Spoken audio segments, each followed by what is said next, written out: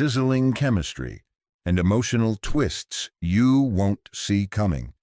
If you've been with us through part 1, then you already know this isn't just another billionaire romance. It's messy, it's addictive, it's reckless. Now in part 2, the stakes are higher. Feelings are deeper. And consequences, they're impossible to escape. He's not used to love. She's not used to being wanted for the right reasons. But what they have is real, and on the verge of unraveling. Secrets will surface, choices will be made, and one reckless move could cost them everything.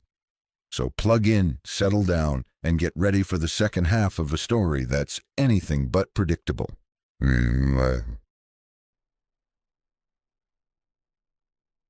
Chapter 30. Tate. This is really good, Violet says, her brows lifted in surprise. I smirk at her. You should know, I never overstate my skills. She pauses, a small bite of steak dangling from her fork in midair, and gives me a look that says, I know exactly what you're doing.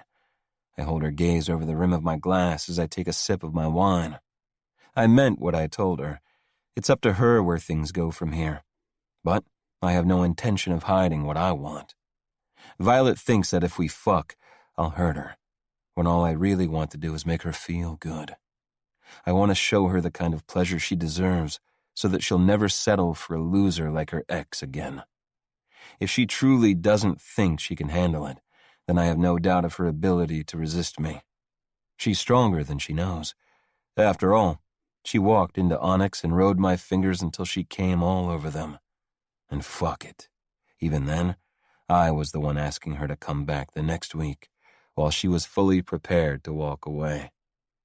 After our conversation in the kitchen, I was worried that she'd fall back into her normal state of keeping me at arm's length. And maybe I moved too quickly after she started teasing me back.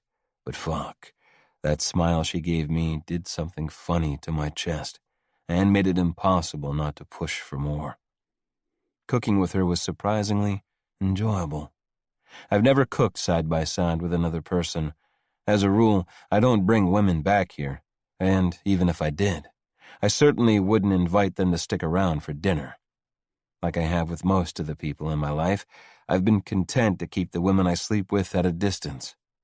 I show them a good time and send them on their way. Up until recently, I haven't been much closer to my family. I'd see my brothers at the office, talk business, then leave and not talk to them again until the next time I saw them at work. I'm used to being on my own, even when I'm with other people. So having Violet by my side in the kitchen, talking and laughing as she worked, and now sitting opposite me as we eat, is all new. I never imagined I'd like being in such close proximity to someone for so long, but with her, I do. I focus on her left hand and her bare ring finger. Tomorrow, we'll get your engagement ring. Too much longer without one, and there'll be questions. Oh. Violet inspects her hand, as if she only just realized she's not wearing one. I didn't even think about that. We can go shopping first thing in the morning. She puts her hand in her lap, out of sight. It doesn't have to be anything expensive. Considering you've already bought me an espresso machine, you don't need to splurge on a ring that I'll only wear for a little while. You do realize I'm a billionaire, right? The espresso machine was pocket change. The amount of money you're potentially saving the King Group by helping me out is far more than the cost of an engagement ring. She sighs, her shoulders sagging. I'm not going to win this argument either, am I? I take a sip of my wine, then smile at her. Definitely not. Fine. I'll give you this one. Oh, butterfly. This won't be the only thing you give me before this relationship is over. She narrows her eyes at me. Fake relationship. But she hides another smile behind her wine glass. The warmth in her expression when she looks at me like that is enough to make me think she likes the banter as much as I do. She takes another sip of wine, then worries her bottom lip. Can I ask you something personal? I've asked you plenty of personal questions. I think you're due one. One corner of her mouth kicks up, but her smile fades quickly. Do you visit your dad often? In prison, I mean? A pit forms in my stomach at the question. For a long moment, I roll the smooth stem of my wineglass between my fingers, keeping my attention focused on the movement. When I force myself to look up at her, there's a hint of nervousness in her expression, like she's worried that she shouldn't have asked. As much as I don't like talking about my dad, I want her to know she can ask me anything she wants. No, our relationship has never been the best. I think we're both happier keeping our distance. I'm sorry, she says softly. I shrug. I'm used to it. He's not the kind of man who cares about being a good father. Still, it must have been hard for you and your family when he got arrested. She doesn't understand our dynamic, and I don't blame her. In fact, I'm thankful, because she received nothing but unconditional love from her dad. It was a blessing in disguise. For us, anyway. Once we navigated the company through the scandal, his absence was like a weight off all our shoulders. Still is. It's a cliché, but Dad only cared about two things: money and power. Sex, too, considering how many mistresses he's had over the years, but Violet doesn't need to know about that. And the only lesson worth teaching us, in his eyes, was how to use the King name to gain more of those things. None of us were truly shocked about his arrest. It was for insider trading, wasn't it? I nod. All the wealth he'd already amassed wasn't enough. Now he's locked away for another 7 years, but I doubt he'll learn anything from his time in prison. Sympathy shimmers in her eyes. And your mom? She didn't seem to have the, warmest personality when we met. I smirk. Warm and my mom don't belong in the same sentence. She cares more about appearances than reality. Always has. As long as she can get us all in the same room and imitating a loving family, she is content, regardless of how we actually feel about one another. Violet's quiet for a moment, absorbing my words, maybe even the ones I didn't say. I can't imagine how hard it must be to not have a parent who wants to love and protect you. I'm sorry you didn't have that growing up, Tate. I wish things had been different for you. I can't even begin to identify the chaotic mix of emotions that churns in my chest. She's hurting for me, upset that I didn't have what she had growing up. But I gave up on the hope of ever having a loving parent long ago. Right now, all I want is her. I want the compassion in her gaze and the way she looks at me so openly when she lets her walls down, when she trusts me. I want her to trust me with her body and her emotions. I want her to believe I can keep her safe. But I can't force her to believe my intentions. I can only show her the truth of who I am and hope it's enough for her to let me in permanently. I stopped wishing things were different a long time ago, I say. Now I'm focusing on shaping the future into what I want it to be. A smile plays on her lips now. Scandal-free? I chuckle. I can only hope. Determined to keep the atmosphere light, I changed the topic, asking her what it was like growing up with Mark. We finish our dinner talking about her childhood, and I love watching her smile as she remembers all the little things her dad and brother did for her to make it special. After we finish eating, I suggest a movie. But her eyebrows pinch together as she studies the big, soft couch set up in front of the flat-screen TV, and she declines, saying she wants to go to bed early so she can curl up with a book. I consider watching a movie on my own, but I'm too restless, so I get changed and go for a swim. The pool isn't large, but it's big enough to swim laps, expel a little of that excess energy. Before, I might have fucked it away, but the only woman I'm interested in doing that with isn't on the same page. Not yet, anyway. I power through the water, the repetitive motion calming my mind of all but one thing, one person. Violet. Violet and her pretty blue eyes. Violet and her long, smooth legs. Her smile. Her laugh. Her touch. The way I imagine it on me. the way I imagined touching her. I've had a small taste of her, but I want more. I want to feel her come apart from me again. Fuck. This swim was supposed to settle me, but now I have a raging fucking erection. I turn and wade toward the edge of the pool so I can head inside and take care of myself. Hands planted on the concrete, I freeze, because Violet is standing in her bedroom window across from me, holding the curtain back. How long has she been watching? I slick my wet hair back from my face and, never breaking eye contact with her, haul myself out of the water.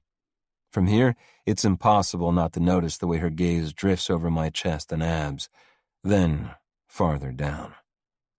I'm hard already, but her attention turns me to granite. With my heart picking up its pace and my blood heating, I reach down and give myself a rough stroke over my trunks. It's wrong, I know it, but I'm desperate to ease the deepening ache caused by having her eyes on me. There's no missing the way she catches her lower lip between her teeth or the press of her nipples against the silky material of her pajama top. We stand there a moment longer, surveying, studying. I fist my hands at my sides and heave in a breath, ready to storm toward her bedroom, to force her to admit she wants me the same way I want her. But before I take that first step, she spins away, and the curtain drops between us. I clench my eyes shut as a wave of frustration surges over me. Then, letting out a harsh breath, I head to my shower to take care of my throbbing dick. Chapter 31. Violet. I don't know what I was thinking last night. I heard the splashes, and I knew Tate would be out there, looking way too hot for his own good. A wet, almost naked Tate is a temptation I should know enough to stay away from. I went and stood by the window anyway. I told myself I'd take a quick peek, just to assuage my curiosity about how Tate looks in a swimsuit. But once I drew the curtain aside and saw him powering up and down the length of the pool, skin slick, muscles working, I couldn't look away.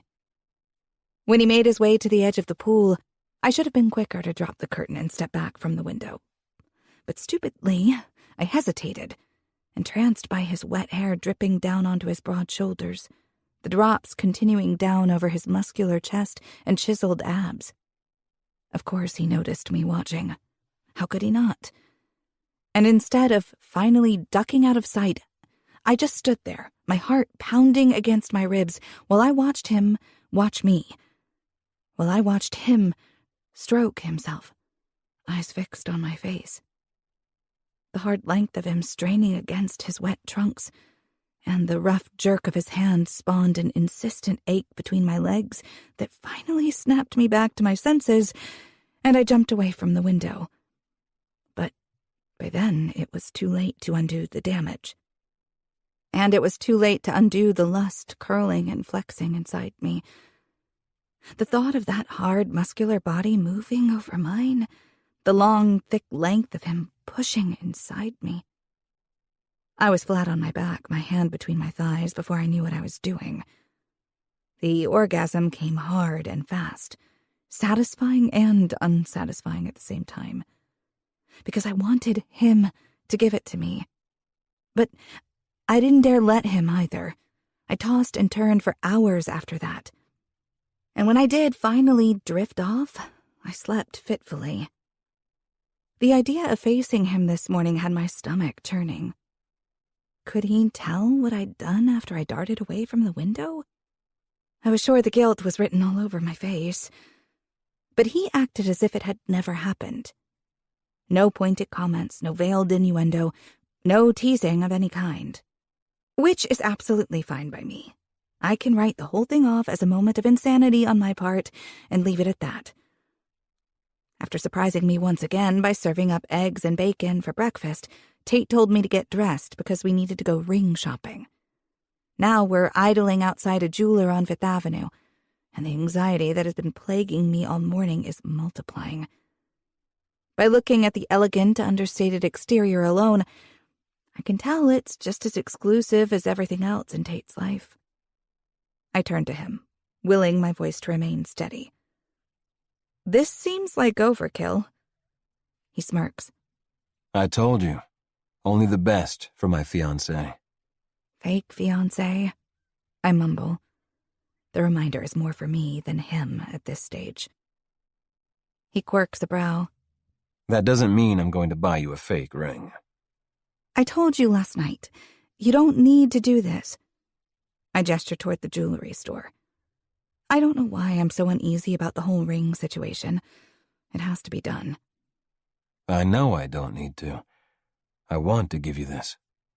He eases close enough that he can tuck my hair behind my ear, his fingers brushing that spot on my neck that seems to have a direct connection to my sex. I don't want you wearing a cheap hunk of metal on your finger.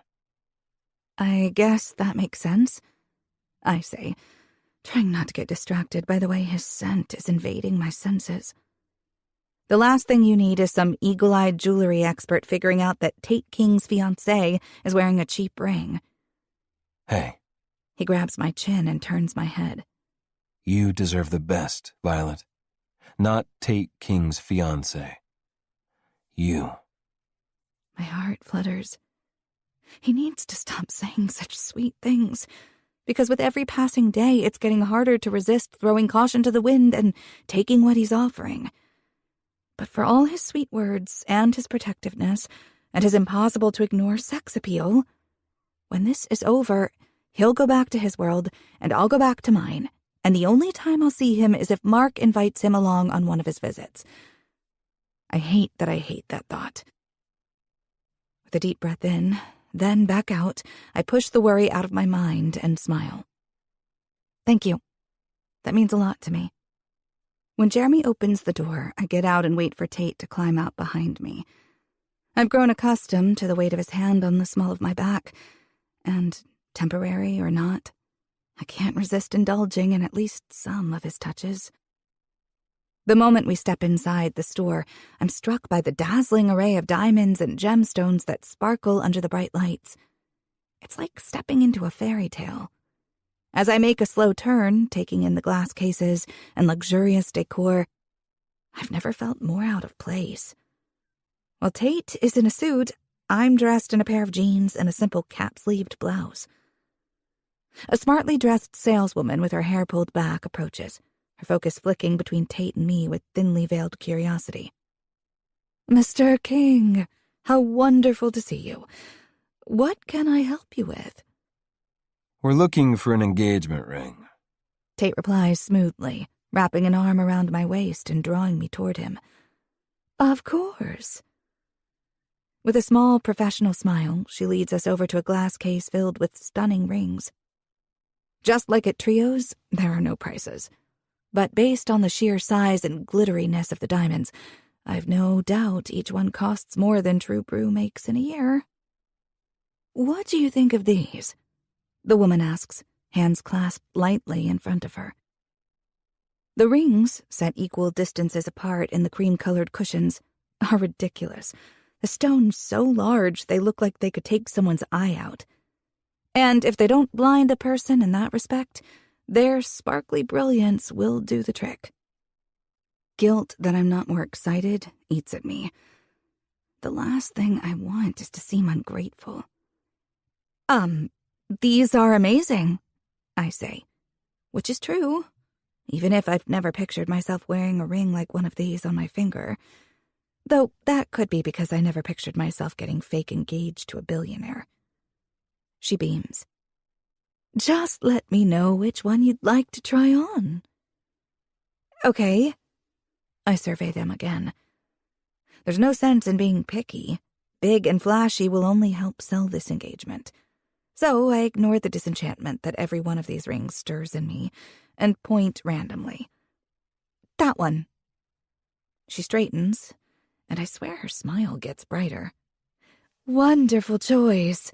That's a 10-carat princess-cut diamond on a platinum band. Despite my best efforts, I cringe. 10 carats? When does a symbol of commitment become more about the show than the sentiment? Never mind. In this case, that's exactly what it's about. As she removes it from the case and wipes it with a cloth, I glance up at Tate. who's been uncharacteristically quiet. His arms are crossed and there's a crease between his brows. The woman grasps my hand, drawing my attention back to her, and slips the ring onto my finger. It fits almost perfectly. I examine it, envisioning my hands as I work the espresso machine and wash dishes with this massive rock on my finger. It's beautiful. Pressing my lips together, I turn to Tate. I'll just have to take it off while I'm working. No, he says. My heart lurches at the flatness of his tone. Oh. I look down. I'll be worried about damaging it, that's... No, take it off. The woman and I both stare at him. No. He growls. I fumbled to slide the ring off, my skin flaring hot in embarrassment. The woman gives me a placating smile and covers my shaking hands with hers. She removes it with ease, and as soon as she has it back in the display box, Tate has me by the hand and is towing me out of the shop. Thank you, I call back over my shoulder. We're silent until we get back in the car. Confusion settles heavily in my chest, making each breath a challenge. Once Jeremy has shut the door behind Tate, I turn and search his expression for answers. His brow is pulled low and his jaw is tense, but I can't understand why. Was it too expensive? You could have just said something. I didn't care which one we got. That's the point, he says. What do you mean? His eyes pierce me, the golden hue gone molten. Fake engagement or not, I want you to care about the ring on your finger. I want you to at least goddamn like it. I blink at him, stunned. When I finally find my words, I stutter through them. I'm sorry if it came across that I didn't like it. That wasn't the case, I swear. It was beautiful. Really, we can go back and... He takes my hand and strokes his thumb over my ring finger. The touch is gentle, despite the tension vibrating through him. Little sparks flicker over my skin, traveling up my arm. Don't apologize. I roll my lips together. It's just that you seem angry. A muscle leaps in his jaw. I'm not angry at you. Then, who are you angry at? The words are tentative, soft. This side of him is still new to me. He always puts on such a charming facade. So seeing his anger, his pain, feels far more intimate than it would from anyone else. I'm angry with myself. With one more brush of his thumb over my finger, he lets go. Jeremy, can you take us home, please? My stomach drops. We're not getting a ring? I shouldn't feel sad about that. It's just one more indication of how easily I could lose myself in this fake relationship. His only response is a simple, not here.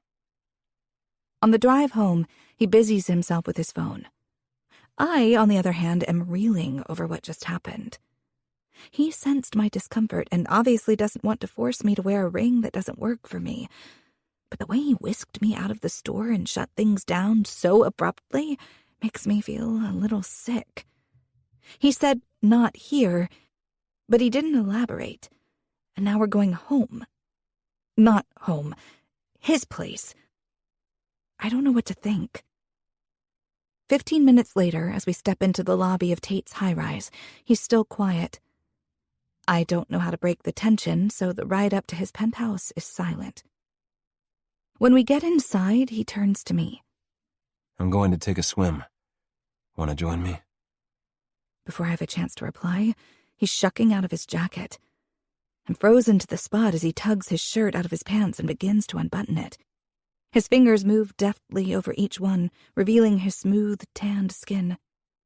My mouth goes dry as I track the movement of his hands. I only stop when they stop.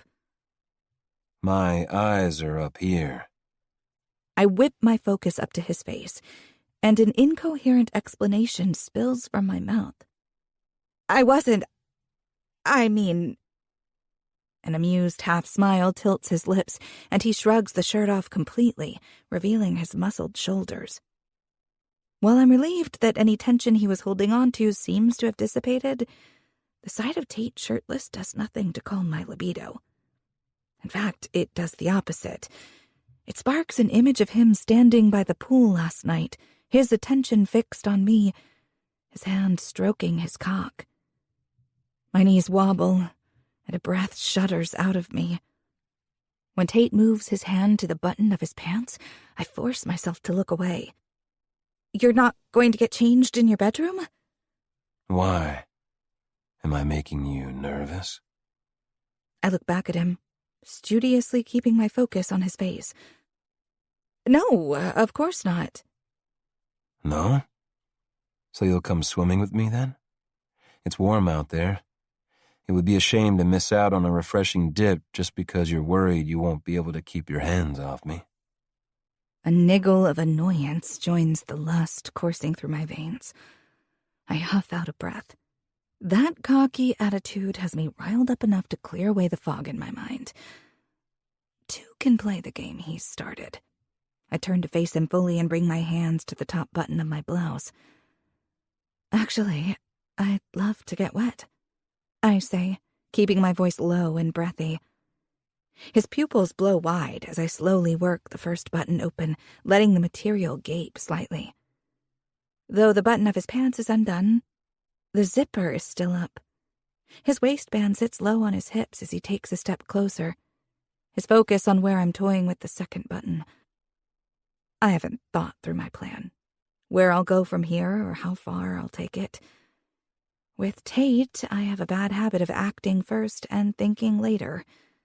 He's a master at throwing me off kilter, when what I desperately want is to feel in control. But it's virtually impossible to feel in control when he's standing in front of me with no shirt on and his pants undone. You need help with that, butterfly? His voice has gone low. The hint of gravel in his tone makes my nipples peak. I slip the second button free, revealing the lace of my bra. The responding heat in his gaze makes my stomach flip. But it has to stop here. If not, it would be too easy to get carried away, to let him help, to let him slip the thin material of my blouse from my shoulders. The desire to have his hands on me again is getting harder and harder to resist. I'm wavering, torn between what my body wants and what my head is telling me. I'm fixated on the middle of his chest, unwilling to look lower and afraid of what I'll see if I look at his face. My avoidance tactic is thwarted when Tate moves closer, forcing me to meet his gaze. His golden eyes move between mine, the barest hint of a smile on his lips, as if he can sense every thought racing through my head. I just want to swim with you, beautiful. That's all. Of course he does. Here I am, imagining all the ways I want him to touch me, and he's just being his usual flirtatious self. He knows that if we were to get physical, I'd end up wanting more, and more is the last thing he wants. I'm letting myself get confused again, swept up in his charm and kindness and inherent sexiness, forgetting that charming women is what Tate does best. I take a step back, but he cups the nape of my neck, pulling me closer again, and lowers his head. Please, come for a swim with me. Though my embarrassment lingers, I remind myself that Tate and I have to share this apartment for a while, so I might as well practice spending time near him, whether he's dressed or half-dressed, without losing my composure. With any luck, it won't be long before I barely notice how hot he is. We'll become like roommates. Roommates who occasionally kiss in public. Okay, I'll go get changed. He lets go of me and I spin away from him and take off from my room, as he stoops to pick up the shirt he dropped during his impromptu striptease. Once in my room, I sort through my clothes. A woman dropped off neatly packed suitcases filled with my clothes and toiletries this morning, and luckily she included my swimsuit. As I pull on the pretty turquoise string bikini, I wish I was the kind of woman who preferred one-pieces, or better yet, those old-fashioned bathing suits that would cover me from my knees to my neck. With this on, I'm guaranteed to feel more exposed than I'm comfortable with when in the presence of a man who probably regularly sleeps with supermodels. Taking a deep breath, I leave my room and make my way out to the terrace. As I approach the glass door, I watch Tate. He's in the pool with his back to me. He has his arms resting on the edge, and he's looking out over the sweeping city view. I slide the door and step out, nerves raging inside me, despite the pep talk I gave myself the whole way here. At the sound, Tate turns and leans back against the side, giving me a long once-over. I'm frozen at the edge, my body heating under his perusal. Better get in the water. That gravel in his voice is back. With a darting glance at him, I lower myself down and slide in. The water is cool, but not cold. Refreshing on such a warm day, just as he promised. I let out a sigh and fully submerge myself, letting the cool liquid rush and bubble over my hot skin. When I surface, pushing my wet hair back from my face and blinking my eyes clear, Tate is watching me with a strange kind of intensity. Are you going to come over here? I'm not sure I want to get that close to the edge. I give him a self-conscious smile. I'm not scared of heights. Not really. But just the thought of standing at the edge of an infinity pool on the side of a high-rise makes my stomach roll with nerves. With a low hum, he wades toward me and... oh, God. The way the sun reflects off the drops of water trickling down the sculpted muscles of his chest should be illegal. I look away, but when he comes to a stop in front of me, I can't ignore his presence. As I turn back, he reaches up and brushes his knuckles down my cheek. The light contact pulls a shuddery breath from my lungs, making his lips tip up just a little. I thought I was the one who was going to have trouble keeping my hands off you, I say. I never said I wouldn't have the same problem. The rush of blood in my ears is loud enough to drown out the water lapping against the side of the pool. If I were to touch him right now, slide my hands along his smooth, wet skin, I have no doubt we'd both lose control. The hunger in his eyes makes that clear. He must be going out of his mind with pent-up sexual desire, considering our agreement requires him to be celibate. As for me, I can't stop thinking about that night at the club. I imagine him peeling my swimsuit off my body, his mouth on my breasts, his hands on my hips as he lifts me up and sets me on the side of the pool so he can spread my legs and taste me. But as much as I want to, I can't make myself do it. This thing with Tate is temporary, but if I'm not careful, it could very easily leave a permanent scar on my heart. I won't do anything you don't want, Violet. His thumb smooths over my jaw and he holds my gaze, his head tilting toward me. Until you say yes, you have control here. Remember that. But when you do say yes, and you will, His voice drips with confidence. then you give control to me, okay? I suck in a shaky breath and nod. I don't know what he means by that, but it sounds a little too appealing. He backs up a little, giving me space to take in more than the short, shallow inhales I have been. Then he settles beside me with his back against the side, looking out over the surrounding high-rises. I'm still going over his words when he asks, When's your first tasting night? His tone and his posture are the epitome of casual, as if we didn't just talk about the conditions under which he's going to have his way with me. It takes me a moment to recalibrate, to remind myself that I should be focused on the coffee shop and our endgame here. Next month, we've been slowly building up our customer base. We're giving out free coffees now, as more customers are coming back. I think the amount of business we're doing has grown enough to justify hosting a special event. Can I come? He asks. I shoot him a startled look. Oh, of course you can come. I didn't think you'd want to. But since none of this would be happening if it wasn't for you, then you're absolutely welcome to be there. Don't sell yourself short, Violet. All I've given you is time and space to breathe. The rest is all you. My traitorous heart flutters once more, forcing me to run through the increasingly short list of reasons sleeping with Tate is a bad idea. I keep my composure through our conversation about the tasting night, and he asks question after question until the beep of his phone interrupts us. He pulls himself out of the water the way he did last night, all rippling muscles and bulging biceps, and picks it up from where he left it on one of the deck chairs. He reads the message and smiles. It doesn't look like the kind of smile I imagine any man would make when reading a work message. That thought causes jealousy to prick at my insides. Is it a woman? I grit my teeth and force myself to look back out at the view. It's none of my business. He said he wouldn't humiliate me by being with another woman during our relationship, and he's never given me any reason not to trust his word. Though if I really want to read into my feelings, I'd admit to myself that what weighs on me the most is the thought that while he's saying all these things to me, the sweet things, the dirty things, he might be saying them to someone else, too. Come on, Butterfly. Time to get out. Rubbing at the ache in my chest, I turn toward his voice. He's standing at the edge of the pool, holding his hand out for me. I extend my arm, and in one fluid motion, he grasps my wrist and pulls me up out of the water, one-handed. Why is that feat of strength such a damn turn-on? Every time I have myself convinced I can remain unaffected, he makes the smallest gestures look sexy as hell.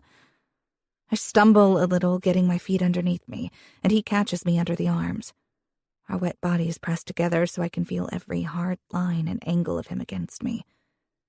My hands landed on his chest as I wobbled, and before I can stop myself, I'm giving in to temptation and tracing lines over his smooth, water-cooled skin, reveling in the feel of him under my fingertips.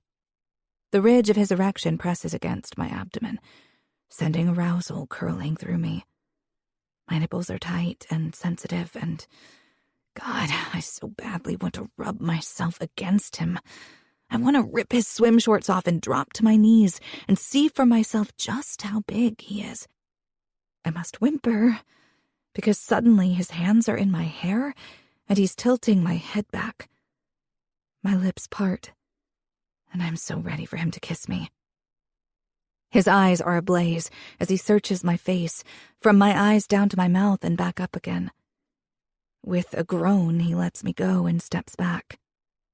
I'm left feeling nothing but cool air against my flushed skin. He pushes his hands through his wet hair. You need to get dressed, he says. You have an appointment. I shake my head, disregarding the comment about an appointment I have no recollection of scheduling.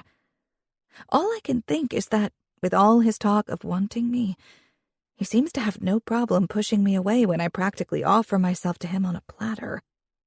I gather up my tattered dignity and hold tight to it, telling myself once more that just because Tate likes to play doesn't mean there's anything more to it than that.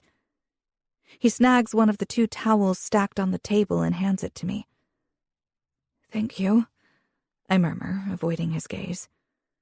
We dry ourselves off in silence, then I follow him into the house. Where am I going, and what should I wear? My voice sounds flat to my own ears, and I give myself a mental slap. This is the very reason I didn't want things to get physical between us. And yet, even without that having happened, I still keep slipping. I pull myself together. I'm stronger than this. I know I am. You're staying here, so dress casually. Equally annoyed by his vague answer and curious, I frown. What's the appointment for? The infuriating man only winks in response, and then he's gone, sauntering into his bedroom and closing the door behind him. I wrinkle my nose and stick my tongue out, even though he can't see me. Then I go into my own room, jump into the massive shower to rinse off, and throw on a pair of denim shorts and a t-shirt, leaving my feet bare. Tate said casual, so that's what he's getting. I'm running a comb through my hair when there's a knock on my bedroom door. What is it? I yell out rather than opening it. I'm not sure I want to face Tate just yet. In response, the door swings open. But instead of finding Tate in the doorway, I come face to face with Anna. Oh my God! What are you doing here? I rush to give her a hug. "I got a personal invitation from your fiancé," she says with a grin. I'd called her first thing after the shock of our sudden engagement. Too much amusement on her part. But I wasn't expecting to see her here. "Wait, are you my appointment?" "Not quite. Come on." She bounces on her toes and grasps my hand. "Nice new digs, by the way." "I suppose," I say, following her down the hall. "If you like luxury high-rise living." She laughs, and so do I, because Tate's apartment is ridiculously gorgeous. But we both go silent at the sound of another feminine laugh coming from the living area. As we step into the space and Tate and the mystery woman come into view, my heart does a strange little palpitation. The jealousy I was feeling before sharpens its claws as I take in the way he's smiling down at the pretty woman who looks just a little older than him. Is this the person he was messaging by the pool? I take a deep breath. Regardless of who she is, I need to get a grip. Tate isn't mine, and I'm not his. And I have no reason or right to be jealous. "Hi," the woman chirps when she catches sight of me. "You must be Violet. I'm Isabel. I'm so happy to meet you." She strides toward me with her hand held out. I shake it, but eye Tate, hoping for an explanation. He merely gives me an enigmatic smile.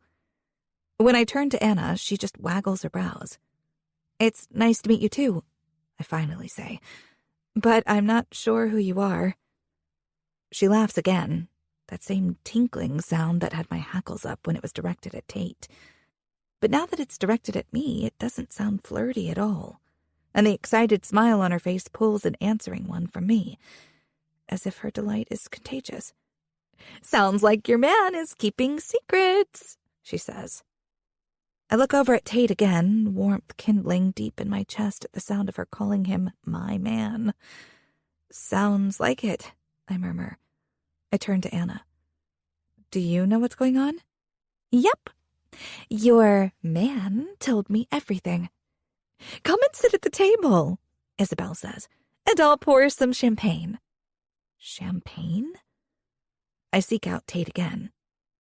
Rather than smiling this time, he merely nods toward the table, his expression inscrutable. Giving up the fight to figure out what's going on, I wander to the dining area where Isabel has placed a large black box. From another, smaller box, she pulls out a bottle of champagne and 2 glasses. Anna and I sit, and Isabel pours us both a drink. "You're not having one?" I ask. She gives me a cheeky little smile. "I'd be skinned alive if I drank alcohol while handling the merchandise." Before I have time to question anything more, she undoes the box and pulls back both sides. I blink, not only in surprise, but because I'm hit with dozens of tiny rays of light. The box is filled with rings that glitter under the overhead fixture. This selection is far more eclectic than what we saw at the store this afternoon. These rings don't just boast beautiful diamonds, but rubies, sapphires, opals, and other gems I can't name. Big and small stones, platinum gold, rose gold bands. With my hand pressed to my chest, I look up at her. "What is this?" She smiles. "Your fiancé asked me to curate a selection of ethically sourced and unique rings, tailored to your day-to-day activities and style. All of these have been crafted with materials chosen for their provenance. The gemstones and metals are sourced from conflict-free economies. Their creation has had a minimal impact on the environment, and they are mined by people benefiting from fair and safe working conditions." Isabel removes a cloth from the box and unfolds it. "Some of these gemstones are recycled or secondhand. They also range in value. Though, from what I understand after my conversation with your fiancé, the source and wearability of your ring are of more importance than the value. And if you don't find one you love, I can come back with more." Keeping my focus locked on the display box, I take a second, inhaling deeply to make sure the tears blurring my vision won't spill over my lashes. Then I turn, anxious to express my gratitude to Tate, only to find him gone. He probably headed to his office to work. My heart does an almost painful little stutter when I realize he won't be here for this. This must have been what he was doing when he was sending and receiving messages on his phone on our way back from Fifth Avenue. He was arranging this appointment, and he managed to contact my best friend as well, so that she could be here with me as well. He went out of his way to make it fun for me, rather than stressful. I absolutely love having Anna here, but I can't help but wish that Tate was helping me choose, that when I find the perfect ring, he'd be the one slipping it onto my finger, as if it actually means something, as if this were real. Anna squeezes my knee. She knows me too well. I have no doubt she can tell that my emotions have gone haywire. She smiles gently. Your man knows what he's doing. I swallow past the knot in my throat and nod in agreement. When she holds out her champagne flute, I let out a watery little laugh and tap mine against hers. Okay, ladies, Isabel says. Let's get started, shall we? An hour later, I've chosen a ring. Although I tried it on to see what it looked like and to check the fit, I'm holding it between my fingers now. Isabel walked me through the selection, explaining the origin of each gem exactly how I explain the origin of True Brew's coffee beans. Although the ring I'm holding is far from the flashiest, I was immediately drawn to it. According to Isabel, its design was inspired by the Edwardian era, with a low-profile rose-cut diamond surrounded by recycled antique round stones, all set on a slim rose-gold band. Its low profile means I won't have to worry about constantly knocking it against things at work. And for some reason, it's become important to me that I do wear it at work. Isabel has packed up and gone. Anna followed shortly after. She oohed and awed over every ring I tried on, making me laugh as we sipped our champagne. It was fun, like being kids playing dress-up with costume jewelry. Except these rings are anything but costume.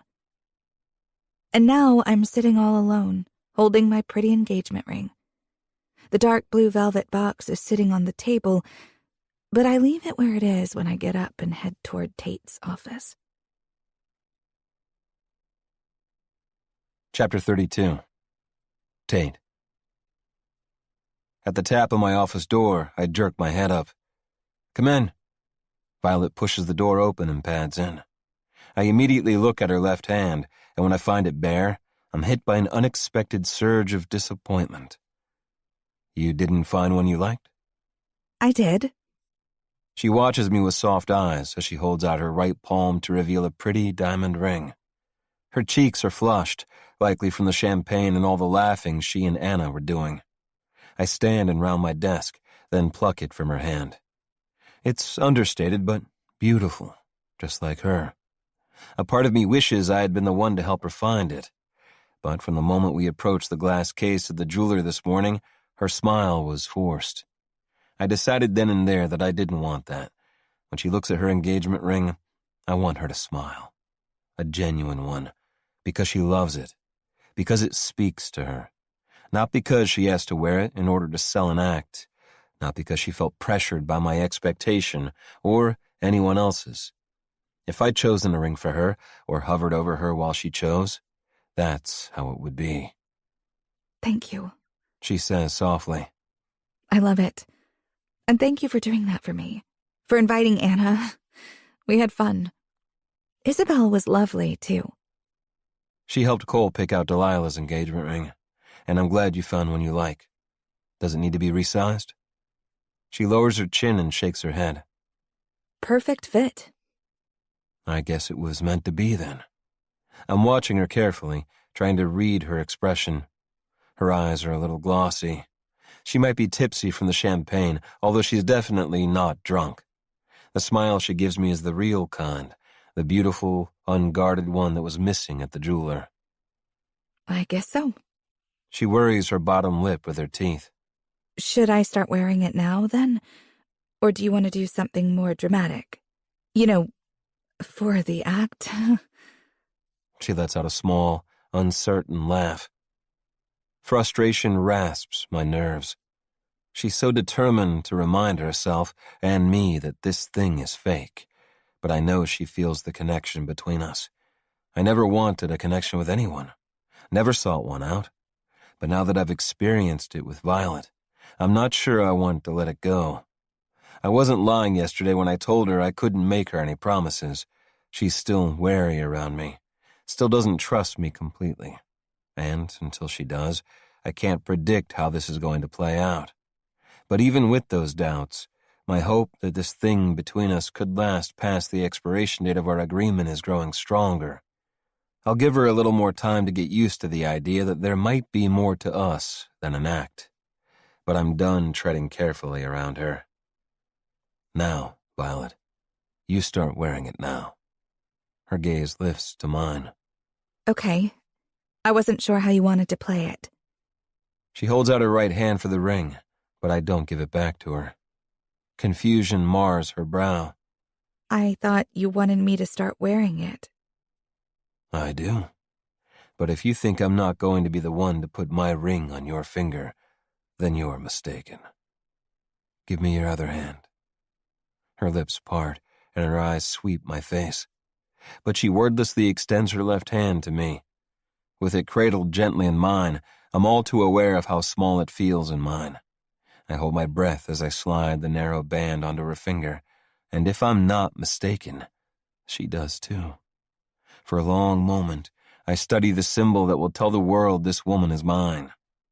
My control snaps. A hot wave of primal need surges through me. Maybe this is why I've shied away from commitment for so long. I've never wanted to stake this kind of claim. I've never wanted to hold another person's heart in my hands or give them the power to hold mine. I know how easily seemingly unbreakable bonds can come untethered, and, until now, I've never been inclined to take that risk. Or maybe it was just that I hadn't found the person I'd be willing to take the risk for. Whatever the hell my problem was, it's gone now. Violet's wearing my ring, and all I want to do is pull down her shorts and bend her over the desk behind me so I can pin her wrists above her head and admire how it looks on her finger while I fill her with my cock. With her hand still in mine, I tug her toward me. Before she can react, she's pressed to my chest, and my lips are ghosting the shell of her ear. Do you know what this means? You're mine, Violet. A shiver racks her body, and I'm rock-fucking hard in an instant. Tate. She whimpers. Before she can finish that thought, I cup her face and trace her cheekbones with my thumbs. I was prepared to give her time, to make her ask for it. But I need this. I'm holding on by the thinnest of threads. Yes or no? Yes. The word comes out on a ragged breath. I crash my mouth down on hers, reveling in the effortless way her lips part under mine, in the needy little whine she makes at the back of her throat, the way she arches up against me, as if she wants to get closer. None of that is a fucking act. There's no one here but us. My kiss is anything but gentle, my teeth tugging on her lower lip, my tongue sliding deep. But she doesn't seem to care. She's rubbing herself against me, moaning. I could have her here right now. I could fulfill my fantasy from a moment ago and bend her over my desk. Spank her ass for holding me at arm's length for so long. She'd do it. She'd take everything I gave her. I can feel it. That's why I forced myself to stop, to pull back. Her eyes are midnight blue, shallow breaths falling from between her swollen lips. It takes every bit of my willpower to let her go. She brings her left hand to her mouth, fingers pressing against it as if she's shocked, either from the kiss or its sudden end. Maybe both. Why did you stop? She asks. I rake my hand through my hair, then adjust the raging hard-on pressing against my pants. It's in vain because, as I do it, she follows the movement with her eyes, pulling her bottom lip between her teeth, making me harder, if that's possible. Because you said yes to a kiss, not to being fucked on my desk. And that's where this would have ended up if I didn't stop. When I fuck you, Butterfly, you'll be the one asking for it, not me. I want you so fucking desperate for my cock that you'll get down on your knees and beg for it. That way there's no damn confusion as to whether this is an act. Got it? A surprising anger has flooded me. I'm furious that the first time I've ever felt more than passing lust for a woman, I'm in this damn situation, with this pretense hanging between us. And I'm furious that Violet's opinion of me is so low, and that it's my own damn fault. Do you understand what I'm telling you, Violet? If you want my cock. I grab her hand and press it against my aching shaft, fighting back a groan when her fingers instinctively curl around it. You're gonna have to ask me nicely for it. Okay? Okay. The word comes out on a shuddery breath. I leave her there, eyes wide, pupils still flared with desire, and make for the door. Wait, She says. where are you going? I grit my teeth. To my bedroom, so I can jerk off imagining all the things I'm going to do to you when you finally give in to this. And then, I'm gone. Chapter 33. Violet. I sag against the edge of Tate's desk. What the hell just happened? 1 minute he was slipping the ring on my finger, and the next I was almost begging him to do me on his desk. And the fact that he knew that there was an almost in that thought is what I can't stop focusing on. He read me so damn perfectly. I wanted it badly. I wanted him badly. And yet, that vestige of doubt still claws at me. It would be incredible, I have no doubt. He could wreck me. With the best intentions, Tate could take my body and my heart and break the shield I've put up around them. That fear lives on. That I'll give him my body, then my heart, and at the end of this, he'll still walk away. But God, I'm so turned on. My whole body is buzzing, my nipples hard little peaks inside my shirt. I close my eyes and take a deep breath, then another, willing myself to calm down, willing my mind to clear. It's impossible because I'm assaulted by visions of Tate in his bedroom, his hand working his cock, head thrown back, stroking himself while thinking about me. My knees almost buckle. God, do I want to see it. He was angry when he left here, and I'm almost dizzy at the thought of how hard he might thrust into his fist. I want to see him while he touches himself. I need to. I might not be ready to feel his body against mine, but that doesn't mean I don't want it. This might be as close as I ever get. Before I realize I'm doing it, I'm walking down the hallway toward our bedrooms. I stop outside Tate's door. It's ajar, like maybe he knew I'd come. Or was it hope? Maybe it was neither. Maybe it was carelessness on his part. Though the more time I spend with Tate, the more I learn that nothing he does is careless, contrary to how it often appears. I take a deep breath, but my hand is still shaking as I push the door open and step inside. He's not on the bed, not in his bathroom either. It takes a moment to find him where he's reclined in one of the deep leather chairs in his bedroom's sitting area. And he's not touching himself, even though he's still sporting a large bulge beneath his pants. He's stripped out of his shirt, and with his upper torso bare and golden, he looks like a lion in repose, and just as arrogant. His eyes are hooded as he watches me. Did you come for the show, Butterfly? I flinch, but it's true.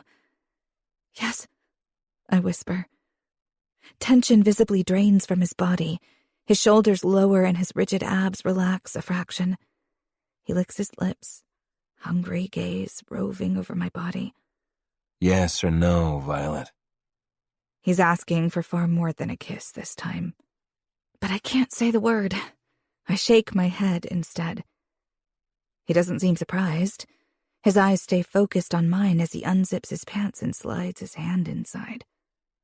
I told you. You have control. I'm not going to touch you without you asking me to. His forearm flexes with the languid movement of his hand, and desire is a hard knot deep inside me. All it would take is one word, and he'd be on me, his almost feline laziness replaced in an instant by the wild creature lurking beneath the surface. My body is alive and thrumming with need. Arousal beats through my veins, and my nipples are pushing through the thin material of my shirt. Tate catalogs my body's reaction, his jaw going impossibly sharp. Show me, then. He grits out. Show me what I can't have. I shake my head as confusion washes over me. His voice comes out dark and dirty. Slide those shorts and panties down your legs. Sit in that chair. He nods to the one opposite him. And show me what I'm missing out on. A strange, wild heat surges through me. The need to drive him as crazy as he's driving me. Without looking away from him, I hook my thumbs in the sides of my shorts and slowly lower them, along with my underwear. The blaze of desire in Tate's eyes triggers a fierce tension low and deep inside me. It gives me the determination I need to shove my remaining inhibitions into a vault in my mind and slam the door shut. I can have this. I'm allowed to have it. It might not be all that Tate wants, but he's ceding control to me. And when it comes to a man like him, that is freeing. I move toward the chair, feeling his gaze tracing over me, almost like fingers ghosting over my skin. Then I turn and sit. He's pulled his erection out and he's gripping it hard. Even with how big his hand is, there are still several inches of shaft left exposed between his swollen tip and where he's got his fist wrapped around himself. I squirm, imagining the way it would stretch my body as he pushed it inside me. Sit farther back and put your feet up. He commands. I want to see every inch of you. With a shuddering breath, I do as he says, propping my heels on the edge of the leather seat. He drops his head back and groans, but quickly jerks it forward again, as if he doesn't want to miss a single second. The reaction gives me a heady sense of feminine power, which drowns out my remaining self-consciousness. Fuck, Violet. He gives himself one long, hard stroke. Pre-cum glistens at his tip, making my mouth water with the need to taste him. But that's not what's happening here. This is Tate controlling me, directing me. He might not be touching me himself, but he's still responsible for my pleasure. Hold your pussy open with your left hand, he says. Let me see that pretty diamond on your finger when you come for me. I follow his instruction, the stone glimmering as I do. Do you know what that ring means, butterfly? My heart trips over itself at the need emanating from him when he calls me butterfly. What? I whisper. Until it comes off your finger, it means that perfect little pussy is mine. Your body is mine. Do you understand? I'm too far gone to protest. Maybe when I come back to my senses, I'll have the wherewithal to deny what he's saying. But for now, his words only send my desire spiraling higher. Touch your clit, he says, his voice like gravel. I find the swollen bud and gently circle it once, twice, my hips arching against the pad of my fingertip. I'm already close, so close. That's enough. Without thinking, I obey, pulling my hand away. The smile he gives me is pure wolfish satisfaction. I whimper as the impending orgasm begins to recede. I want to see how many fingers my fiancé can fit in her pretty, pink cunt. God, his filthy words send a rush of arousal between my legs. Slowly, deliberately, I slip my hand down, bypassing my clit and gliding my forefinger and middle finger on either side of my entrance, extending our mutual torture a little longer. You like teasing me, don't you? Yes. My voice is breathless. Slide those fingers inside and fuck yourself the way I did that night. Fire licks up my spine, heightening the need washing over me. I do as he says, easing my middle finger into the slick warmth of my body and moaning. I'm already so wet a second finger slips in easily. He hisses a breath. I still remember how hot and tight you were. I lick my lips, watching him as his eyes drift half-closed. Fuck. It was damn near impossible not to pull myself out just like this and thrust up into you. With a desperate shiver, I slide my fingers out and circle my clit. Little sparks of pleasure sizzle out from my core along my nerves. I squeeze my eyes shut, wishing for more, even though I know we can't. We shouldn't. Are you imagining it's me touching you? He asks, his voice deeper, rougher.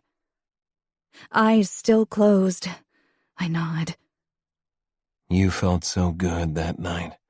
Your pussy tasted so sweet. Pretend your fingers are mine. Show me how you want me to touch you. The tension that built between us that very first night stretches taut now. The memories flood through me. I want him to touch me like he did then, but I can't let him, so this is the next best thing. I've been gentle so far, but I don't want gentle from him. I thrust my fingers back inside myself and whimper at the feeling of fullness. With every thrust, my palm hits my clit and soon I'm bucking my hips against my own hand. Harsh breaths fall from my lips and my heart thrashes against my ribcage. I don't slow as I open my eyes, though I falter for an instant when details of the scene in front of me register. Tate King, hooded eyes fixed on my face while I take my pleasure, his full masculine lips parted, his hand slowly working his straining erection. I wish it was your cock, I say. His steady movement pauses for a beat. Imagine it is. Then he's back to working himself over, his rhythm now matching my own so that we're in sync. I add a third finger, trying to emulate the fullness I know I'd feel with him inside me. That's it. Beautiful. His voice has gone hoarse. Imagine it's me fucking you. Imagine I'm stroking into you, my cock filling you, stretching you. I'm panting. Gone now, picturing it all, wanting it all. Are you close, Violet? The waves of heat washing over me are so powerful now, they're threatening to drag me under. Yes. Then stop. Right now. I let out a frustrated moan. I could just keep going. One more swipe, two, and I'd come undone right here in front of him. But the almost drugged pleasure on his face as he watches me is addictive. He's getting off on keeping me on the edge. It's its own kind of torture, but I'll follow his command if it means he'll keep looking at me like that. Good girl. That's it. Do it again. Fuck yourself. Make me jealous of your fingers. He moves his hand faster, and I match his pace. The pleasure of it all has arousal dripping between the cheeks of my ass. Even without touching my clit, I'm dangerously close to shattering. You want to come, butterfly? I bite my lip and nod. If pre-cum wasn't leaking down the underside of his shaft at an impressive rate, I'd be embarrassed by the noises my fingers are making. Do you have any idea how much I wish I could be buried inside you right now? To feel you so hot and wet and tight around me. You have no idea the things I dream of doing to you. What do you want to do? The question comes out as a breathless gasp. His gaze sears into me. I'll tie your hands together and your legs apart. My body jolts at the thought of being restrained, and another rush of heat hits me. I'll pin you down with my hand on your back so you can't move, then shove my cock in that tight little cunt. I'll use a toy on your clit to make you come over and over until neither of us can take it anymore. When you think you have no more left to give, I'll untie your hands and make you use your fingers to come one more time. And only when you're spasming around me will I let myself fill you up. Tate, please, I cry out. The image his words paint in my head has me balanced on the knife's edge. Touch your pretty clit, beautiful. His voice is a dark, bass growl. Let me see my fiancé fall apart from me. It only takes 2 swipes of my fingers over that swollen bundle of nerves before my orgasm hits me. My spine pulls taut, and a sob rips its way from my chest at the intensity of the pleasure rushing through me. Tate jackknifes out of the chair, and in 2 strides he's before me, dropping to his knees between mine. I'm too far gone to care that he's so close, and completely focused on the view between my legs. As the final spasm hits me, he lets out a feral groan. You made such a mess on my chair, Butterfly. What am I going to do with you? My cheeks burn as I take in the wet patch on the leather of the chair. On instinct, I squeeze my thighs together, but when Tate shakes his head, I let them fall back open. He runs his fingers through the moisture, then smears it all over his cock. With one hand pressed into my upper thigh, he spreads me wider for him, while his other hand moves again in short, sharp jerks. I can't stop staring at him, at the way his shaft glistens with my arousal. I'm feverish, my skin hot and sensitive, my clit still swollen, still pulsing. I'm so close to saying yes, to letting him slide that long, thick cock inside me. Maybe it's stupid to resist at this stage, considering what I've just done, what we're both doing. But once I have it inside me, I don't know that I'll ever want another. And that's a terrifying thought when Tate's always been one and done. His harsh breathing pulls me back to the moment. I focus on his movements again just as he angles himself down, gives one final rough stroke, and with a hoarse shout, explodes. A jet of cum spurts out of him, and disappointment fills me when he doesn't let it hit my overheated skin. He strokes again, and another stream shoots out, the pearly white streaks covering the wet spot I left. Another jerk, and more pools on the leather. I can't look away as he uses that big hand to milk every last drop from himself. By the time he's finished, we're both sweaty and panting, and my emotions are in turmoil. I knew reality would hit. I just didn't expect it to hit so soon. I let my feet drop to the floor, and Tate doesn't stop me. He's sitting back on his heels, dick still hard. Let me get something. I take in the mess we both made on the leather of what I'm certain is a very expensive chair. If I expected him to be embarrassed, I couldn't be more wrong. He stands, towering over me, his eyes dark, a flush high on his cheeks, and tucks himself back into his pants. He scoops me up with both arms and sets me on my feet, helping me avoid having to awkwardly maneuver around the evidence of what we did. His big hands steady me as I wobble on shaky legs. For a moment, he rests his forehead against mine, and only the sound of our breaths fills the air between us. I think coming with you has become my new favorite thing, He says. What was your old favorite thing? I ask, still struggling to catch my breath. Jerking off while imagining what it would be like to come with you. All I can do is sob out a laugh. He cups my face and presses a kiss to the top of my head. Come on, Butterfly. My fiancé should get to experience my shower at least once. I promise you'll love it almost as much as you loved what we just did. You just can't help yourself, can you? Not when it comes to you. Then he takes my hand and leads me to his bathroom. Chapter 34. Violet. I flick through True Brew's social media, replying to comments on the photos I've posted over the last couple of days. We started off small, but our followers are growing, slowly but surely.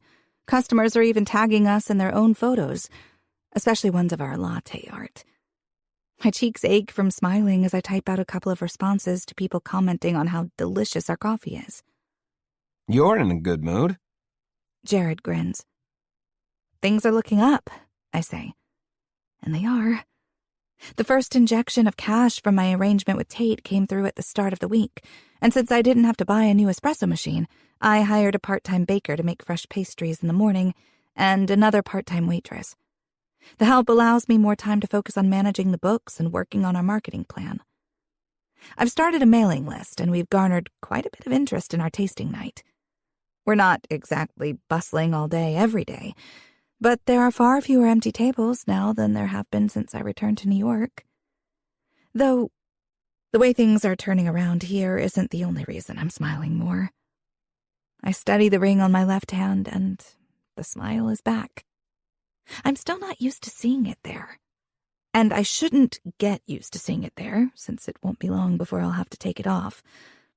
But I'm starting to enjoy this act more than I should. I'm starting to think that maybe enjoying every aspect of it while it lasts wouldn't be the worst thing in the world. Tate is... God, I can't wrap my head around him.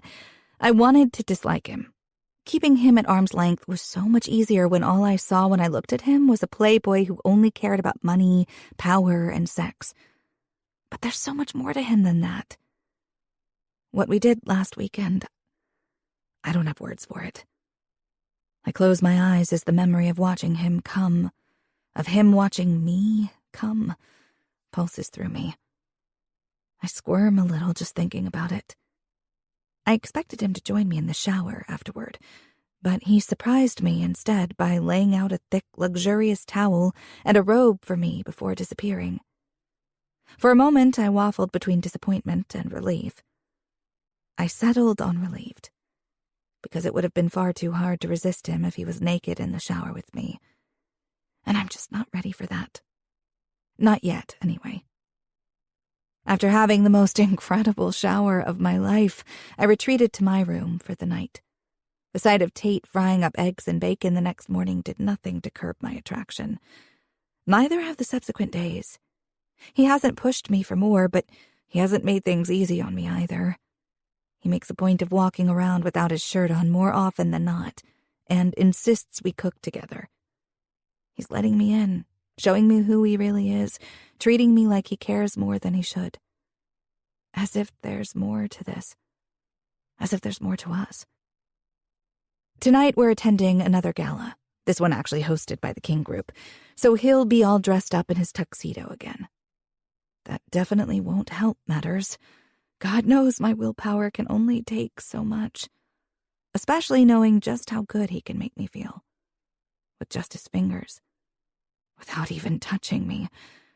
And knowing I haven't had the chance to touch him yet. Marie, our new server, gives me a wave to let me know she's going on her break. With a nod to her, I pick up my phone so I can head to the counter and help out while she's gone.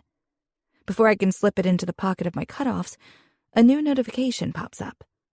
It's a comment on our latest photograph.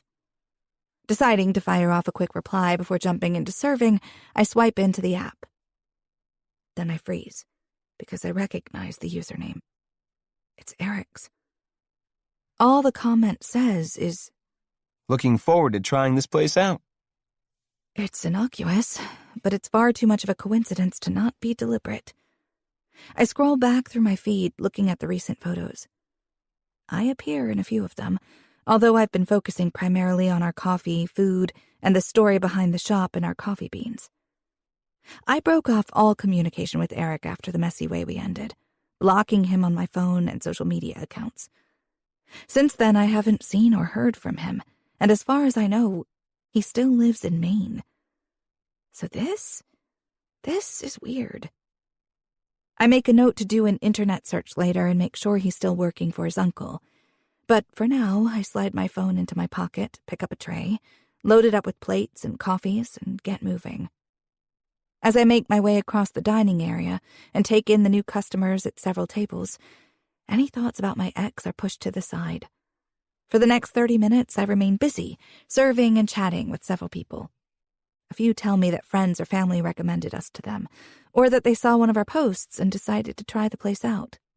I'm even asked to pose for a couple of photos with smiling customers holding up their cups of coffee. The interactions fill me with so much hope I practically float my way from table to table. These customers will go on to post on their social media pages, and in turn, word will continue to spread. Finally, I feel like I'm doing more than treading water. At the end of the day, Jared and I close up, and as always, the Pinnacle security guy waits patiently for us.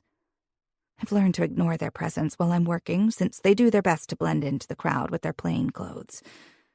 Once I've locked the front door behind us and said goodbye to Jared, my bodyguard steps up and gestures down the street to where one of the team's dark sedans is waiting. I give him a smile and head that way. I'm not going to lie. I could get used to being driven to and from work every day. Not having to worry about catching the bus or walking in the rain is wonderful. No wonder Tate has Jeremy drive him around everywhere. Tate isn't home when I step inside his penthouse. The little pang of disappointment that ricochets through me is hard to ignore. For all of my protestations, I'm already far more invested than I should be. I lay out the dress I chose from the selection the stylists provided me, then jump in the shower. Tate offered to have hair and makeup organized for me again, but I prefer doing it myself. It was good for that first event, when I was nervous and had no idea what to expect, but I don't particularly love the idea of having a team of people fussing over me every time we go out. I'm fresh from the shower and wrapped in a towel when there's a knock on my bedroom door. Immediately, my heart rate spikes. I blow out a breath and lift my chin, grasping for what little composure I can conjure, then shuffle to the door. When I swing it open, an involuntary shiver darts up my spine. Oh, God.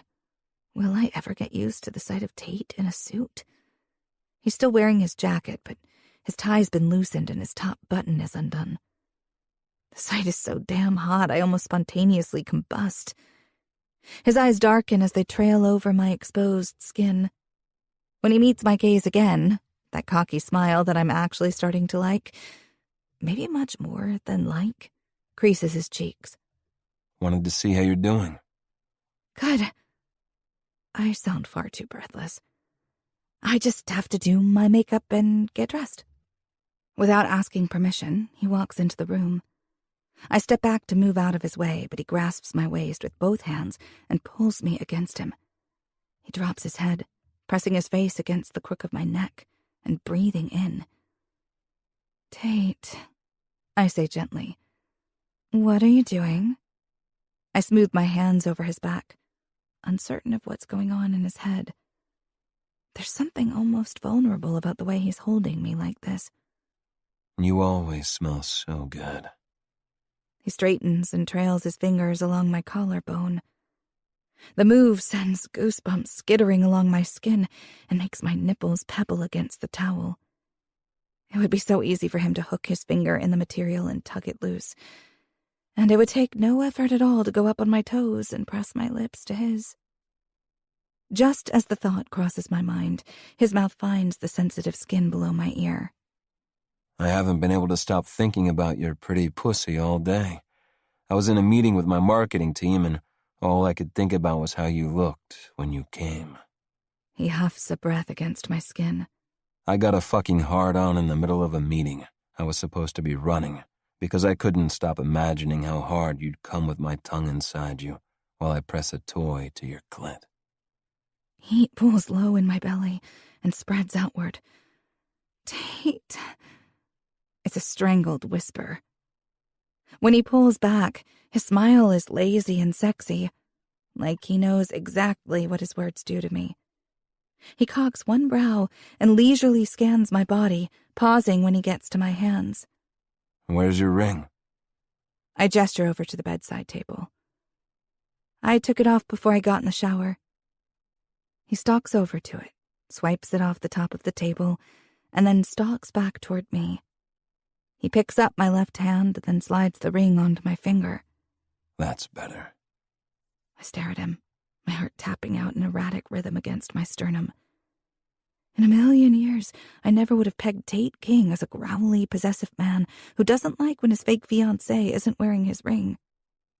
It makes me wonder how much of his true self he's been hiding behind his devilish smiles and smart-ass remarks, his flirtatiousness and love 'em and leave 'em attitude. I'm going to get changed. He says. Otherwise, I'll take something my fiancé isn't ready to give me. I let out a shuddery breath. Tate. He cuffs the back of my neck. The warmth of him seeps into me, fueling the flames he ignited when he murmured those dirty words. I told you, Butterfly. The ball is in your court. But when you do ask... His fingers slide along my jaw and his golden eyes are hot on mine. I won't take it easy on you. When you beg me to take you, you're going to take everything I have to give. My thighs clench against the ache deep inside. If Tate were to slide his hand up under the towel wrapped around me, he'd find me wet and ready for him. Get dressed, Violet. I want to show off my beautiful fiancé tonight. And then he's gone, leaving me wondering if there's even any point in pretending I won't give in to what we both want. I'm distracted as I do my makeup and blow out my hair. I'm still lost in my own thoughts as I pull on the gorgeous dress and zip it up. When I check my reflection, I can't help but admire how the champagne-colored gown clings to my curves. Tiny spaghetti straps attached to the V-neck bodice that dips low enough to reveal the swell of my breasts. The dress brushes the tops of my glittery nude pumps, while a slit reaches my upper thigh, revealing a sliver of skin with every step I take. It's probably the sexiest dress I've ever worn, and I'm thankful that on the night I'm going to be paraded around as the future Mrs. Tate King, I look as put together as I do. When I'm ready, I grab my matching clutch, mist on some perfume, and leave my bedroom. Tate is already in the living room, looking incredible in his tuxedo. He glances up as I enter the room and is immediately on his feet, striding toward me. I don't think I can take you out looking like this, he says. Disappointment hits me hard. I was sure I'd made a good choice with this dress. With a hand pressed over my stomach, I look down at myself, then back up at him. I can change. I have other dresses. He molds his hand to my waist, and with his head lowered so I can feel the heat of his breath on my cheek, he groans. You're killing me, Butterfly. I don't know if I can handle it if any other man sees you looking so fucking sexy. The weight in my stomach morphs into a kaleidoscope of butterflies in an instant. I laugh, a little breathlessly. Lucky for you, I'm wearing your ring. I like that. He says. A little too much. My heart pangs. Because as much as those words affect me, I can't help but wonder if he only likes it because he knows it's not permanent. Are you ready? He asks. I nod and he threads his fingers through mine and leads me to the elevator. On the ride down, we watch each other's reflection, some silent communication passing between us. The intensity of Tate's stare promises pleasure I can only imagine. And by the time we reach the bottom, my pulse is racing. It isn't until we're in the back of the limo, driving to the nearby King Group Hotel where the event is being held, that I remember what happened earlier. Something strange happened today, I tell Tate, shifting in my seat to face him. Eric commented on one of True Brew's posts. His brows lower. What did he say? Just something about looking forward to trying us out. Has he ever commented before? No, I haven't heard from him or seen him since before I moved. Tate's jaw is rigid, along with his posture. Did you ever talk about True Brew when you were together? Sure, but the last he would have known was that I was in Maine. Maybe it's just a weird coincidence? Or maybe... I trail off. Maybe he saw an article about Tate and me that mentioned where I work. His dark frown tells me he's thinking the same thing. I gnaw on my lower lip. Perhaps I shouldn't have said anything. It doesn't matter. It was just an innocuous comment. I doubt I'll hear anything else from him. He's silent for a beat, his brows drawn down, and I can't tell what he's thinking. Let me know straight away if you do, okay? I put my left hand on his leg, my engagement ring glittering in the lights of the passing traffic. I will, I promise. Tate dips his chin and focuses on my hand, and the tension drains from him. His gaze roams slowly back up over me, coming to rest on my face. The flare of his pupils makes it clear he's flashing back to the same thing that's been running through my head for the last week. All thoughts of Eric are forgotten as my blood heats under his perusal. If we weren't pulling up outside the hotel, I'm not confident I wouldn't have slid across the leather seat and climbed onto his lap. But we're still locked in one another's gaze when Jeremy stops the car at the end of the red carpet and the flashes start going off. This year's King Group Gala is in support of funding sustainable developments in underdeveloped countries, and the guest list apparently includes a host of celebrities, politicians, and titans of industry, so the press is out in force. As Tate and I walk past the crowd of reporters and photographers, they call out, "Violet, let us have a look at the ring! How did you propose, Tate? Have you set a date yet?" I peer up at Tate. When we started this thing, I had no clue it would become such a big deal. I thought I'd accompany him to a few events, that people wouldn't care about me as a person, just that Tate had a girlfriend. But now we're engaged, and this whole thing has gained a life of its own. Tate doesn't look bothered by the questions at all, though. "Tate," one of the reporters calls out, "when did you know she was the one?" Tate dips his head, a sinful half-smile on his face. "What do you think?" He murmurs, low enough no one else can hear. "Should I tell them it was when you gushed all over my fingers at Onyx?" I narrow my eyes. Maybe you could tell them the truth and say it was when you came to True Brew and begged me to be your girlfriend. He just chuckles and leads me toward the doors without answering any of the questions thrown our way. The foyer is huge and resplendent, with marble and glass and chandeliers. From there, Tate steers me to the side, where we go through open double doors into a large, luxurious ballroom. "Our table is at the front," Tate says. "One of the perks of being the hosts?" I arch a brow at him. "I don't know that I've ever been to an event where we weren't at the front." I let out a quiet snort. "At least it means everyone will get a good look at my gorgeous future wife."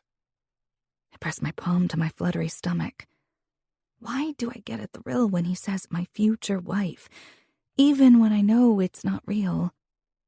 As we weave our way through the crowd, person after person stops Tate to shake his hand and offer him congratulations on his engagement, as well as the gala. I'm quickly tired of smiling politely as they assess me, some with arch expressions that smack of disdain. But I don't say anything. I'm getting paid to stand by Tate's side, so that's what I'll do. When we finally reach the table and Delilah comes into view, I sag in relief. She smiles at me, looking beautiful in a classy black dress. "It's so nice to see you again," she says as Tate guides me into the empty chair beside her. She angles close, her green eyes wide. "Cole told me what happened with the engagement. Are you okay?" "Define okay," I whisper. Her smile is sympathetic as she glances at Tate, who's talking to Roman, his arm resting along the back of my seat, thumb absently stroking the sensitive skin of my neck just like he did last time. And just like last time, it feels way too good. She lets out a little sigh. "The king men are hard to resist," she says. I play with the stem of my wine glass and swallow past the lump in my throat. "They are. Can I see the ring?" With a smile, I oblige, holding out my hand. That's beautiful. Her tone is sincere. I've never seen one like it before. Let me guess. Tate called Isabel? I laugh. He did. She lowers her voice. When Cole told me about this ploy they cooked up, I didn't think Tate could handle pretending to have a real emotional connection with a woman. A purely sexual connection, maybe. But to convincingly act like he was in love? I wasn't sure his heart would be in it enough to make it believable. But... She peers over my shoulder, then focuses on me again. It looks to me like his heart is 100% in it. Face heating, I look away, only to catch Tate watching me. He gives me that smile, not the cocky one, not a flirtatious one, but the one that sends a slow pulse of desire through my whole body. I want to think she's right. Sometimes, especially over the last few days, I almost believe it's true. But I've been so wrong before, and it's hard to fully let go of that niggling fear. That my judgment is off. That I'll let someone in, only to find out that I was wrong all over again. In a flurry of emerald satin, Tate's mom appears at the table. Those icy blue eyes meet mine, and her lips twitch into a tight smile. Violet, how lovely of you to join us tonight. I'm very happy to be here to support such a wonderful cause. She lifts her chin. Yes, of course. Tate cuts in. Since Violet is my fiancée now, Mom, you should expect to see her at all these events. Beverly frowns, and her brows dip just a little, as if in question, as she looks between me and her youngest son. It's clear she's confused about his statement.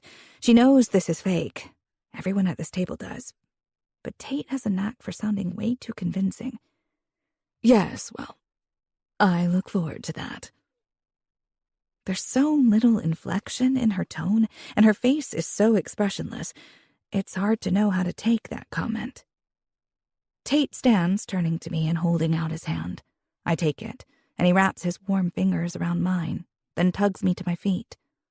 Well, Mom, it's been a delight, as always. But I think I'd like a dance with the future Mrs. King before being forced to make awkward small talk with you over lobster and caviar. Beverly purses her lips, but there's no cutting comment in response. She merely sniffs and settles herself elegantly in one of the empty seats. With a nod to the rest of our table, Tate tugs me toward the dance floor. He looks down at me as we go, his golden eyes dark. I'm sorry about that. I told you, my mother doesn't have a warm bone in her body. I tighten my hold on his hand as an ache forms behind my ribs. I may have lost both my parents, but I never doubted that they loved me. I barely remember Mom, but Dad kept her memory alive for me with his words and stories, and the framed pictures that hung on his wall. On the dance floor, Tate pulls me in and holds me close. I'm sorry, he murmurs. I shouldn't complain about my parents when you don't have yours. I put my hand on his arm. You can talk to me about anything. I miss my parents, I always will. But I know how lucky I was to have had them. It hurts that they're gone, yes, but I imagine it's a different kind of pain feeling like you didn't have them at all, even while you were living in the same house. Eyes blazing, Tate tightens his hold on my waist and kisses me. It's the first time he's done it without asking. Not that I would have said no. I don't even care that we're on the dance floor of a ballroom filled with the rich and powerful. In fact, I welcome it. I want everyone to see how much Tate wants me. Because even though we're still in this arrangement, even though there's still an end date, our connection is real. It has to be. The heat searing between us, the way his lips claim mine. It might not be love, but whatever it is, it's real. I tangle my fingers in his hair and press myself against him. When his hands drop dangerously, low, his fingers brushing the curve of my ass, I whimper into his mouth. He breaks the kiss and drops his forehead to mine, heaving out harsh breaths. What are you doing to me, Butterfly? I hope he doesn't expect an answer, because I don't have one for him. We stay like that, swaying until the song ends. When the music fades, he steps back. Want a drink? Still floating an inch off the ground, I smile up at him. I'd love one, but I need to freshen up first. I've no doubt he's kissed all my lipstick off. I like this look on you. He drags his thumb over my bottom lip. Freshly kissed. Makes me wonder how beautiful you'll look when you're freshly fucked. I let out a shaky breath. I get the feeling he's going to find that out very soon. Hand in hand, we exit the dance floor. We only go our separate ways when I make my way to the bathroom, and he heads to the bar. The women's bathroom is just as extravagant as the rest of the hotel. Hardly a surprise. And I take my time reapplying my makeup. After returning to the ballroom, I work my way back through the crowd to the bar, only to jerk to a halt when I see Tate standing next to that woman from the first gala. Amy. She looks gorgeous, with a siren-red dress hugging every curve.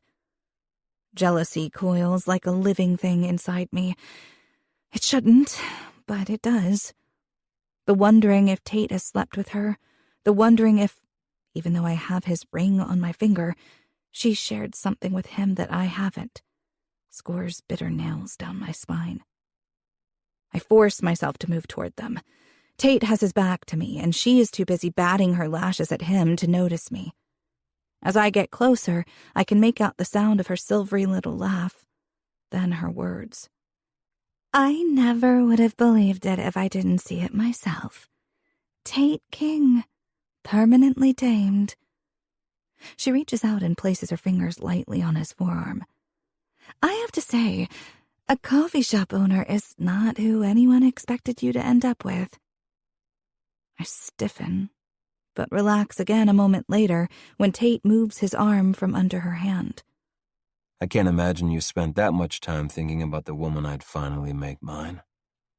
I suppose it's more that we just never expected you to make anyone yours at all. But of course, everyone is so pleased that you have.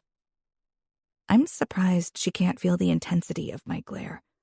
If I squint any harder, I'm likely to singe her with my anger.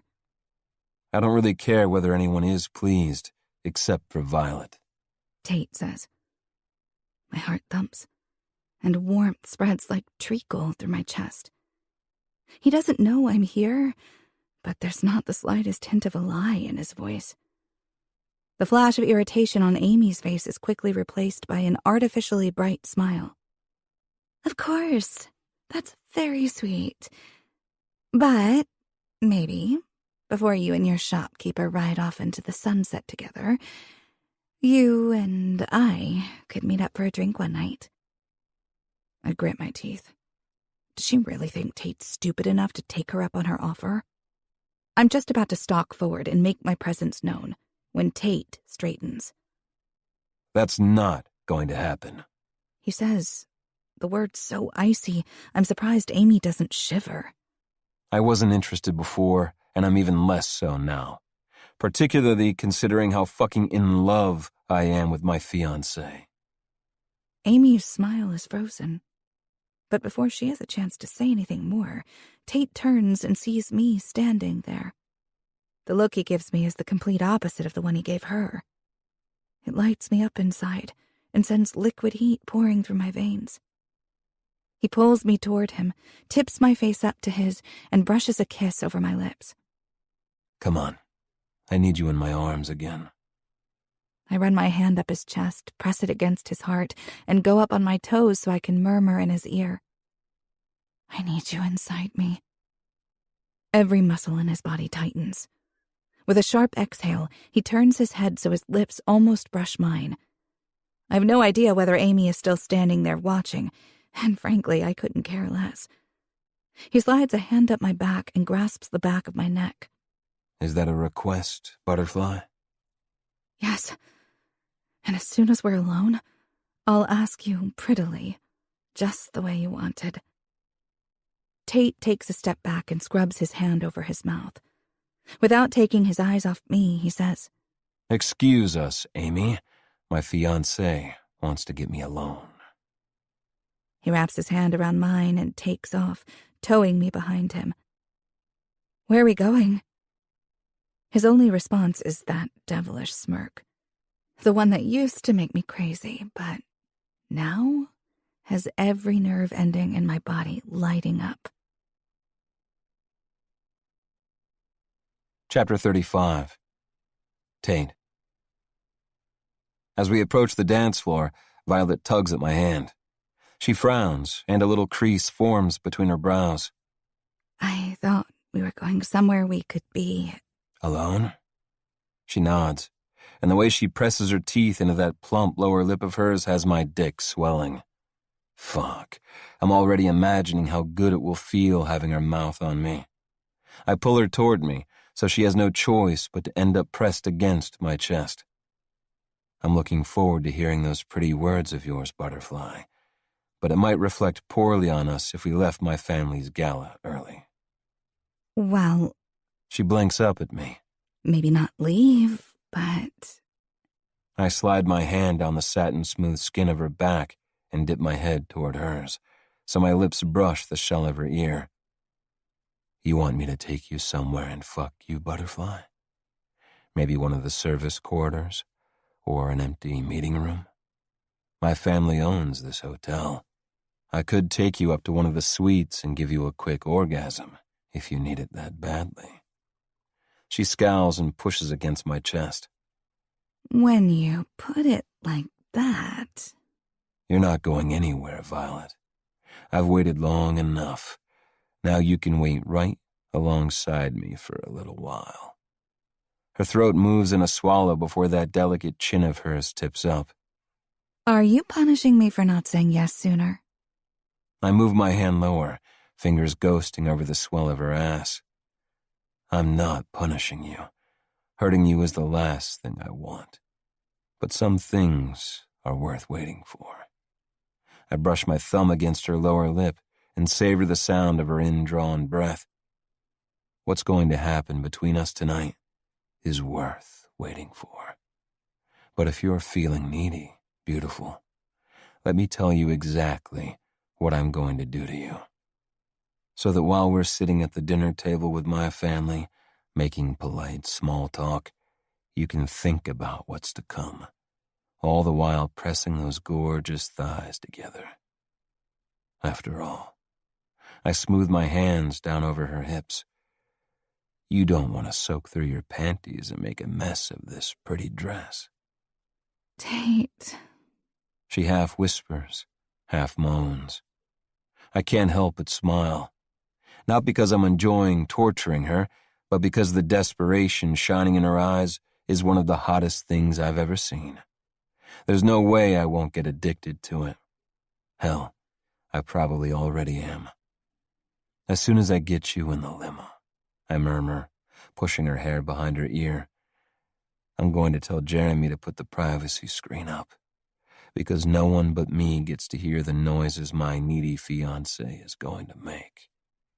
Then I'm going to slide my hand up the slit in your dress that's been tempting me all night. I'm going to feel just how wet your beautiful pussy is for me.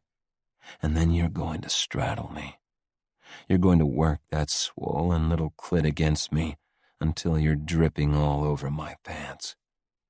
You're going to use my cock to come." Hell, describing all the things I'm going to do to her, picturing it in my head, is affecting me too. I'm so hard I have to pull her closer and press into her to ease the ache in my dick. That's just going to be a starter. When we get home, I'm going to make you come again and again until you're exhausted, until your body is shaking with sensory overload.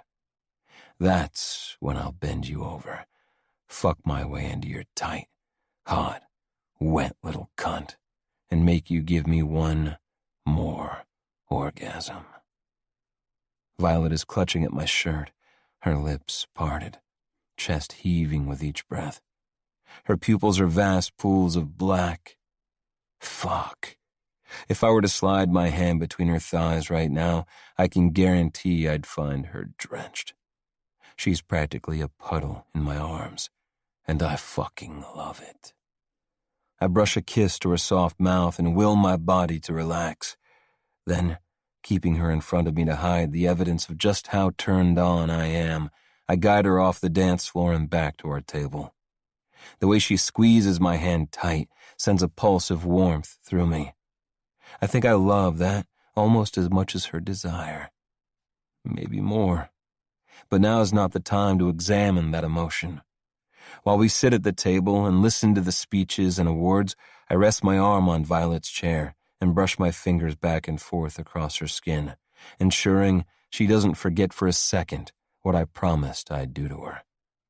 Anticipation hums in my veins, but that will only make it all the sweeter when I finally sink into her.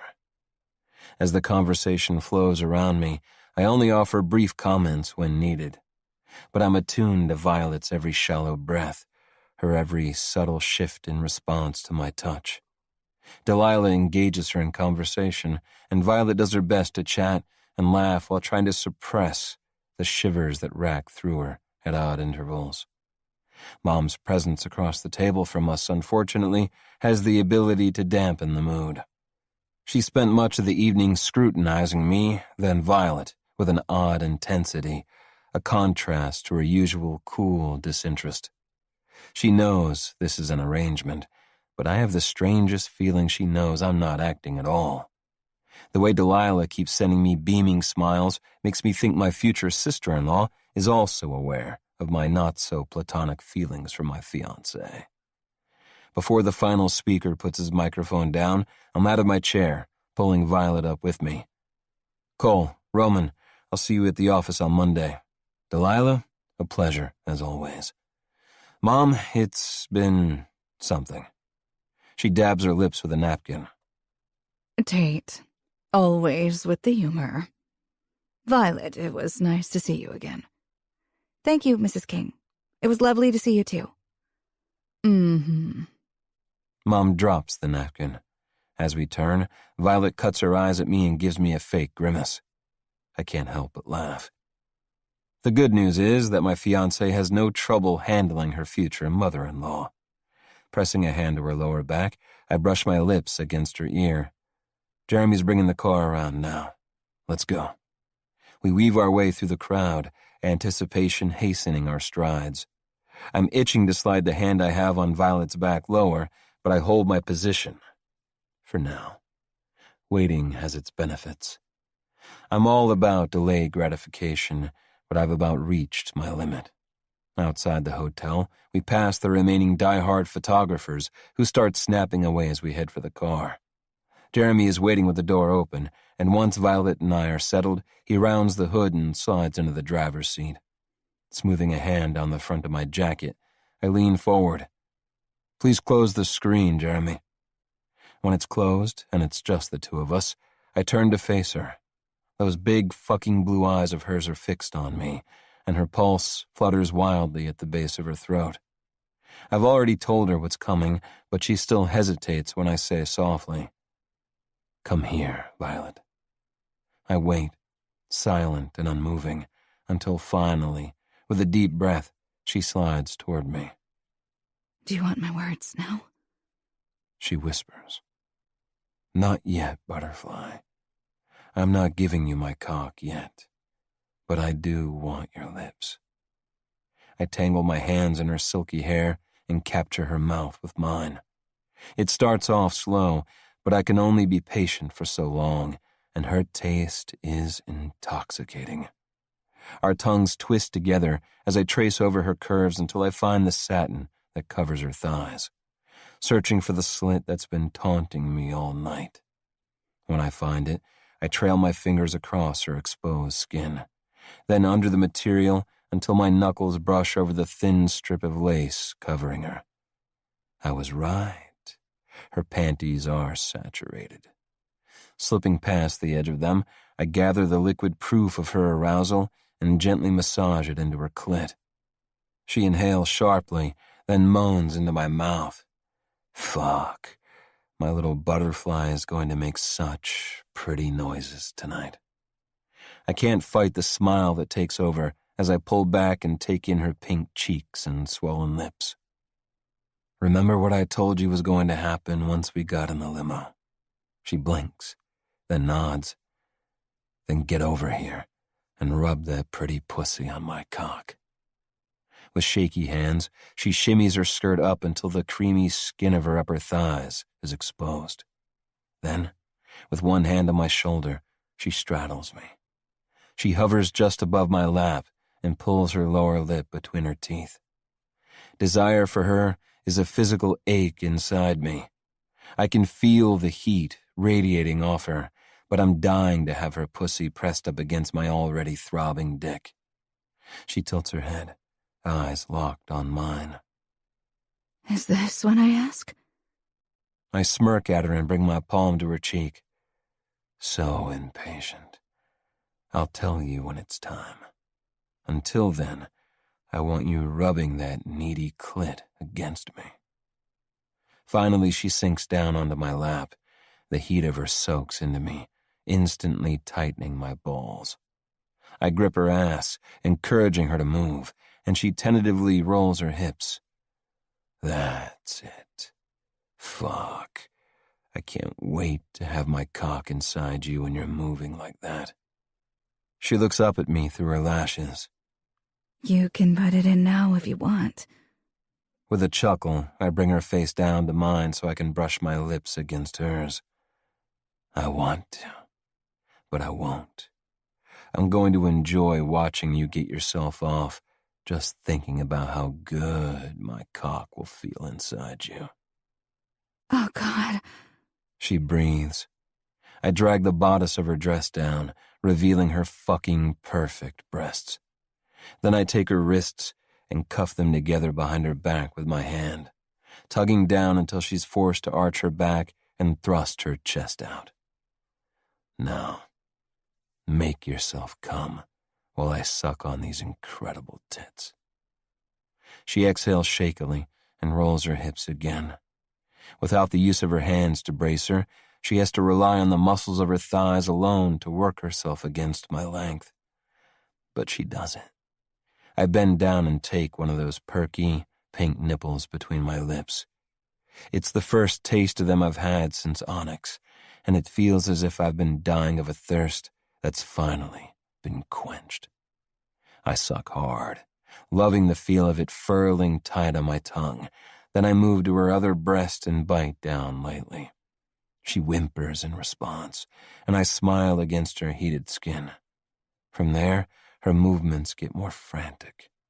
She drops her head back, thrusting her tits even farther forward. God, I'm dying to see them bouncing in my face as I fuck her. As I finally take what I've already claimed as mine with that ring. Such a good girl, rubbing that beautiful pussy against me until you come. I can't help but rock up into her, giving her more friction, rewarding her for doing such a good job. Tate, She whispers. I'm so close. I know you are, Butterfly. Do you need me to push you over the edge? Yes. The word comes out almost as a whine. I raise my fingers to her mouth and press them to her lips. Suck. She opens for me, and when I feed them to her, she swirls her tongue around them.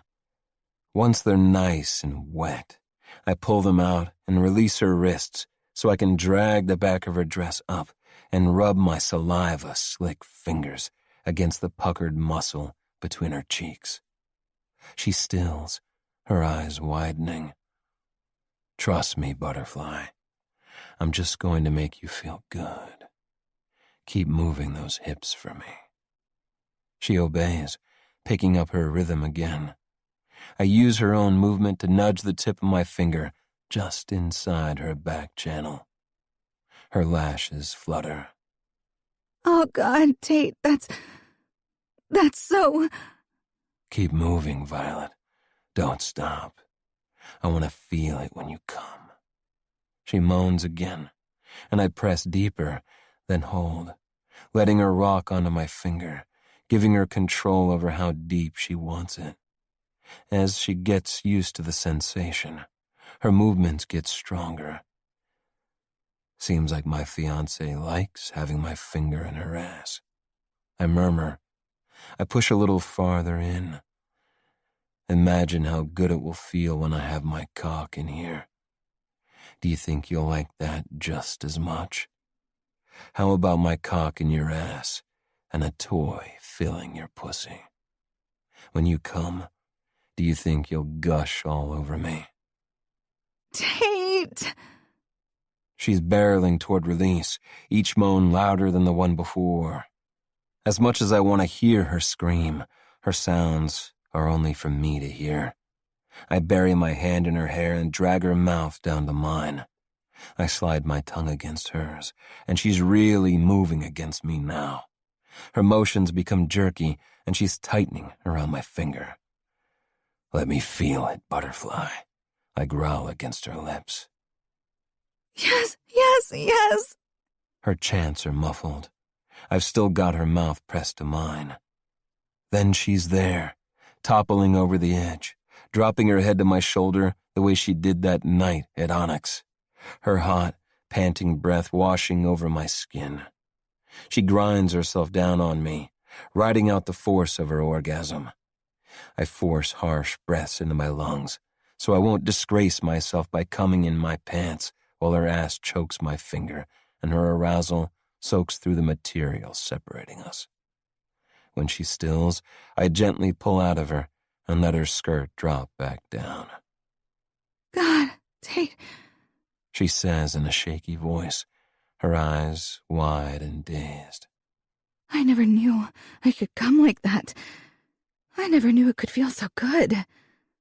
I bring her face to mine again and kiss her. It's going to get so much better. She laughs a little dazedly, as if she can't imagine it. That response only solidifies my determination. I can't wait to show her everything. Everything her body can do. Everything mine can do. And exactly what we're capable of doing together. Jeremy's voice comes over the intercom. We're a minute out, Mr. King. I press the button. Thanks, Jeremy. Take us underneath, please. Yes, sir. You don't want him to drop us off out front? Violet asks. Since she moved in, we've mostly come and gone that way, ensuring we're seen together as often as possible. Butterfly, unless you want the doorman and the concierge to see the mess you left on my pants, then skipping the foyer is the way to go. A blush creeps over her cheeks, and she raises herself up on her knees, as if she's going to climb off me. I grip her hips and gently force her back onto my thighs. I want you right here until I have to let you go so we can get out of the car.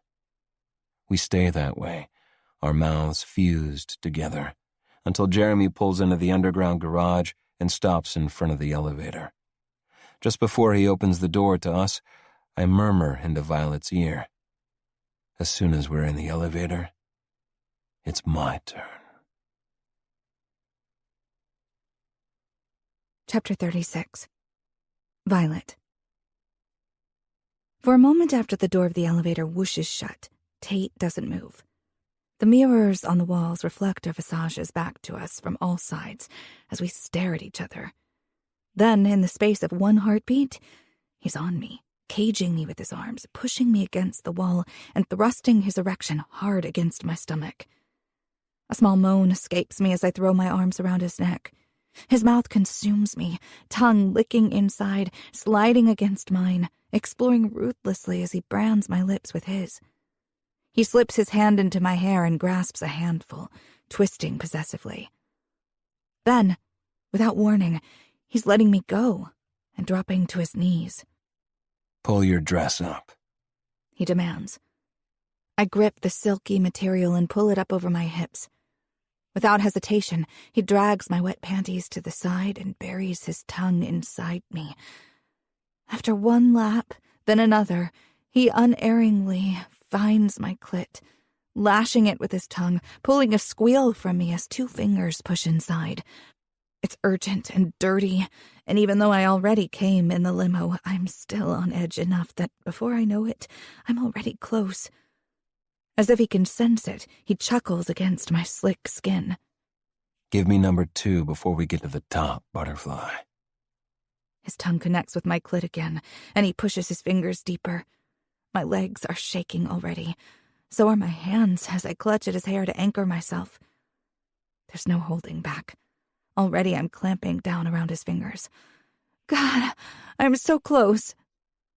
That's it, beautiful. I want to taste the moment you orgasm. All it takes is one more curl of his fingers. Then I'm coming, my hips bucking into him, my breath rasping loudly in the confined space. He licks and sucks me through it until I'm trembling and weak. He stands, and a moment later, the elevator dings and the door slides open into his foyer. Rather than pulling me through, he grips the side of my face and kisses me. He's covered in my arousal, his mouth and chin wet with me. On instinct, I pull back a fraction, ready to recoil, but his tongue swipes across my lips.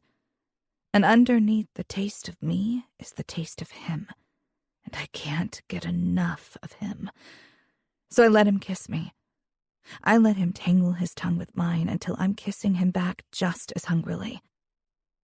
The elevator doors remain open, the sensors telling it we haven't exited, while he takes possession of my mouth. I've come twice already, and that should be enough. It should be. But when he presses the hard ridge of his erection against me, my clit pulses with need. I'm empty, and I want him to fill me. I want Tate to fuck me. I want all of him.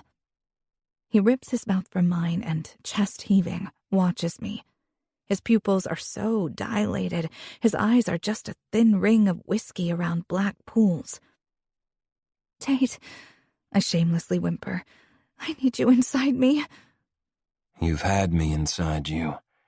My tongue, my fingers. No, not your fingers, not your tongue. That's all you'll get until I'm ready. He spins me and backs me out of the elevator, all the way to the huge dining table. Then he lifts me, depositing my ass on top of it. Let me see you. He growls. I press a palm to the smooth, cool surface and raise my hips so I can rake my skirt up again. Then I part my legs. The air is cool on my slick flesh. Once more, Tate drops to his knees, latching onto my clit over the black lace, and sucking. The heat and suction, even through my panties, are enough to make me gasp. I can't get enough of your taste. He groans. These are ruined, though. He twists his fingers in the sides of my thong and rips, then tosses them to the floor. Next, he deftly undoes the straps of my heels. Feet on the edge. He demands. Keep your thighs apart. Let me look at you. The thought is just as nerve-wracking now as it was the first time we did this. But just like then, I'm too desperate for him to care. I brace my heels on the edge of the table, but looking at him looking at me is too overwhelming. So I lie down and stare up at the ceiling, my muscles already trembling in anticipation. He doesn't dive right in. The warmth of his breath washes over me, but he stops there. For all the sense of urgency he had before, now he's playing with me. First, he eases my thighs farther apart, and then there's just the lightest of touches skimming over my sensitive skin. He brushes a kiss to my leg, and another closer to where I need him. Then he licks a line up my inner thigh, stopping just short of the mark. His next move is a nip that has sparks shooting straight to my aching core and a moan escaping from my lips. His responding chuckle is dark. Does my butterfly like a hint of pain with her pleasure? I don't know. I've never experienced anything like this before. Certainly not with Eric, nor with any of the men I casually dated through college. I like what you make me feel, I say. He pauses, his breath hot against my skin. Fuck, Violet. You don't know what you do to me. He bites me lightly again, Not hard enough to hurt, just to send those sparks shooting along my nerves to my throbbing clit. Remember what I said to you on the dance floor? Dipping my chin so I can see him, I rack my foggy brain for a recollection of anything other than this moment. That you'd make me come until I was exhausted, and then you'd give me your cock. From between my parted thighs, he pierces me with a feral look. You don't look exhausted to me, Butterfly. You look needy. You're not ready for my cock yet. A whimper escapes me as my muscles flex and quiver in response to his words. I'll take care of you, Violet. Make sure you're ready for me. His tongue traces a line along my other thigh. You taste so fucking sweet. My skin flares hot when it hits me. The insides of my thighs are wet from my arousal, and he's tasting me with every swipe of his tongue. A hint of embarrassment prickles through me, but it dissipates quickly because he leaves no doubt as to his enjoyment. He sucks and licks my inner thighs, stopping every time he gets close to where I'm desperately aching for him. Please, I beg. He looks up, eyes blazing. Holding my gaze, he slowly lowers his face and presses a soft kiss just above my clit. My sex clenches. Is this what you want, Violet? You want my mouth on you again? I need you inside me. Soon, Butterfly. Soon I'll fill this sweet, hot cunt. When you think you're done, when you think you can't take any more pleasure, I'll bury myself deep inside you and make you come one more time. His words make me that much more desperate. I've never felt so hot, so ready to implode in my life. In this moment, I'd happily do whatever he wanted. He focuses between my legs again and lightly blows against my overheated skin, making my back arch. So beautiful. He growls. Such a pretty fucking pussy. He parts me with his thumbs, and I slap my hands to the table to keep from squirming. Finally, he pushes one finger inside me, and even that small stretch has my nerve endings coiling in anticipation. He eases out slowly. So tight.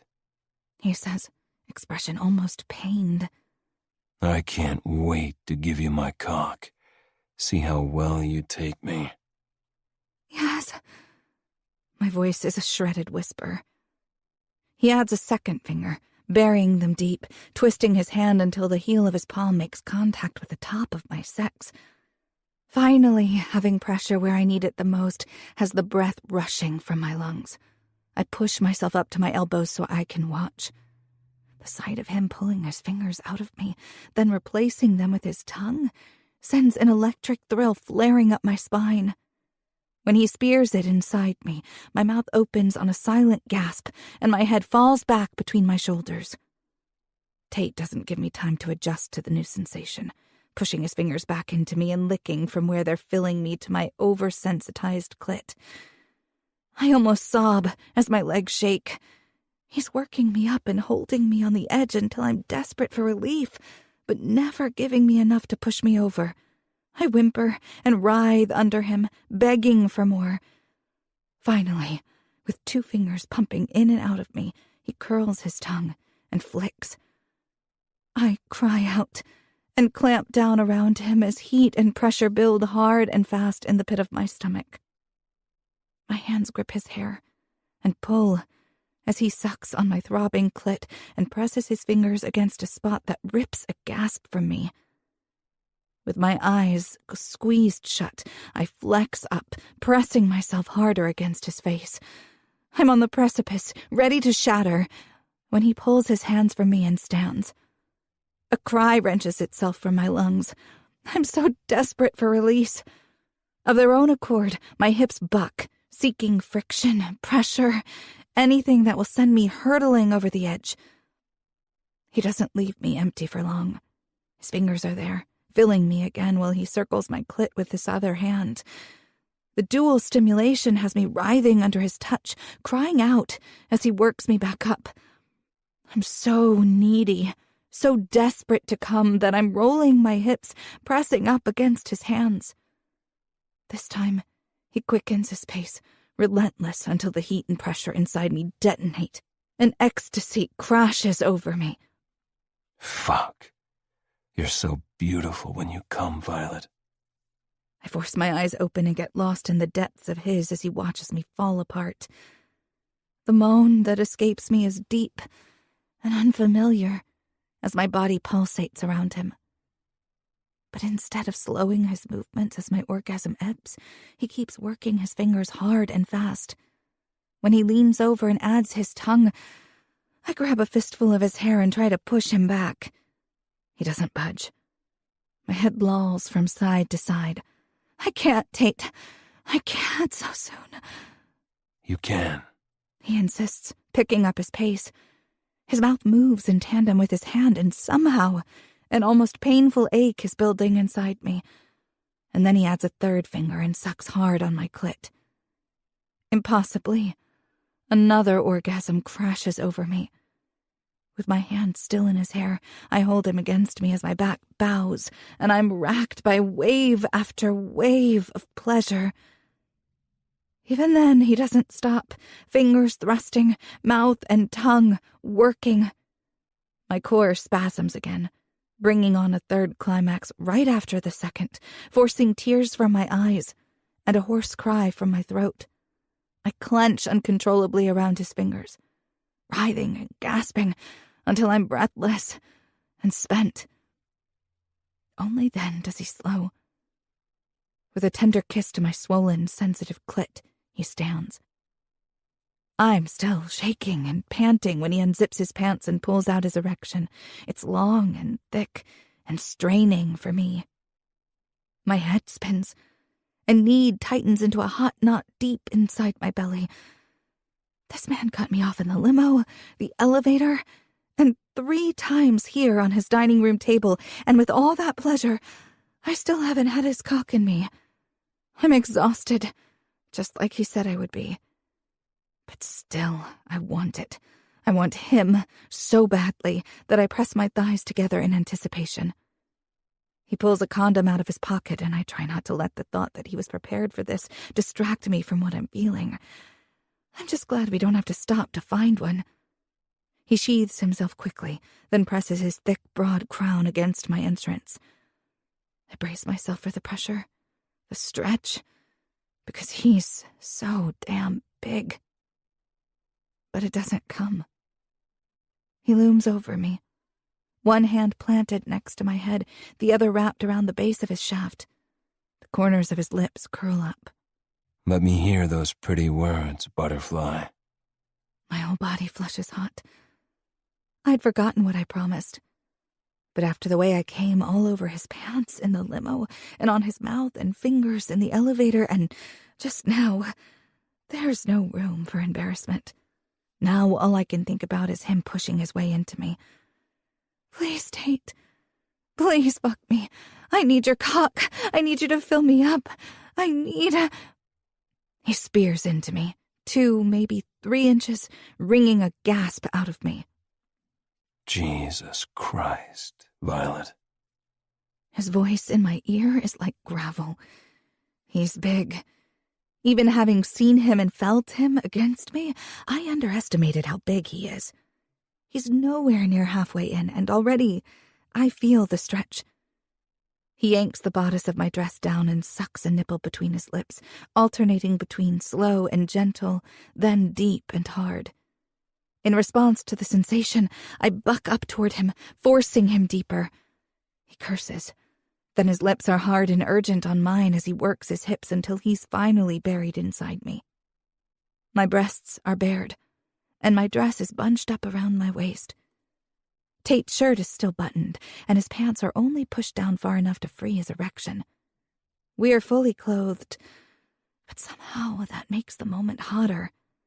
Because we were so desperate for one another, we couldn't wait to be joined like this. I run my hands over his shoulders and down his arms, but he grips my wrists and stretches them over my head. Between his hold on me there and his cock impaling me, I'm pinned, helpless. Chapter 37. Tate. Nothing has ever felt this good. Being inside Violet is like being encased in hot, wet silk. Her wide blue eyes are locked on mine, and her body ripples around me. Making her come, watching her fall apart, has left me on edge. I'm addicted to the look in her eyes when pleasure takes her over, the sound she makes, the way she gives herself so trustingly. I can't get enough of it. But now I need her. I need to lose myself in her. She's exactly where I wanted her, held down and helpless beneath me. Flames lick along every inch of my skin, and if I don't move, I'll lose my mind.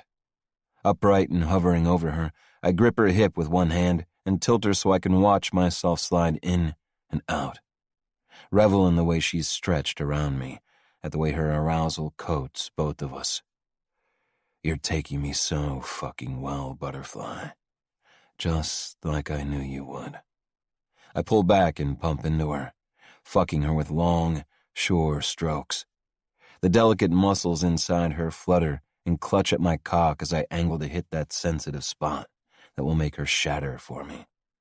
Her hands twist in my grip, and she meets my every stroke by raising her hips. This view is pure heaven, but I need a taste of her again. I lean over her and suck on her nipples, her pulse point, the soft skin below her ear.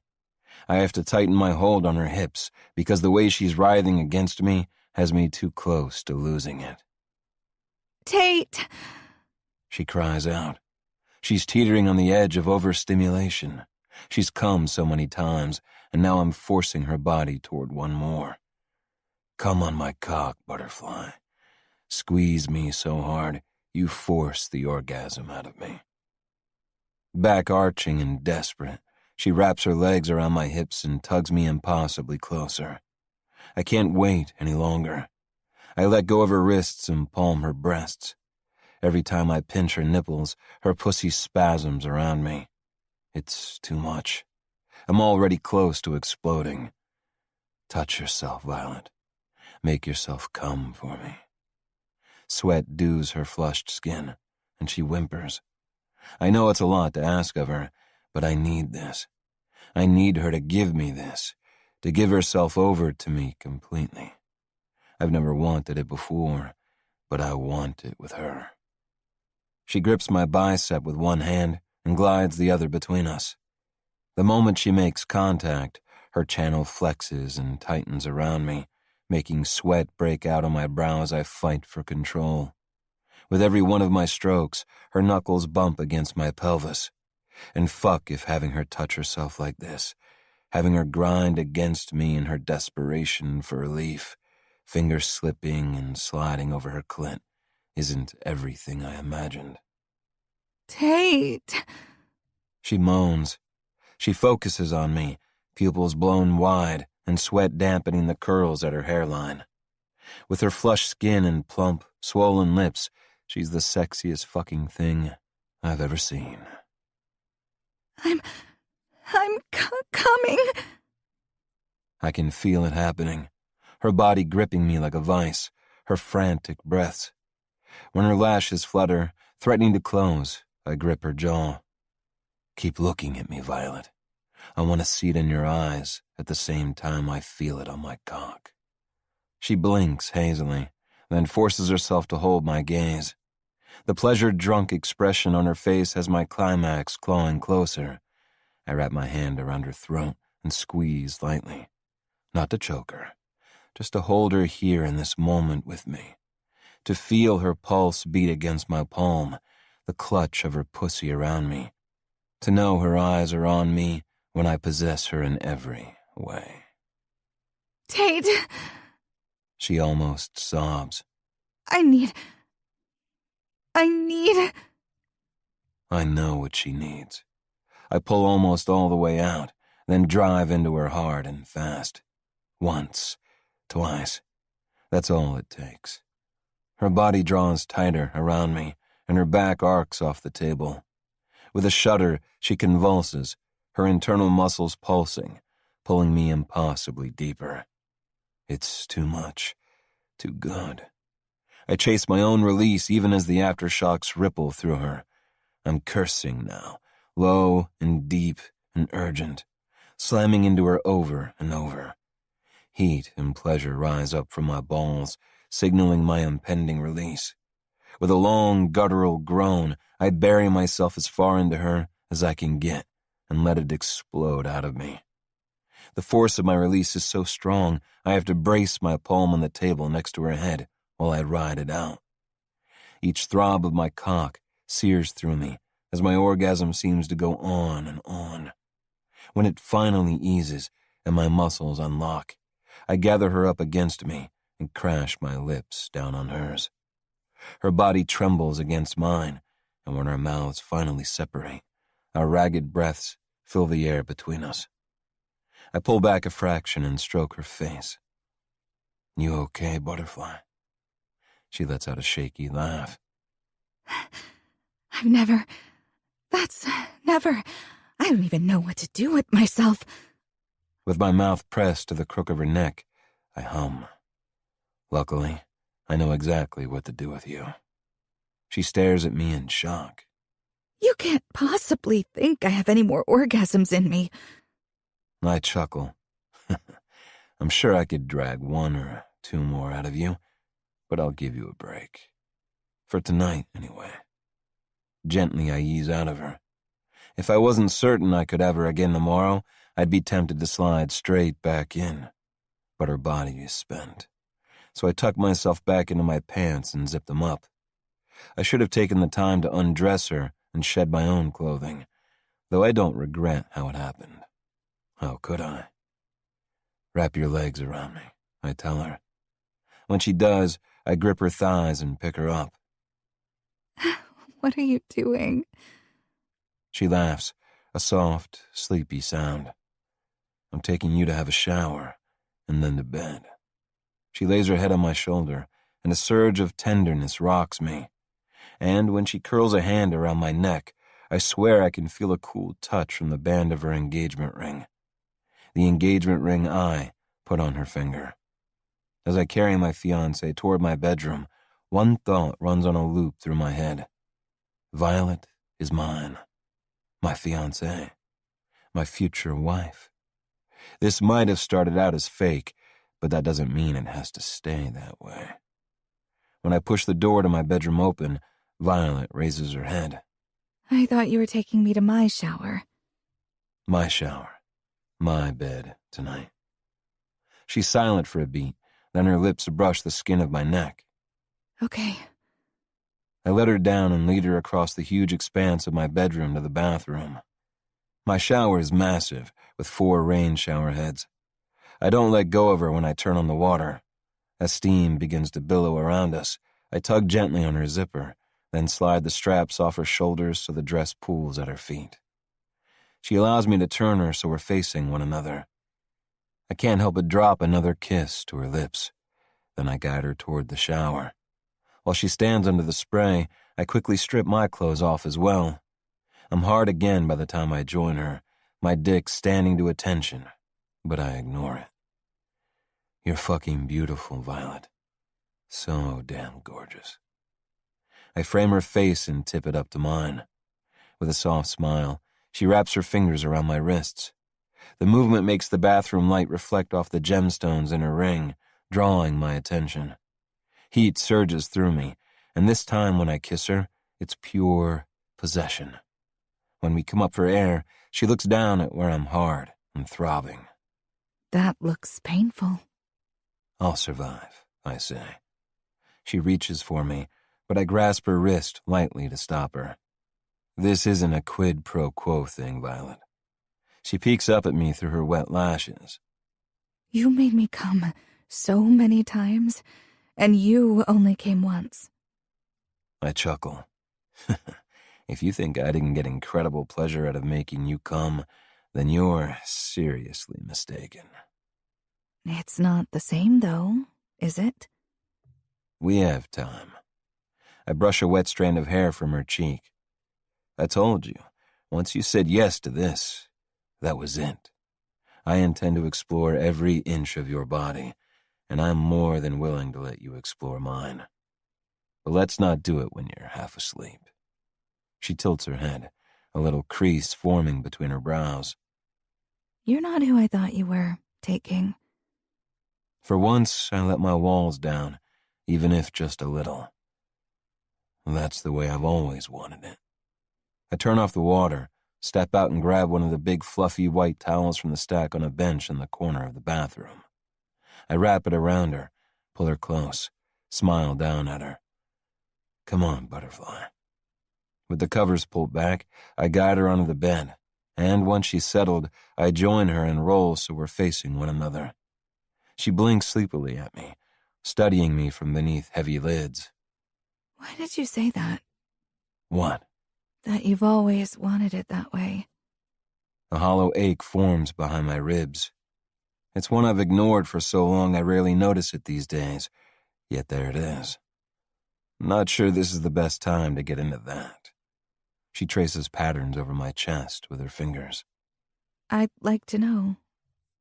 I let out a sigh, not of frustration, more the kind that takes with it some of the weight that's been pressing down on me for most of my life. Violet's trusted me with all of her. She deserves the same from me.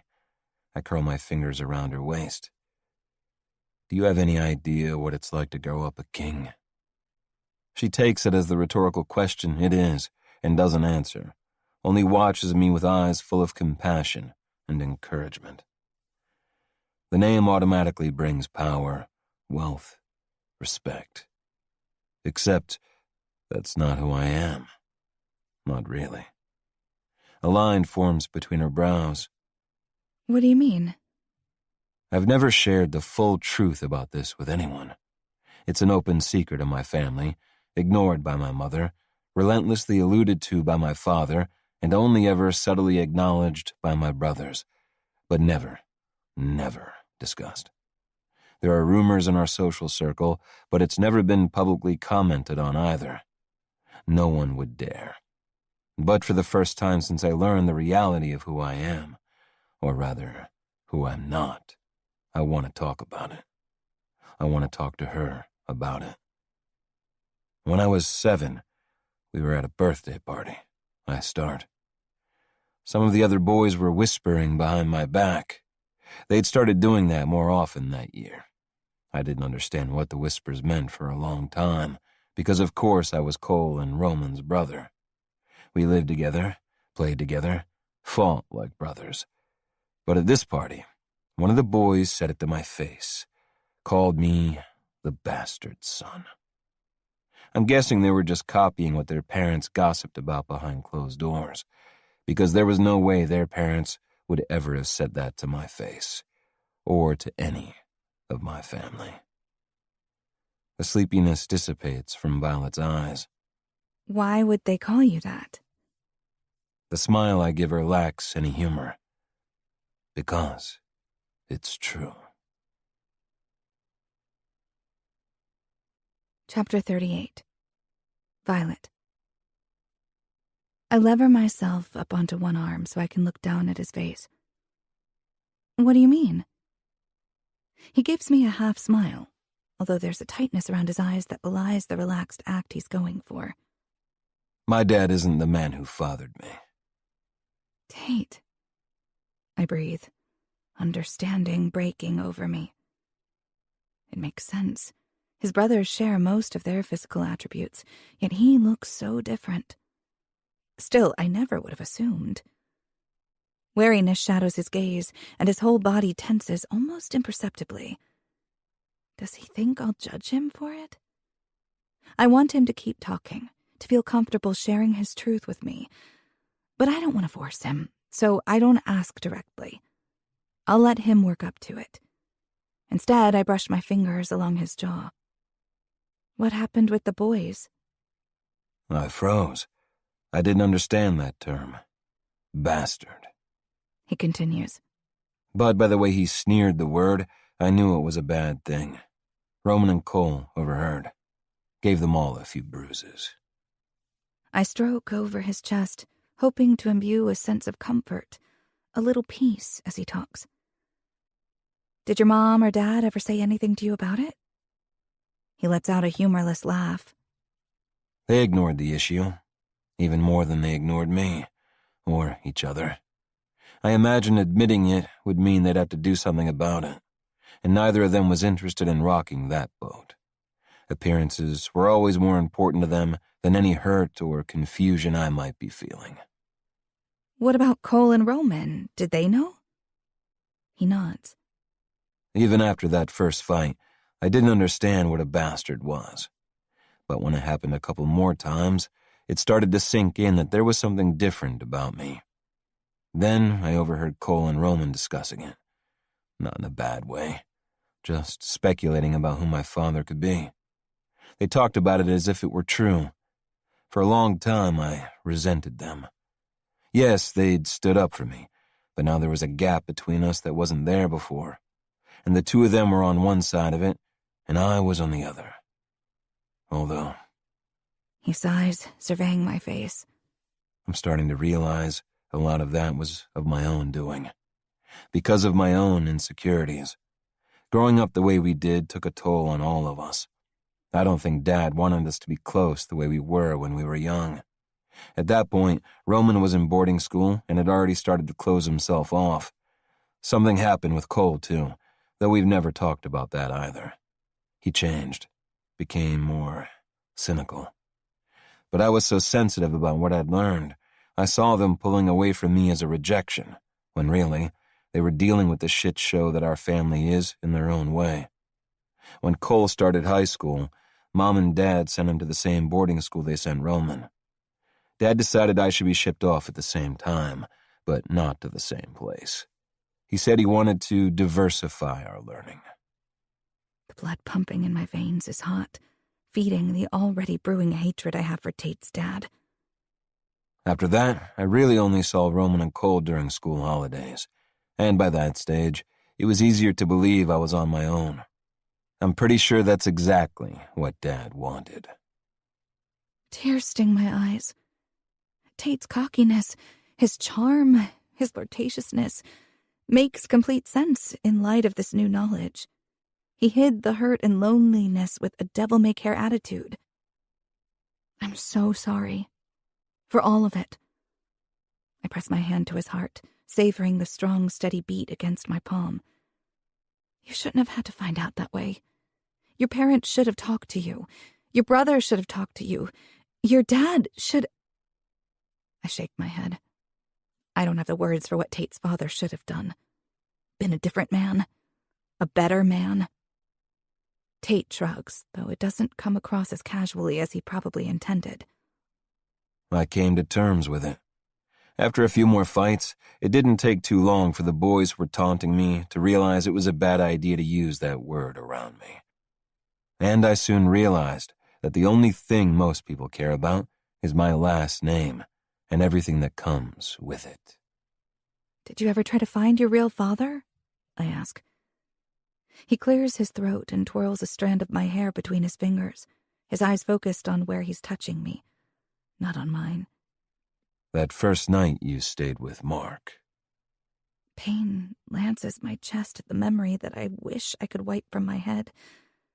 He clasps my nape and holds my gaze, tension radiating from him again. I got smashed out of my head that night because the private investigator I'd hired to find my biological father had emailed that morning to fill me in on what he'd found. My real father died in a car accident almost 10 years ago. A rock forms in my gut, and my throat aches. But before I can tell him again how sorry I am, he continues. It hit me hard, knowing I'd never get answers. Not from him, not from my parents. I'll spend the rest of my life not knowing who my real father was. I know his name, but I'll never know what he was like, what kind of man he was, what kind of man that makes me. This time I can't stop the tears that fill my eyes. The memory of that first morning with Tate comes rushing back. Except this time I watch the replay through a different lens. He'd gotten terrible news, and he'd spent the night drowning his sorrows in whatever way he could. And I'd sat there judging him for it. I closed the distance between us and pressed my lips to his, hoping he can sense my genuine remorse for my behavior. He immediately deepens the kiss, pulling me closer and letting his hands roam over me until we're both breathless and panting. When we finally break apart, he looks deep into my eyes. I'm sorry that's how we met. I'll always regret. I shake my head. I'm sorry. I shouldn't have judged you. I shouldn't have let it influence my opinion of you for so long. A muscle leaps in his jaw. If I had to live with the memory of hearing you with another man, I wouldn't handle it well. He brushes a thumb over my lower lip. I'd want to track him down and do grievous bodily harm to him. I press my mouth to his chest. I don't know how to respond to that. He pulls me until I'm draped over him, my bare pussy dangerously close to the erection I can feel pressing against my inner thighs. I'm sore. How could I not be when I haven't had sex in well over a year? But that doesn't stop the slow wave of heat that rolls over me at the feel of him. Tate strokes my hair back from my face. Nothing compares to what we just did. My heart stalls. You don't have to say that. I know you... He shakes his head. You don't know. I've never once experienced anything that even came close to what I felt with you tonight. Every encounter was about proving something to myself, to the world. It was easy gratification, validation that, bastard or not, I was wanted, even though I knew it wasn't me as a person they wanted. I had no desire for a connection with any of them. I gave the minimum amount of myself every single time. I didn't want to hold them. I didn't want to breathe them in. I didn't want to press myself so close they'd become part of me. And I never wanted them to stay. My lips are on his again, my hands stroking his skin. He wraps his arms around me, holding me tighter. I don't care how sore I am. I need him. I roll my hips, causing the head of his cock to press against my entrance. He tangles his hands in my hair, tilting my head back so our gazes clash. You don't have to, Butterfly. I didn't take it easy on you before. You must be sore. I want to, I say. You'll make me feel good. It's true. I trust him to take care of my body. How can I not when he's proven himself so definitively? Condom. Top drawer. He grits out. Despite the need growing inside me, a tiny niggle of jealousy works its way between my ribs, but I quickly push away the thought of him being with other women in this bed. That doesn't matter. The only thing that matters now is this moment. As if he can read my mind, he gives me a grin. It's that cocky one I'm somehow starting to love. Since you moved in, I've made a habit of keeping a couple in there. Always an optimist, I guess. I can't help but laugh. The lightness infused in his tone after such a heavy conversation makes my heart ache in the best way. Maybe talking to someone about it has helped. I stretch across the bed and fumble around, then pull out the little square. With hasty fingers, I roll it over his straining erection. He drags me down to him for a kiss, then lets me go so I can reach down and slide the head of him through my slick folds. I lower myself down on him, hissing at the stretch. And then he makes me feel good all over again. Chapter 39. Tate. The VR tours are a hit, I say. We've sold 25% more apartments than projected. When Cole doesn't respond, I look up from the data. He's turned slightly away from his desk and staring out the window at the skyline. Has he even heard me? Cole. My brother jerks his head around. Yes, sorry. 25%. That's great.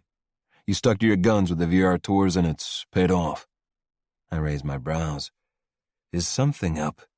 You seem distracted. Cole shakes his head, a smile flickering on his lips. The numbers look great.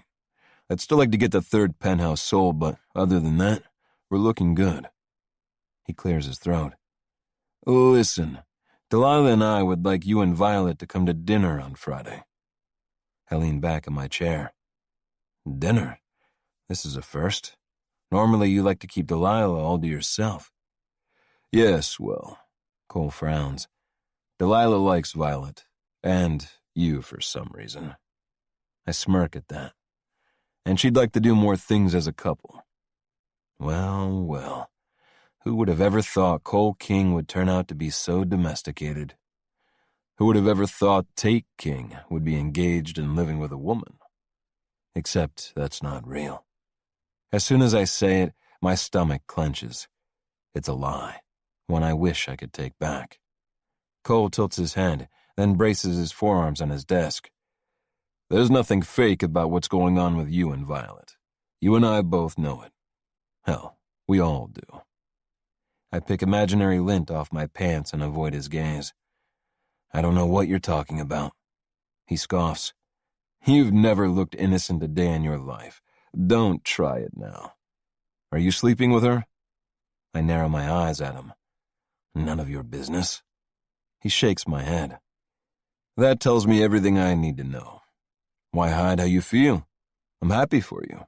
Delilah is too. I finally allow myself to smile, because I'm happy too. It's been 2 weeks since Violet used her pretty words and finally asked me to fuck her. The connection forming between us isn't cooling off. It's just getting more intense. Having her living with me is incredibly satisfying. Waking up with her body curled up next to mine every morning has filled a hole inside me I didn't even know was there. On the mornings I wake up before her, I can't stop myself from stroking my fingers gently over her satin soft skin, tracing the dip of her waist, curving my hand around the swell of her hips until her eyelashes flutter open and her beautiful blue eyes focus on mine. The softness in her expression when she looks at me makes it impossible not to roll her over, spread her legs, and sink into her, or lick her until she screams. And the mornings when she wakes up thirsty for my cock and takes me into her mouth. Jesus, I'm getting hard just thinking about her. We've been out to a few more formal events, and once to a nightclub opening. Every day I'm more addicted to having her by my side, to watching her smile, to talking about our days over dinner, to feeling her cum on my dick every night, and to seeing that ring sparkling on her left hand. But I'm not ready to talk about what I feel for her or what it means, even with Cole. I know Violet feels something too. She wouldn't have given herself to me if she didn't. There's not a single part of her that cares about the money, or my name, or the thrill of fucking a king brother. But one concern lingers in the back of my head, tripping me up each time I get close to admitting the truth. Violet was forced into this situation out of desperation. She didn't choose to be my girlfriend, or my fiancée. She didn't choose to live with me. The only choice she's made is to share her body with me. And I can't help but wonder if whatever she feels will be strong enough to survive once the pretense is over. Once the contract ends, will she go back to her normal life and realize that she doesn't want any part of being in mine? I won't know her true feelings on that front until our contract ends in a couple of weeks.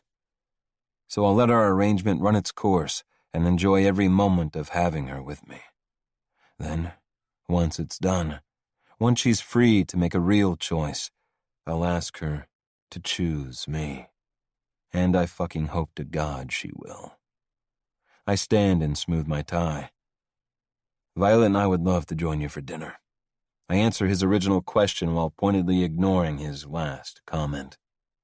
If anything, his grin gets wider. Send me the details, and we'll be there to give Delilah a break from you following her around the house like a lost puppy. Cole laughs, and I'm smiling as I leave his office. Sophie hands me a small stack of messages on my way past her desk, and once I'm in my own office, I settle in my chair to get through the never-ending piles of work. But not before eyeing the clock and calculating how soon I can leave, so I can make it home in time to cook dinner with Violet. It's become a habit I enjoy, especially when I can taste her lips, and sometimes other parts of her between chopping ingredients.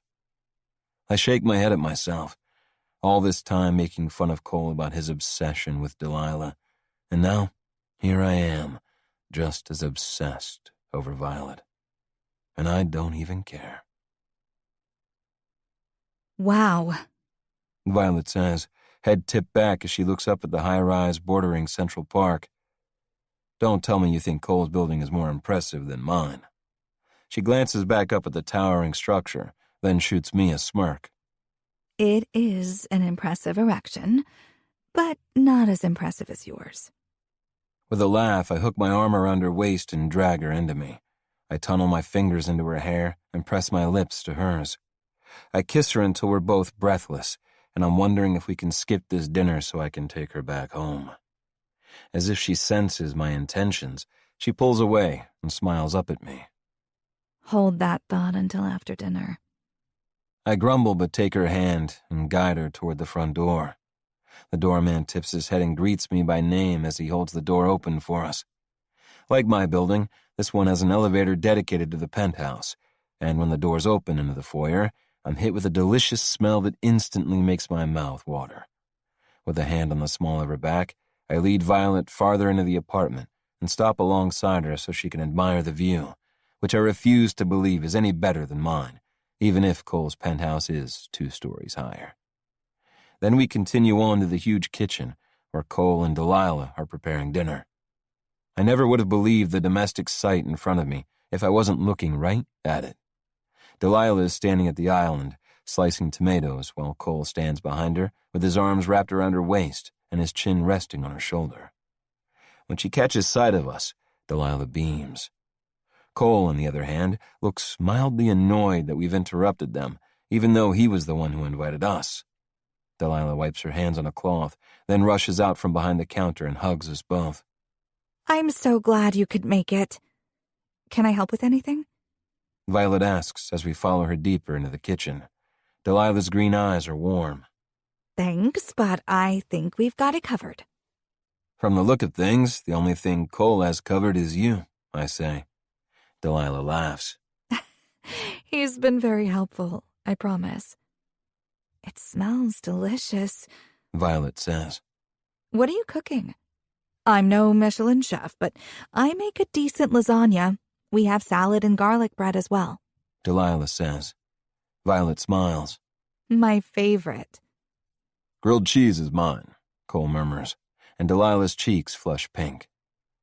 Interesting. I didn't take you for a grilled cheese fan. Cole's expression turned sly. You'd be surprised how well it goes with a good bottle of wine. Delilah chokes at what is obviously a private joke. Cole, do you mind getting me some water? With a kiss to her head, he turns to the fridge and pulls out a bottle. As he's pouring it into a glass, he offers us drinks. Once we're set up with glasses of red wine, we sit at the island and chat as Delilah and Cole finish cooking and plate our meals. The food is absolutely delicious, as is the wine. The conversation flows freely, and the 4 of us chat about various topics. It's impossible not to talk about work, and we discuss Genesis 1, the opening of the King Group's most recent chain of hotels, the one Delilah was working on when she met Cole, and how Violet's hard work with True Brew is paying off. Delilah peppers Violet with questions about the shop and her upcoming tasting night. Violet's eyes are bright, and her smile is wide as she explains the details. I love watching her talking so easily to my brother and soon-to-be sister-in-law. I reach over and rest my hand on her thigh, just below the hem of her dress, my thumb rubbing slow circles over her warm skin. Her lips tip up in a hint of a smile as she covers my hand with hers. And fuck, I think I'm in love. No, not think. Am. I can't even pinpoint when it happened. Maybe part of me always sensed this was inevitable. From the moment I saw her at Onyx, I was drawn to her. And yes, maybe there was a subconscious part of me that recognized her, but I don't think even that explains it. All I know is that I love her. I love her, and I don't want to let her go. The minute our agreement ends, I'm going to make this real. Cole catches my eye and arches one dark brow while that same too-knowing smile lifts one corner of his lips. I smirk back at him, but my brother isn't stupid. He knows. After dinner, Delilah produces an apple pie with ice cream that's just as delicious as the meal. We're just about finished when Cole clears his throat. We had another reason for inviting you here tonight. Beside me, Violet straightens, focusing expectantly on Delilah, who's now biting her bottom lip and fidgeting with her napkin. I look between her and Cole, doing my best to read the situation, but coming up with nothing. What is going on? Cole cups the back of Delilah's neck and angles his head down to hers. Do you want to tell them, kitten? With a deep breath, she looks up at us and smiles. Well, it turns out I'm pregnant. What? I stare at her, then at Cole. Congratulations! That's so exciting. Violet says, practically vibrating with excitement in her seat. My brain finishes short-circuiting, and I clear my throat. Congratulations. How far along are you? Violet asks. Delilah splays a hand over her flat stomach. 12 weeks. There's so much happiness emanating from her, she's practically glowing.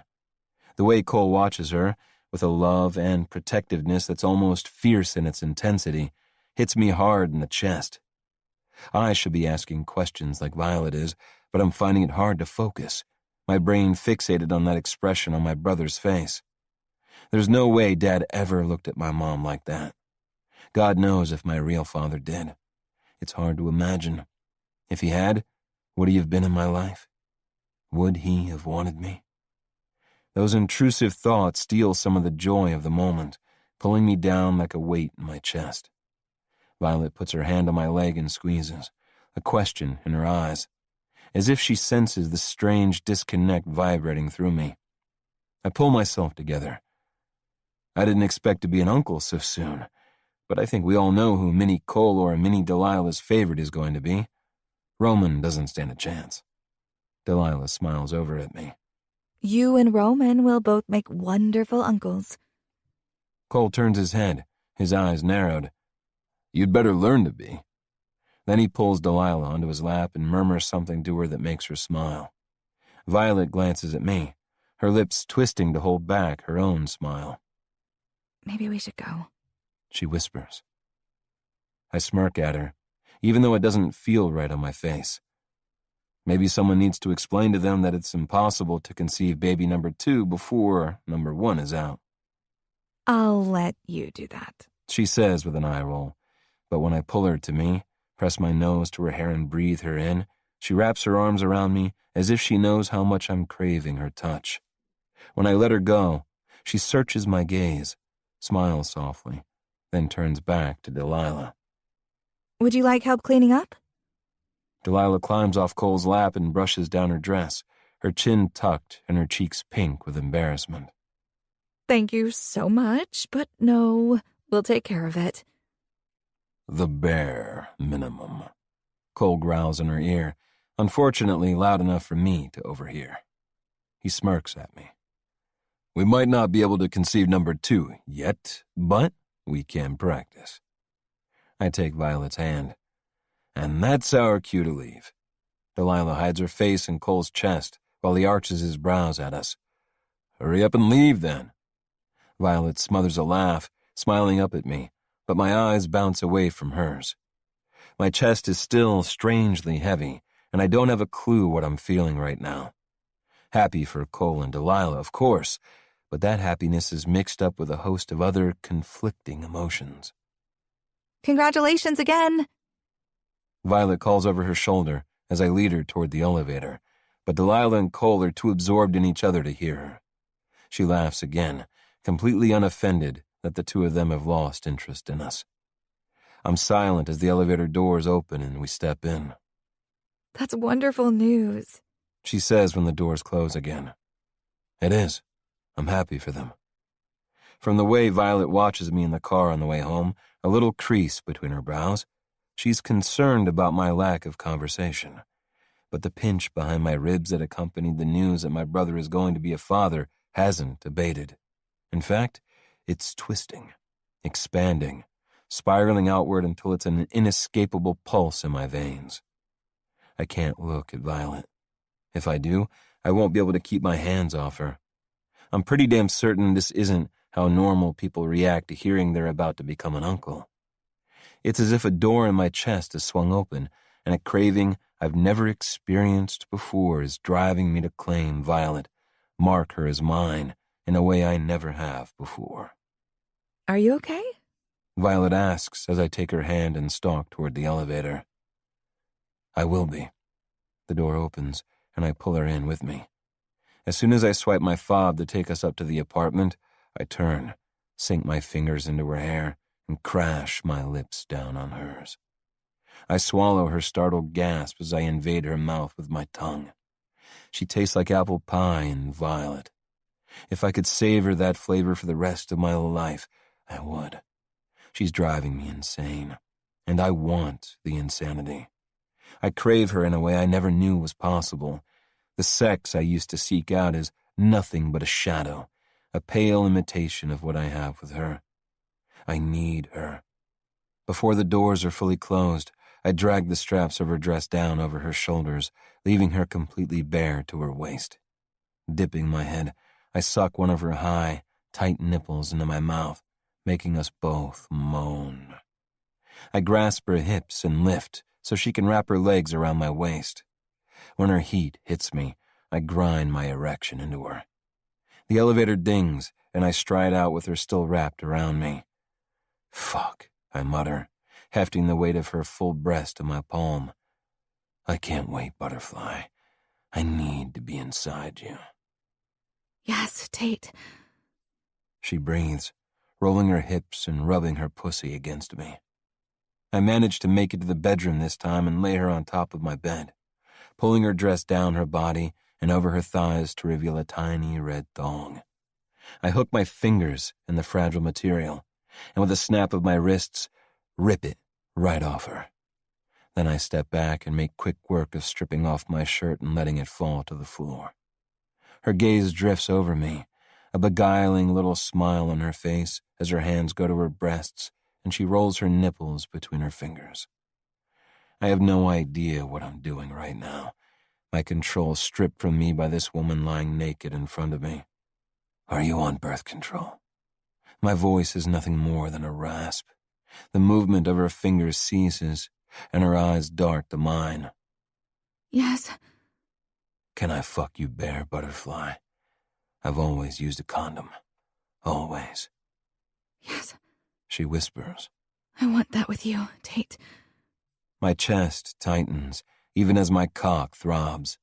So fucking trusting. So fucking mine.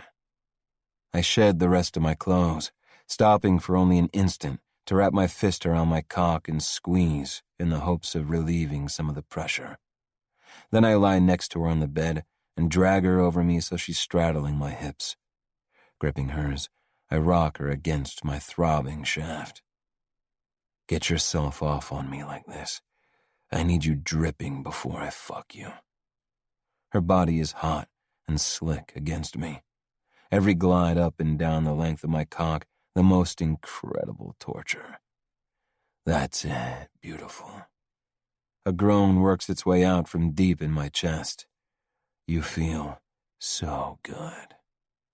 Her chest and face are flushed, and her eyelids are heavy as she works herself over me. I push my hand into her hair and drag her lips down to mine. The taste of her in my mouth, the feel of her against my cock. It takes all my concentration to stop myself from exploding, but I manage. Tonight, the only place I'm going to come is in her perfect little pussy.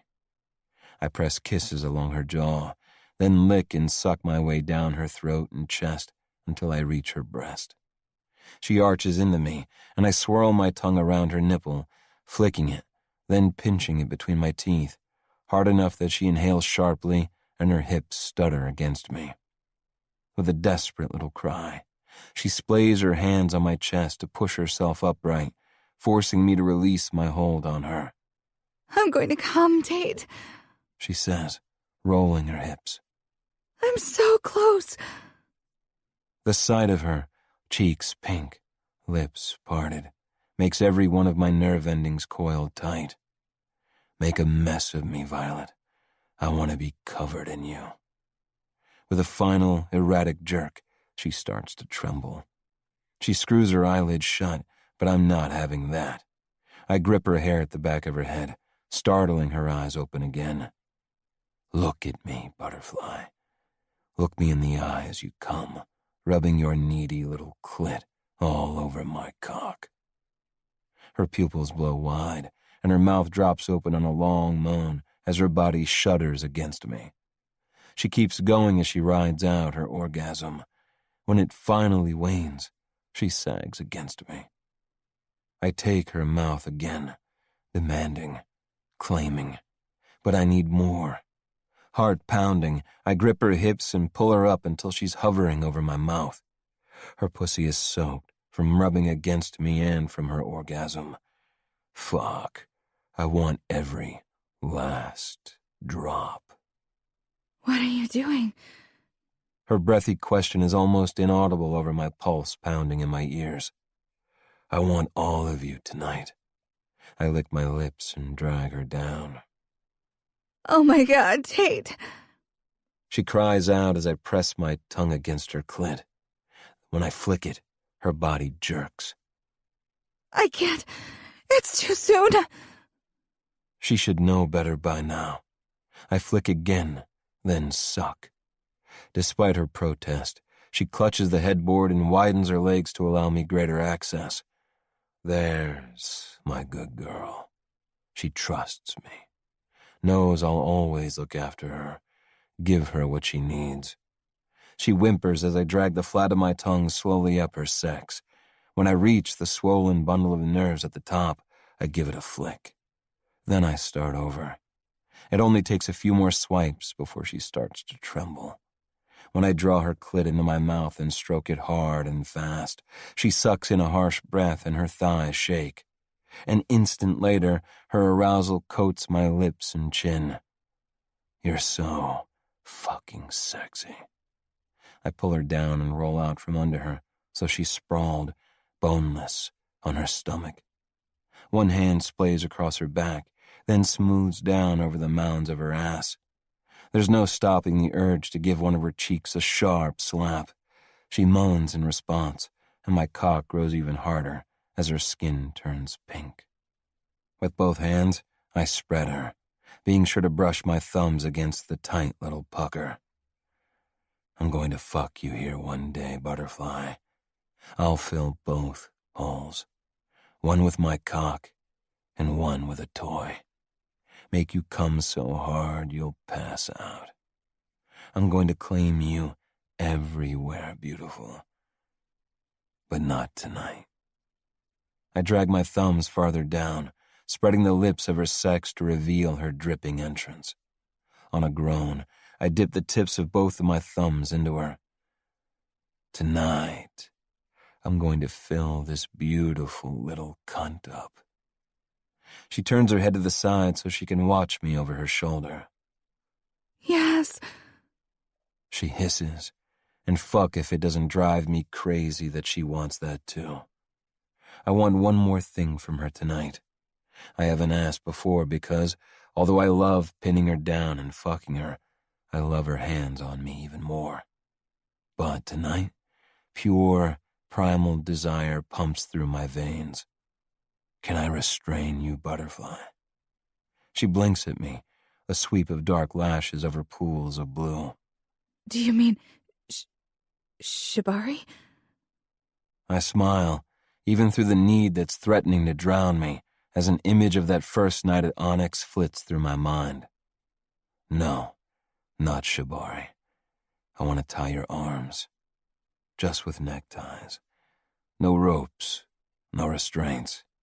Just enough that you can't make the pleasure stop. Okay? Okay. She whispers. My heart swells at her trust in me.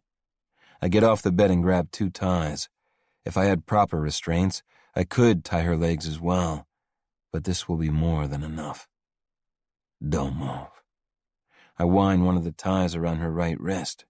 It's just tight enough to hold if she tugs a little. Then I wrap the other end around her left wrist. I make quick work of using a second tie to loop around the one stretching between her wrists. Then I tie it to the headboard. Her breaths are coming deeper now. "Still okay, Butterfly?" I ask.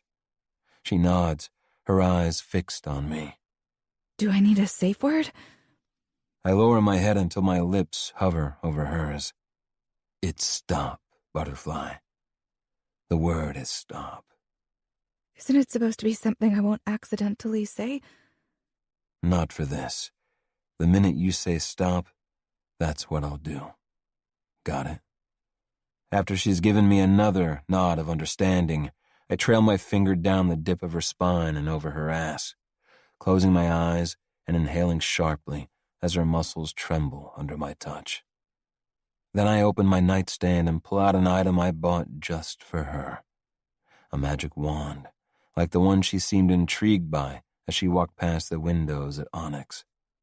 I switch it on, then slide my arm under her hips and pull her up so she's on her knees, with her ass in the air.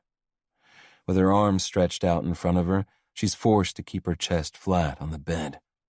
Like this, her beautiful pussy is bared and open for me. I run the buzzing head of the toy over her swollen flesh, eliciting a startled gasp from her. Her thighs tremble as I move it back and forth, getting it slick with her arousal. Oh my God. She whispers. Tate, that feels... God, that feels amazing. I slap her ass again, savoring her breathy little cry before circling her clit with the toy, never touching it directly. Violet whimpers, and her hips twitch in response to the indirect stimulation. My dick is so hard, I swear it throbs in time with my pulse. You're dripping down your thighs, Butterfly. You're going to leave a wet spot on my sheets before I've even fucked you.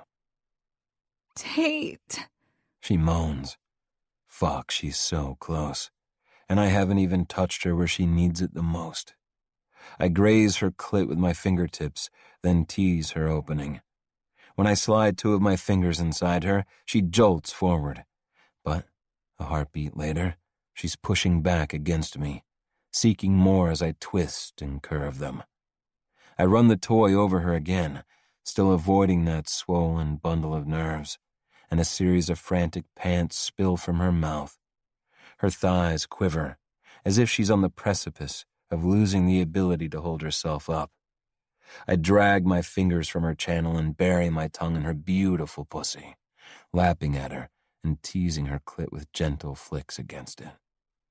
The taste of her makes the throbbing in my cock almost painful. There's no way I can drag this out as much as I'd like. Not this time, anyway. I pull back and lick her taste from my lips, then plunge two fingers back into her. Tate! Her cry is music to my fucking ears. I work my fingers inside her, teasing her front wall until I find just the right spot. Violet rocks back onto me as best as she can with her arms in front of her and unable to brace herself. Please. She begs. Please touch me, Tate. Does your pretty little clit want this? I press the toy just above where she wants it. She jerks again. Yes, please. Make me come, Tate, please. Take 3 of my fingers, and I'll let you come, I say. She shudders. Okay. I pull my fingers out just far enough to add a third and work them slowly back into her tight, wet heat. Her breaths are coming in gasps now, and I'm too close to hold off any longer. I'll let her come, but I won't use the toy to do it. Not yet. I pull the wand away and switch it off, then drop it on the bed next to us. With my other hand, I reach around her and roll my fingertips over her clit, using the same rhythm as my fingers inside her. When her legs start to shake and she pushes back against me, I increase my tempo. Thrusting deep while rubbing over her in tight, hard circles. She bucks against my hand, crying out as she clenches around me in a sharp, quaking orgasm. As she comes down, I notch the head of my cock against her soaked entrance. Fuck. I can't wait another second. The kiss of her wet flesh against me almost makes me lose my mind. I never wanted to be bare with anyone, never wanted to risk getting a woman pregnant. But right now, with Violet giving herself to me so beautifully, I can't think of anything but filling her with my cum. She already wears my ring. We could get married, have a baby, one we'd both love, one we'd raise together. My thoughts aren't completely rational, but I'm not rational right now. I feel fucking reckless. Violet makes me feel reckless. I thrust into her, letting out a strangled curse. She's always tight, but at this angle, it's like forcing my dick into a heated vice. I only make it an inch or so before I have to stop, drop my head and breathe. Relax for me, beautiful. You're so damn tight. I don't want to hurt you. I'm trying. She says, clutching at my comforter. She closes her eyes and exhales, and I slide in another inch. Oh, God. She breathes. More. I need more. Fuck. My dick is so hard. I wouldn't be surprised if she can feel the tip inside her pulsing with every pounding beat of my heart. I'm worried I'll lose it before I'm all the way in. Rock against me, butterfly. You're going to take every single inch of me. But I need you to fuck your way onto my cock. She bucks back in jerky motions, and I curse again. Sweat breaks out on my forehead as she takes me deeper. Finally, her body loosens enough that I can take over, working myself the rest of the way into her until I bottom out. Every muscle tightens to the point of pain, and I'm so fucking ready to explode that I'm almost lightheaded. I've never felt anything as good as having my bare cock buried all the way inside Violet's hot, wet pussy. I'm pressed so tightly to the end of her channel, I'm worried I'm hurting her. You okay, beautiful? More than okay. You feel incredible. Nothing's ever... She clenches her eyes shut. Nothing's ever felt so perfect. I stroke my hand up the curve of her spine until I can wrap my fingers around the back of her neck. Tell me to stop if it's too much. Okay. With one hand pinning her down and the other wrapped around her hip, I pull almost all the way out of her before burying myself to the hilt again. She hisses out of breath, but before I can check that she's okay, she tilts her head and meets my gaze again. More. That's all it takes for my control to snap and my mind to go hazy. I drive into her, over and over. Her pussy is clenched so tight around me that I know it won't take long before I'm emptying myself inside her. The sound of our skin slapping only amplifies the need coursing through me. It's raw and real and dirty. It only makes me thrust harder. There's no way I'm coming without taking her with me. I curl over her and quickly undo one end of the tie linking her wrists. Use the toy. I'm not going to fill you up until your hot little cunt is gushing all over my cock. Immediately, she releases her death grip on the comforter. With a shaky hand, she gropes for the wand.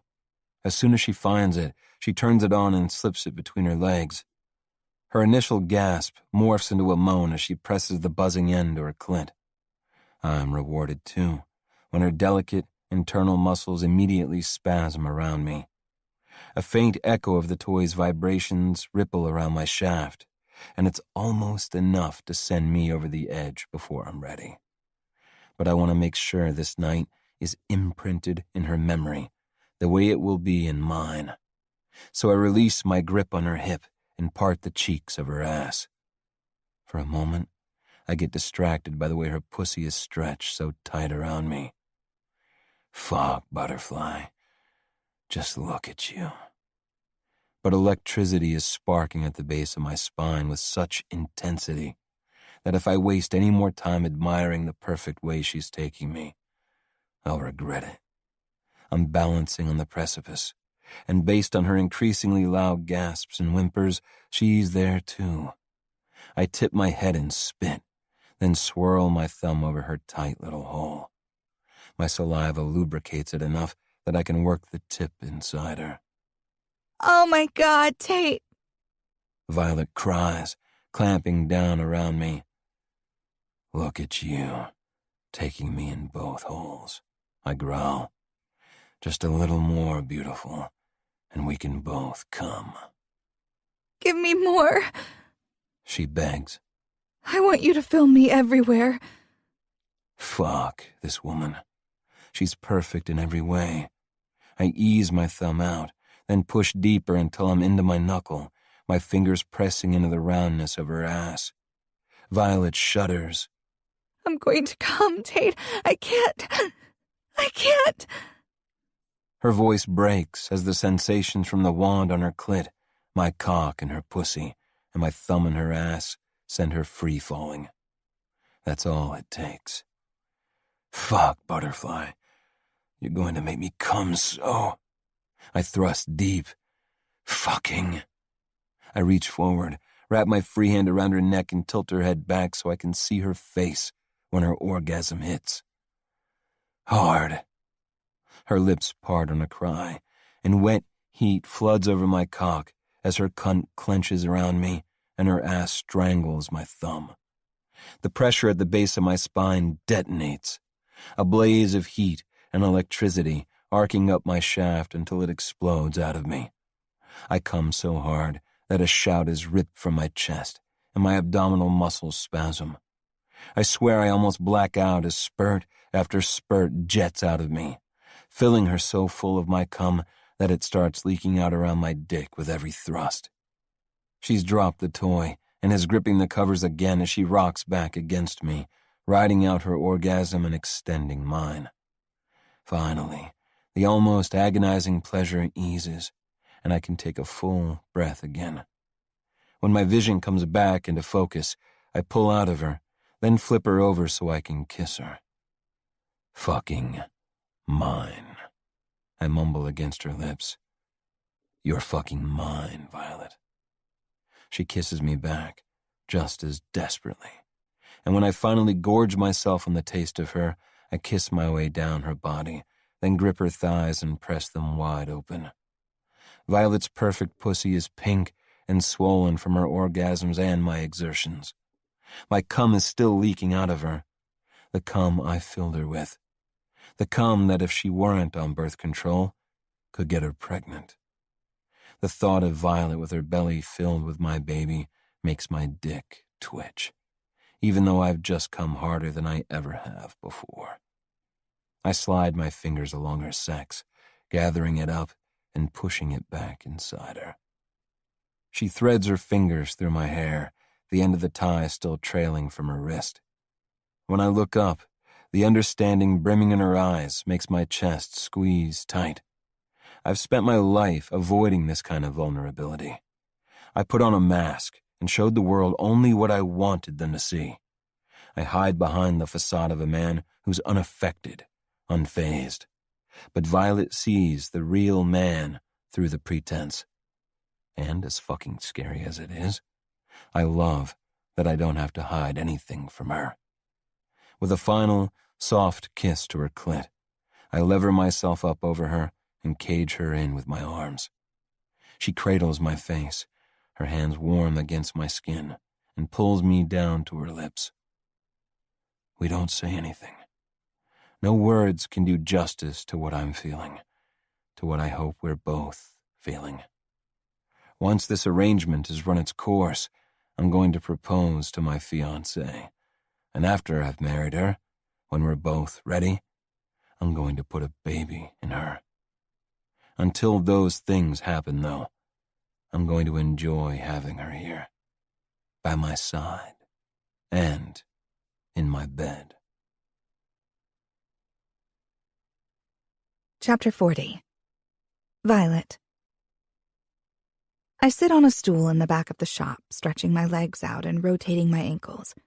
Marie, the new waitress, smiles at me as she bustles past. "Busy today, huh?" "It is," I grin. "It's a great problem to have." True Brew has been bustling all morning.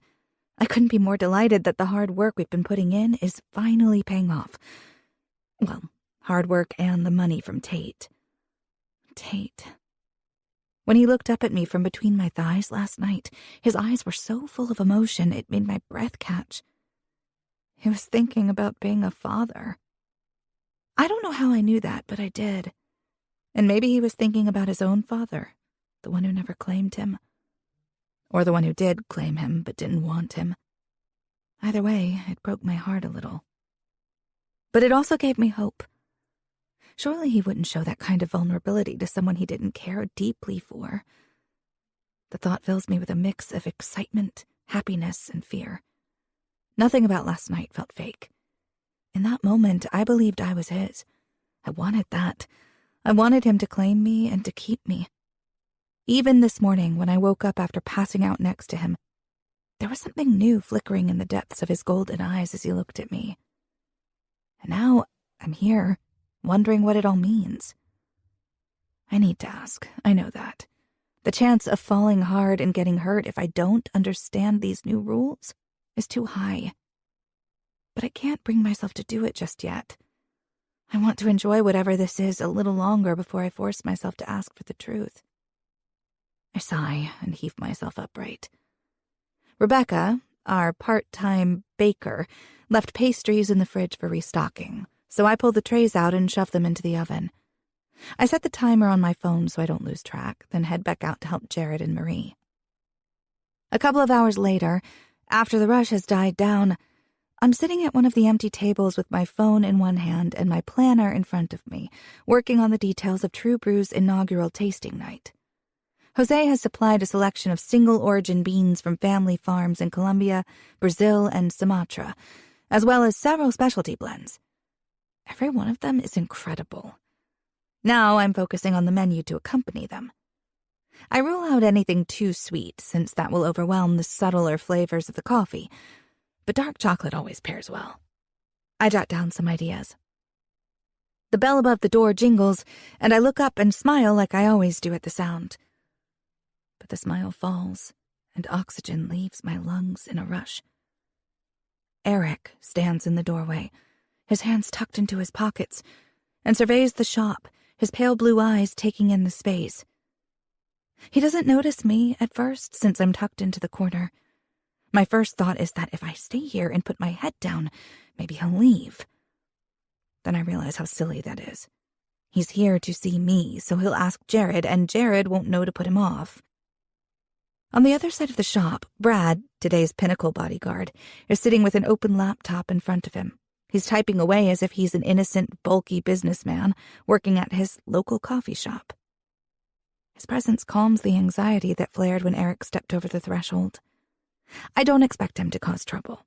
He cares too much about appearances, and his job to do anything to draw untoward attention to himself. But on the off chance I need help removing him, Brad is here.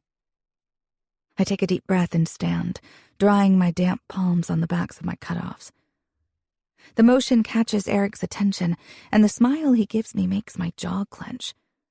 It's the same one he hit me with the first time we met. The one that's all perfect white teeth and sparkling eyes, as if he's never been so delighted to see someone. When he starts toward me, I move his way to avoid being cornered, then usher him to the side of the shop. Violet, sweetheart, it's so nice to see you again. I've been looking forward to visiting True Brew. I remember how fondly you spoke of it. I cross my arms over my chest. What are you doing here?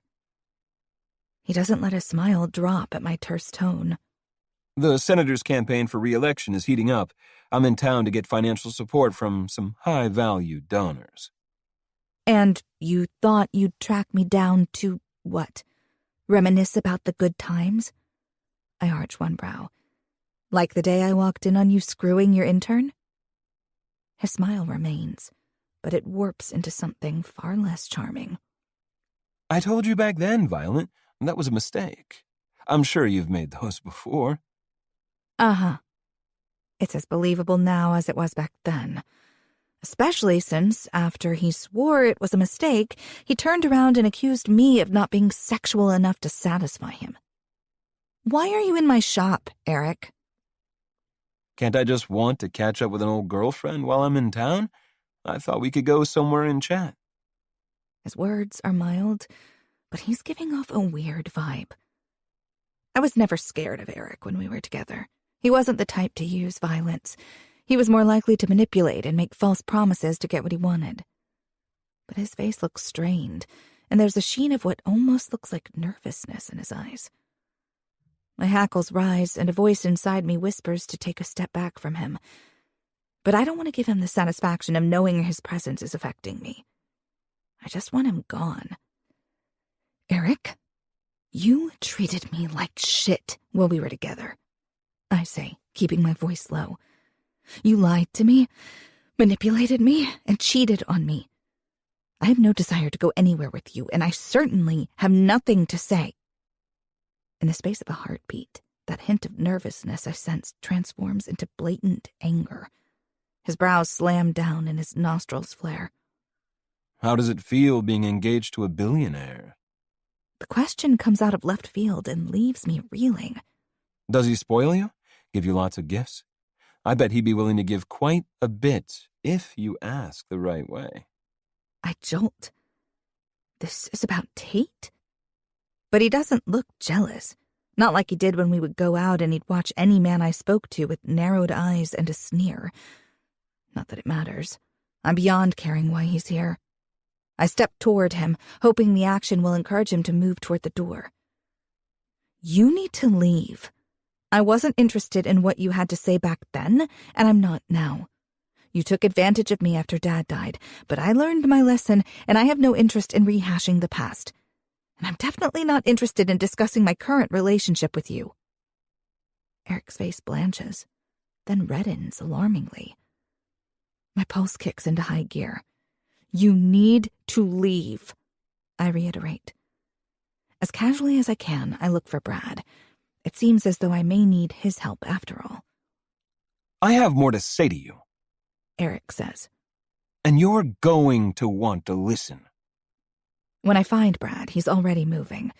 But he's only halfway across the shop when Eric grips my wrist and yanks so hard it feels like my bones are grinding together. This was supposed to be the easy way, he hisses. He gets in my face. But a second later, he releases me and holds up his hands. I'm leaving, he says as he backs away. Yes, you fucking are.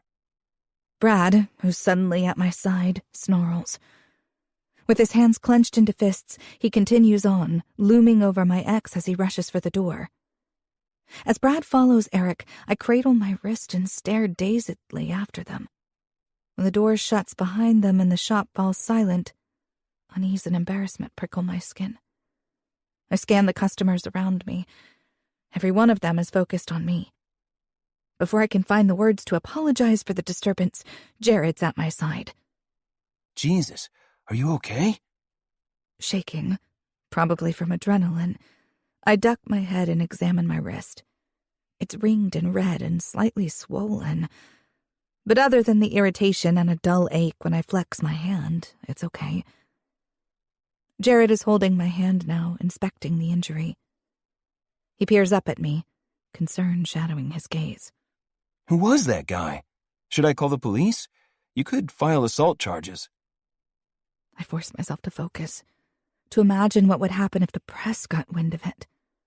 The whole point of this arrangement with Tate was to dissuade the tabloids from writing scandalous things about him, and to make True Brew a staple of the community again. Pressing charges against Senator Rollins' nephew would have the opposite effect. And by the look of the fear on his face as Brad chased him out of here, I don't think he'll be back. I still don't understand why he came in the first place. So I shake my head. I'm okay. He just got carried away. It won't happen again.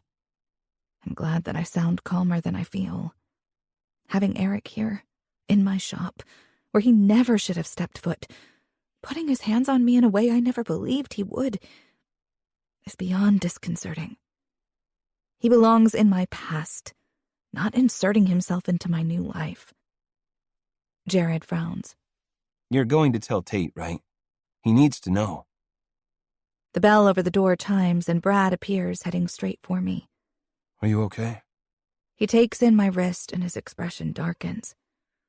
I should have beaten his ass. I let out a shaky breath. I appreciate the sentiment, but he's just a bitter ex. He doesn't even live in New York, so I doubt he'll be back. He pulls his phone out. I need to inform Mr. King. I put my hand on his arm. Can I be the one to tell Tate? He frowns, but nods reluctantly and slides his cell back into his pocket. It's his job to inform Tate of any incidents, so I appreciate him letting me do this myself. You need to do it now, though, he says. He won't be happy if he hears about it in my end-of-shift report. Of course. I don't want you to get into trouble. I turn to Jared. Can you cover the rest of the afternoon? He nods, concern still creasing his brow. Absolutely. And now that I know what he looks like, I'll make sure he doesn't try creeping back in. Thank you. I'll be back tomorrow. I look up at Brad. Can you take me to Tate? Chapter 41. Tate. I'm in the middle of my call to the UK when Sophie buzzes me. She knows I'm in a meeting, so if she's interrupting it, then the reason must be important. I excuse myself, put the call on hold and hit the intercom. What's the problem? Sorry for the interruption, sir. Your fiancée is here to see you? You told me to let her in if she ever came to the office, so... My stomach drops. Not because I don't want to see Violet, but because she should be working at True Brew. She's never come by before, and I'm hit with the uneasy feeling that the reason behind her visit isn't a good one. Send her in. Thanks, Sophie. Can you reschedule the UK meeting for tomorrow? After hanging up, I close out of the call. Sophie will soothe any ruffled feathers for me. I'm more concerned about my fiancée. Itching to lay eyes on her, I push my chair back and make my way around my desk. I'm only a few steps from the door when she knocks, so I swing it open myself. Violet takes a step back, her hand pressed against her chest, as if I've startled her. The red marks on her wrist practically jump out at me, and my heart slams into my throat. I reach for her hand and cradle it in mine as I scrutinize the injury. It's already bruising. Who the hell did this? I bite out. When I focus on her face, needing an answer, her lips are parted and her eyes are wide. I gentle my tone. Violet, who hurt you? Was it a reporter? She peeks over her shoulder at Sophie, who's doing her best to not look like she's listening in, and turns back to me. Can I tell you in your office? Still holding her hand, I lead her inside. I close the door quietly, and when I turn back, she's standing in the middle of the room, taking in the space.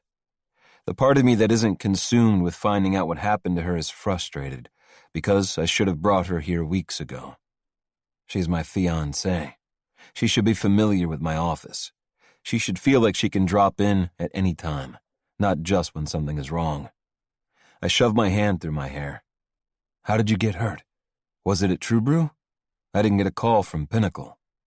Her blue eyes meet mine. I asked Brad not to call. He drove me here so I could tell you myself. Jesus Christ.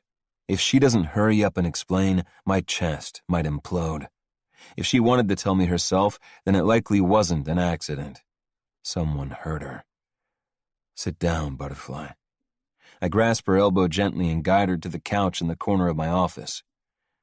Tell me who I need to deal with. She sits, and I take my place next to her, grasping her hand again and brushing my thumb over the bruises.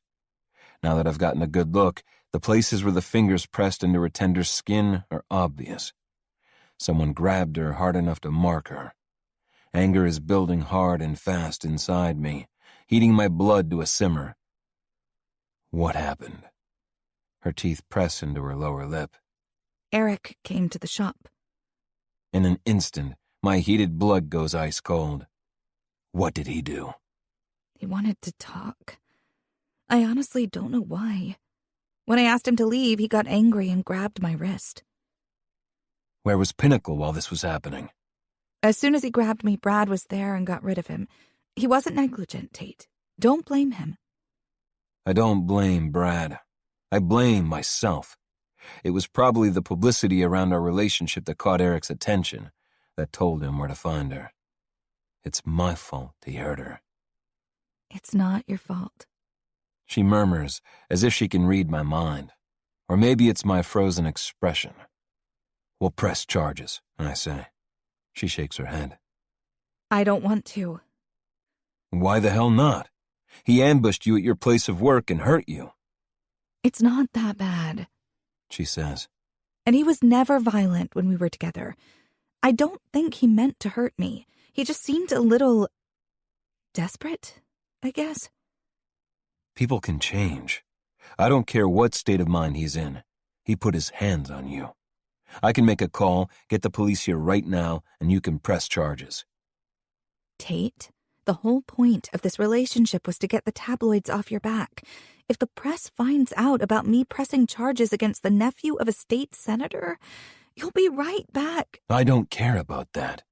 He's not going to get away with hurting you. I care, she says softly. I clench my jaw, holding back my frustration. When all I want to do is make sure he never comes near her again. And it's not just that. This arrangement has helped me bring True Brew back. I don't want the kind of publicity this will bring when we're just getting traction again. I don't know what Eric wanted, but I doubt he'll be back. If he is, then I'll go to the police. I promise. Tension knots at the back of my neck. I pull my hand from hers and run it through my hair. I didn't think this whole thing through. From the minute I found out she was the woman I was with at Onyx, I've been careless with her. From convincing her to fake date me, to announcing that we were engaged, to deciding I wanted all of her. My moves have been based on my wants and desires. Now she's asking me to do something for her. It goes against every instinct that's screaming at me to track Eric down and threaten his life. But I'll give her this. Fine. But Violet, if he tries anything else... He won't, she says, relief shining in her eyes. He'll be back in Maine soon, and he knows I have security now. He won't want to risk his job and reputation. Believe me. Eric is all about appearances. I nod, swallowing down the frustration that's urging me to do it anyway. She doesn't want to press charges, and I'll give her that. But I will put in a call to the investigator I had tracked down my biological father and ask him to dig up all he can about Eric. I should have done it after she told me he commented on her True Brew post. I'm not letting it go this time. Violet smiles at me. Thank you. I know you want to help, but this is for the best. Come here. I gently lift her until she's straddling me. Framing her face with my hands, I tug her down until her lips are against mine. She sighs against them and presses closer. My thumbs trace over the soft skin of her cheeks. I hate that you're hurt because of me. It's not your fault. She whispers again. Guilt pinches behind my ribs, and I trail my fingers down her back so I can wrap them around her waist. It is. Maybe you could make it up to me when we get home? With a wicked little smile, she rolls her hips. Heat flares up my spine. I'm suddenly too aware that I have her here, alone in my office. I ended my meeting early, and the next doesn't start for half an hour. There's a lot I can do in 30 minutes. I can make it up to you right now. Her cheeks turn pink, and she looks at the door. Sophie won't come in, I say, and she won't let anyone else in. She knows better. Violet's muscles go taut in response. Damn it. Her interpretation of that comment couldn't be further from the truth. She won't ask if I've had other women in here because she doesn't think she has the right. She still hasn't figured out that she's the only one who does. The only one who's ever been mine in every sense of the word. You're the only woman I've had in this office, Butterfly. And I've spent far too long imagining you spread out on this couch or bent over my desk. Her breath catches, and then she drifts her fingers down my chest until they curl around the leather of my belt. What about on my knees? Have you imagined that? My pulse leaps, because of course I fucking have. I don't let myself react to the visual searing through my mind, though. You're hurt, I grit out. She looks down at the red mark on her wrist and runs her fingers over her skin. Not bad enough to stop me. I tip her face up to mine. The idea was for me to make it up to you. Why should making it up to me only involve you giving me pleasure? My thumb draws a line under the curve of her lower lip. You don't think making you come gives me pleasure? She cocks her head. I know it does, Tate. The same is true for me. And I want this. Maybe I've had fantasies of my own that involve your office. Maybe my ex being an asshole shouldn't take that away from me. Fuck. My dick is rock hard at the thought of Violet on her knees for me right here. But the desire wars with my need to take care of her. There's something in her tone of voice, though. Something that tells me maybe Eric turning up out of the blue shook her more than she's admitting. Maybe a little control is exactly what she's craving right now. Or maybe there's a part of her that wants to claim me, exactly the way I always want to claim her. The war is lost when she slides off my lap and drops to her knees between my legs, looking up at me with wide, imploring eyes. She knows exactly what she's doing to me. Fuck, Violet. How am I supposed to say no to you when you look at me like that? She gives me a smile of pure, female satisfaction. You're not. Giving in to the inevitable, I inhale deeply, palming my erection to ease some of the ache. She watches me do it, her pupils dilating. Reaching out, I trace my fingers over her collarbone and down to the swell of her breasts, tugging on the neckline of her tank top. Show me. Maintaining eye contact, she drags the straps of her tank top and bra off her shoulders, tugging them both down until she's fully exposed. I lick my lips. Play with those pretty nipples. Without hesitation, she pinches them, rolling them between her fingers. My dick throbs against my fly. Such a good girl, I say. Do you like showing yourself off for me? Yes. Her voice is breathless, and I'd bet her panties are already damp. I lean forward and pull the tie out from her ponytail, sifting my fingers through the length of her hair so it falls loose around her shoulders. Stick out your tongue. When she does, I run the pad of my thumb down it. Do you know what I'm going to use this for? Goosebumps break out over her skin, but she doesn't answer. After I fuck my fiancé's pretty mouth, I'm going to come all over it. Tate. She breathes. I hold her gaze, giving her one more chance. You know I just want to make you feel good, don't you? Her smile is soft. Yes. And right now, what will make me feel good is you giving me what I want. The last of my concern dissipates. She wants this. I unbuckle my belt, drag down my zipper, and pull myself out. Then use that beautiful mouth to make me come. I wrap my fist around my shaft and stroke it, then guide it toward her. She keeps her eyes on me as I rub the already weeping crown over her lips. When I press against their softness, she opens for me, and I push inside. Then I let go so she can take control. Her fingers circle my base, and fuck if my heart doesn't stop at the sight of her like this. Mouth wrapped around me, hair brushing my thighs, beautiful bare breasts thrust out toward me, and my ring glittering on her finger. I'm never going to be able to get this moment out of my head. When I enter my office from now on, this will be all I can think of. Violet on her knees for me. She runs her tongue along the underside of me before sinking all the way down until I'm at the back of her throat. I groan. Fuck, butterfly. I stroke my hand over her hair.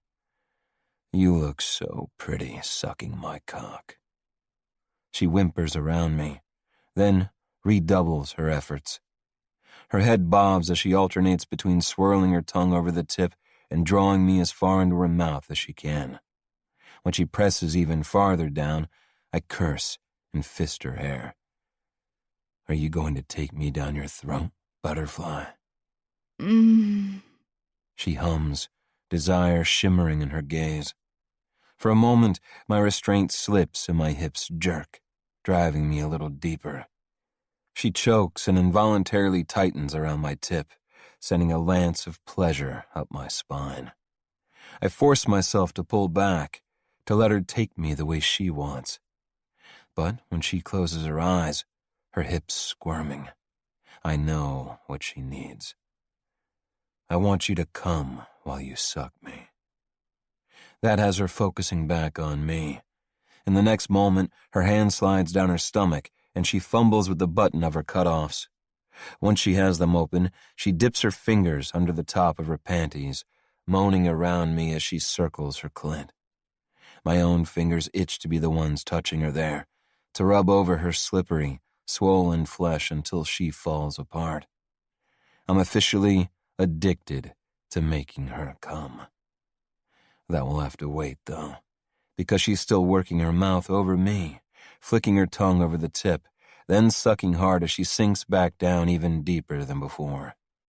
When she gags, tears springing to her eyes, I have to take a deep breath to stop myself from spilling into her mouth right then and there. Maybe she senses my struggle, because her gaze fixes on me and she speeds up, gagging whenever she goes too far or too fast. Her tears glitter like diamonds on her lashes before dripping down her cheeks, and I cup her jaw and wipe them away with my thumb. My breathing is getting harsher as heat claws at the base of my spine. I'm close. She is too. Her eyelashes flutter, and her fingers move faster inside her panties. I wish I could see her working that pretty clit of hers. I grip her hair tight. I'm going to take over now. Concentrate on that beautiful pussy, because the minute you come, I'm filling your mouth. Her enthusiastic nod is consent enough. Using my hold on her hair to keep her still, I thrust into her. Her pupils dilate, and her cheeks flush as I fuck her mouth. I'm swollen, throbbing, desperate for release. But I need hers first. Dragging her down onto me until she gags one last time, I growl. You look so fucking perfect with my cock in your throat and your fingers in your pussy. Her eyes squeeze shut, her hips jerk, and a moan vibrates through me. That's all it takes for the dam to break. A tidal wave of pleasure hits me so hard, it feels like every muscle in my body seizes at the same time. I groan long and deep as my cock swells, and the first stream of cum hits the back of her throat. 2 more pulses, and I tug her head back so my dick rests on the tip of her tongue, and I can paint it with my release. Open up, butterfly. Let me see. She does, staring up at me with glazed, pleasure-soaked eyes as I throb again and again, filling her mouth. Fuck, I swear. The minute my muscles release and I can do something other than come like a damn freight train, I let go of her hair and wrap my hand around her throat. Swallow for me.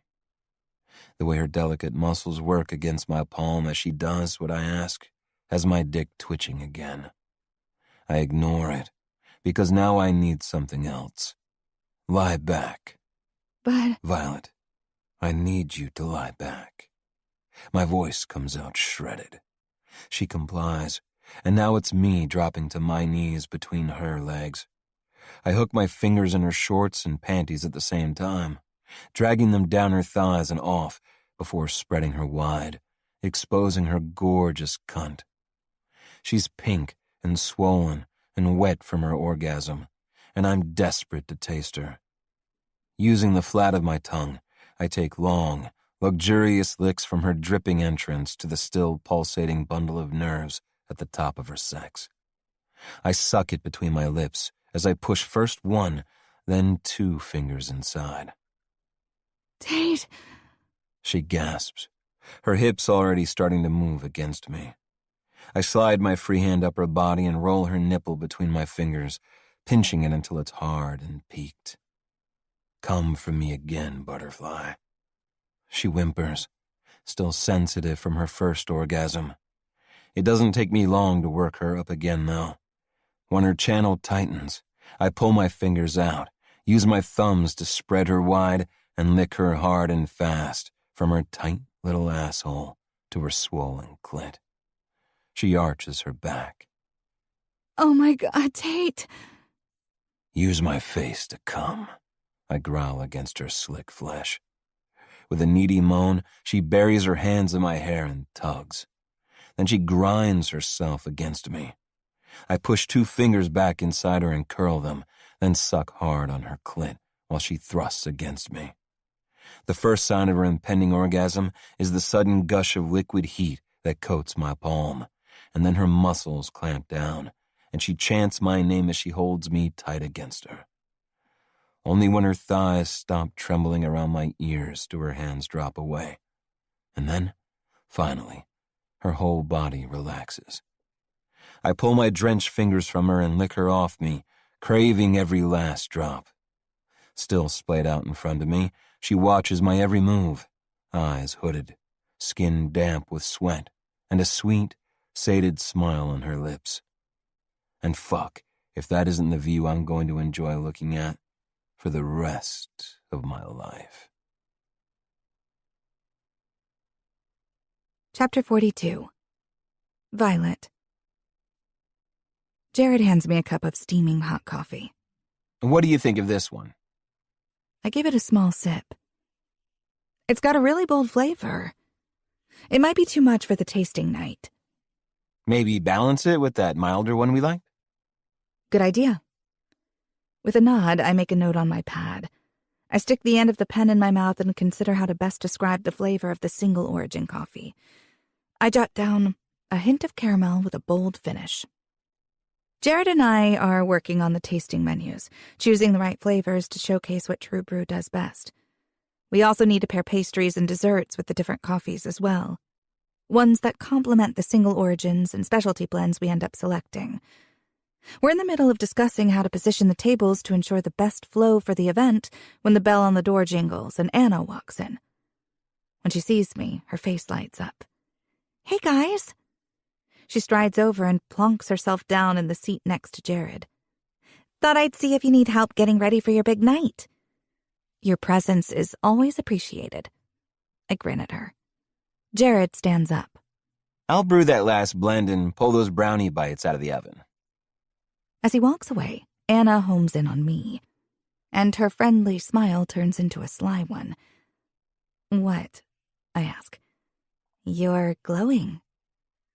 Without thinking, I touch my face. I have no clue what you mean. She leans forward and lifts a brow, her inky black curls spilling over her shoulder. You look like a woman who's been taken care of. The exaggerated wink she gives me makes my eyes roll. I glance over to make sure Jared is still busy behind the counter, then back at my best friend. Tate is incredible. I've never felt anything like I do with him. That's great, Vi. And I'm assuming he feels the same way about you? My heart stumbles just a little. It feels like he does, but I'm not sure. Hold on. She lifts a hand. He hasn't said anything about how he feels? I bite my lip and regard her. I think he feels the same as me. He says all the right things. She frowns, her brows creasing. So why the doubt? Because sometimes between swooning, when I think about all he's said and done, I wonder if it's too good to be true. Tate was such a natural at pretending to be my boyfriend at the start. I can't help but worry that maybe he's just good at pretending with all this relationship stuff. That maybe I'm falling for the patented Tate King charm. That it's concentrated in this situation. Anna's eyebrows shoot up. Concentrated charm?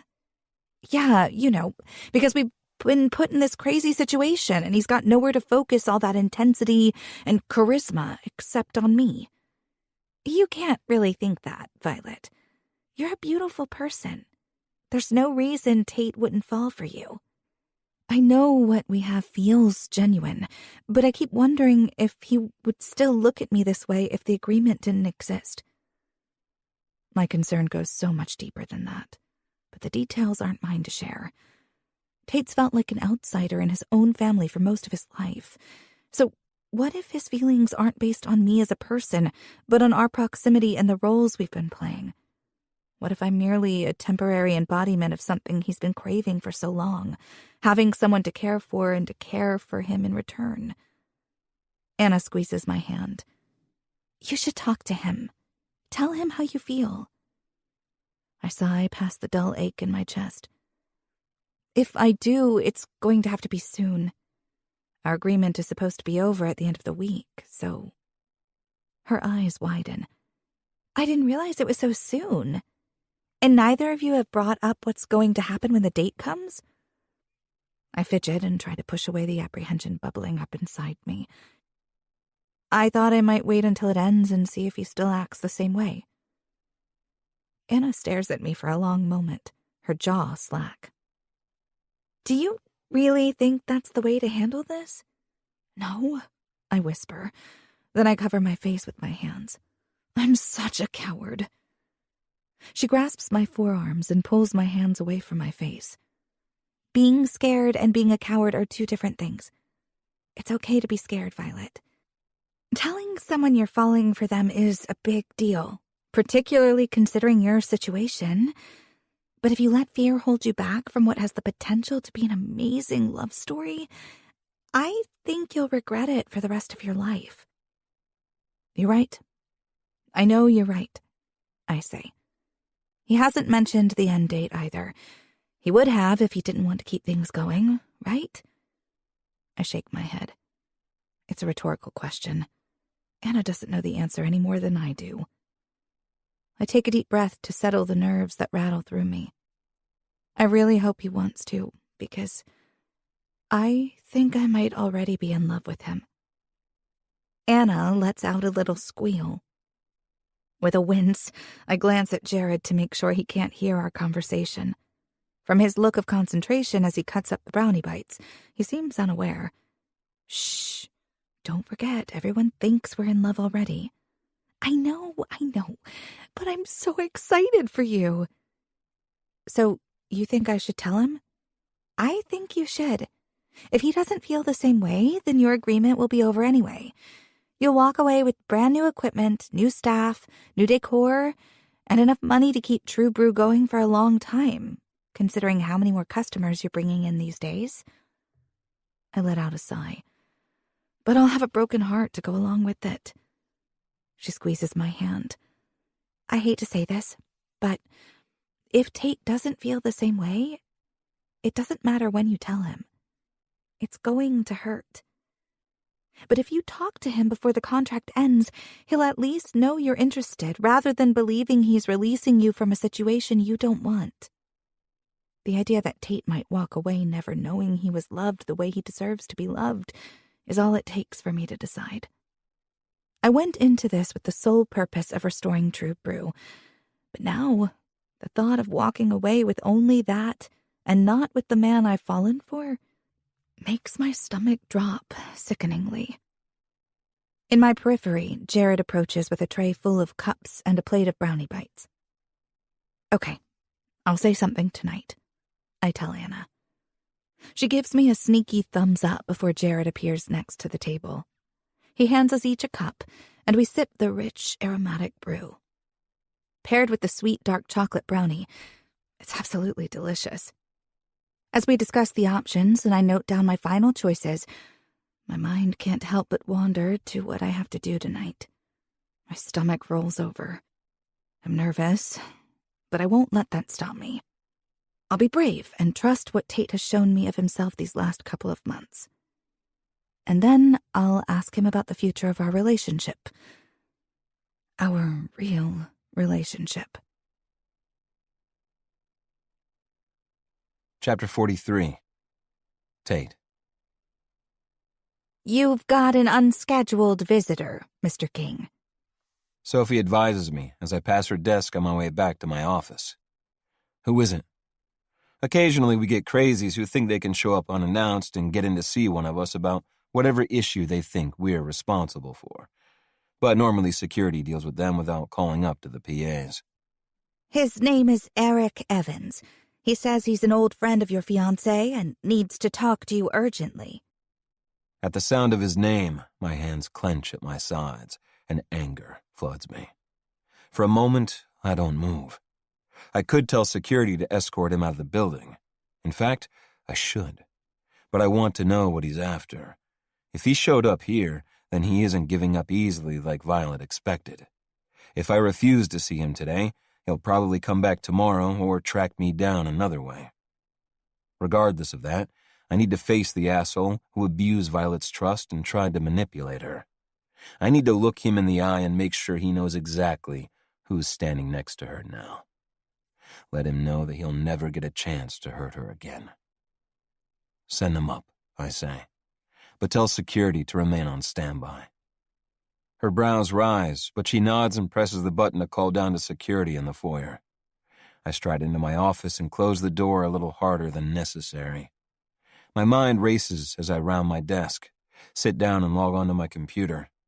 I reread the email my PI sent me last night. It's only an initial assessment of Eric, which means it gives me little insight into who I'm dealing with. He has a bachelor's degree in public administration, has been working for his uncle since he graduated, and is still working as Senator Rawlins' fundraising manager. So he hasn't earned the promotion Violet said he was after since they were together. His relationship with his uncle doesn't seem particularly close, although, according to the investigator, Eric is more than happy to play things up to make it look that way. I don't have time to review more before there's a knock on the door. Sophie sticks her head in. Eric Evans here to see you. Send him in, please. I make sure to look as though I'm working on my computer when he enters, only glancing up to say, "Take a seat," before turning back to the screen. As Eric sits in one of the chairs in front of my desk, I type out an email to the investigator with instructions to step up his digging on the asshole, ignoring the man himself the whole time.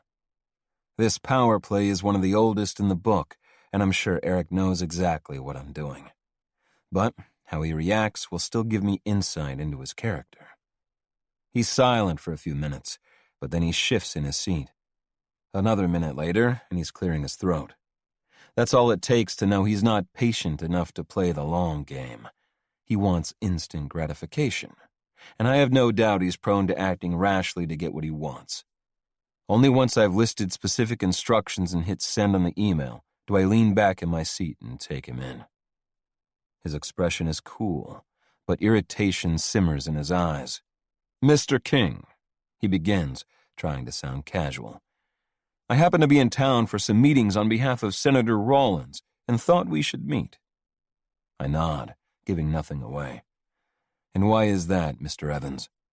As far as I know, the King Group doesn't have any ties with the senator. He's donned a confident demeanor, but his eyes shift around, never staying in place for more than a few moments. He's nervous. "You don't, but you have a tie to me, and I have a business proposition for you." I ignore the tension building at the base of my neck as best I can. Keeping my cool and figuring out what his angle is so I can get him out of my office and out of Violet's life is my priority. I'm listening. He drums his fingers on the arm of the chair. "Let's just say I'm in a situation. A tight spot that requires a bit of financial lubrication." I raise an eyebrow. "And you think I can provide you some lubrication?" His mouth twists. "I need a substantial amount of money, and I need it fast. I believe we can help each other out." Leaning forward, I rest my elbows on my desk. My hackles rise, and everything inside me is screaming that I need to be wary. "You want me to give you a substantial amount of money, And in return, what do I get? Because believe it or not, I'm not known for doling out cash to complete strangers, ties or not. What you get is the chance to maintain the reputation of your lovely fiancé. The muscles along the length of my spine draw tight with tension. This fucker came here to threaten Violet? My instincts shout at me to make very sure he regrets it, but until I know what's at risk, I'll continue with the facade of calm, giving nothing away. Eric pulls his phone out of his pocket, unlocks it, and slides it across the desk. My gut lodges itself in my throat as I smoothly pick up the device. But as the picture on the screen registers, fury, unlike I've ever known, roars through me. I clamp down on the urge to reach across my desk, grab him by the tie, and smash my fist into his nose. I'm only able to restrain myself by calling on every second of practice I've had hiding how I really feel from the world. The photo is a little out of focus, but it's clear enough. Violet, naked on a bed, eyes closed, head angled toward the camera, while a man, his face obscured, hovers over her. Her breasts are visible and her legs are spread. The man, who I assume is Eric, rests between them. Rage twists and turns inside my chest, struggling to escape. I grapple to control it as I flash through every possibility of where to go from here, every scenario and its consequences. If there's ever been a time to act as if I don't care, now is it. And the thought makes me feel sick to my stomach. Okay, I say, stripping every ounce of feeling from my voice. Eric frowns and glances at the phone, then focuses on me again. Feel free to scroll. Dread churns through me as I swipe to the next photo. Fuck. This one is taken from behind while she's on all fours. Nausea hits then. I swallow it back and continue to flip through the images just for show, unwilling to focus on them. I want to kill him. I want to launch myself across the desk, wrap my hands around his neck and squeeze. The hardest thing I've ever had to do in my life is slide the phone back over to him, raise a brow and say, "And?" Shock flashes across his face for a second before he schools his expression. I assume you don't want these photos of Violet uploaded to the internet. A pulse throbs in my temple. I can only hope it's not visible. I would take him down right now, but the implications of his actions are clear. He didn't hesitate to give me his phone. He's not worried about me deleting them, so he has copies. Even if I were to call security right now and have him detained, even if I accused him of attempted extortion, I have no evidence to back it up.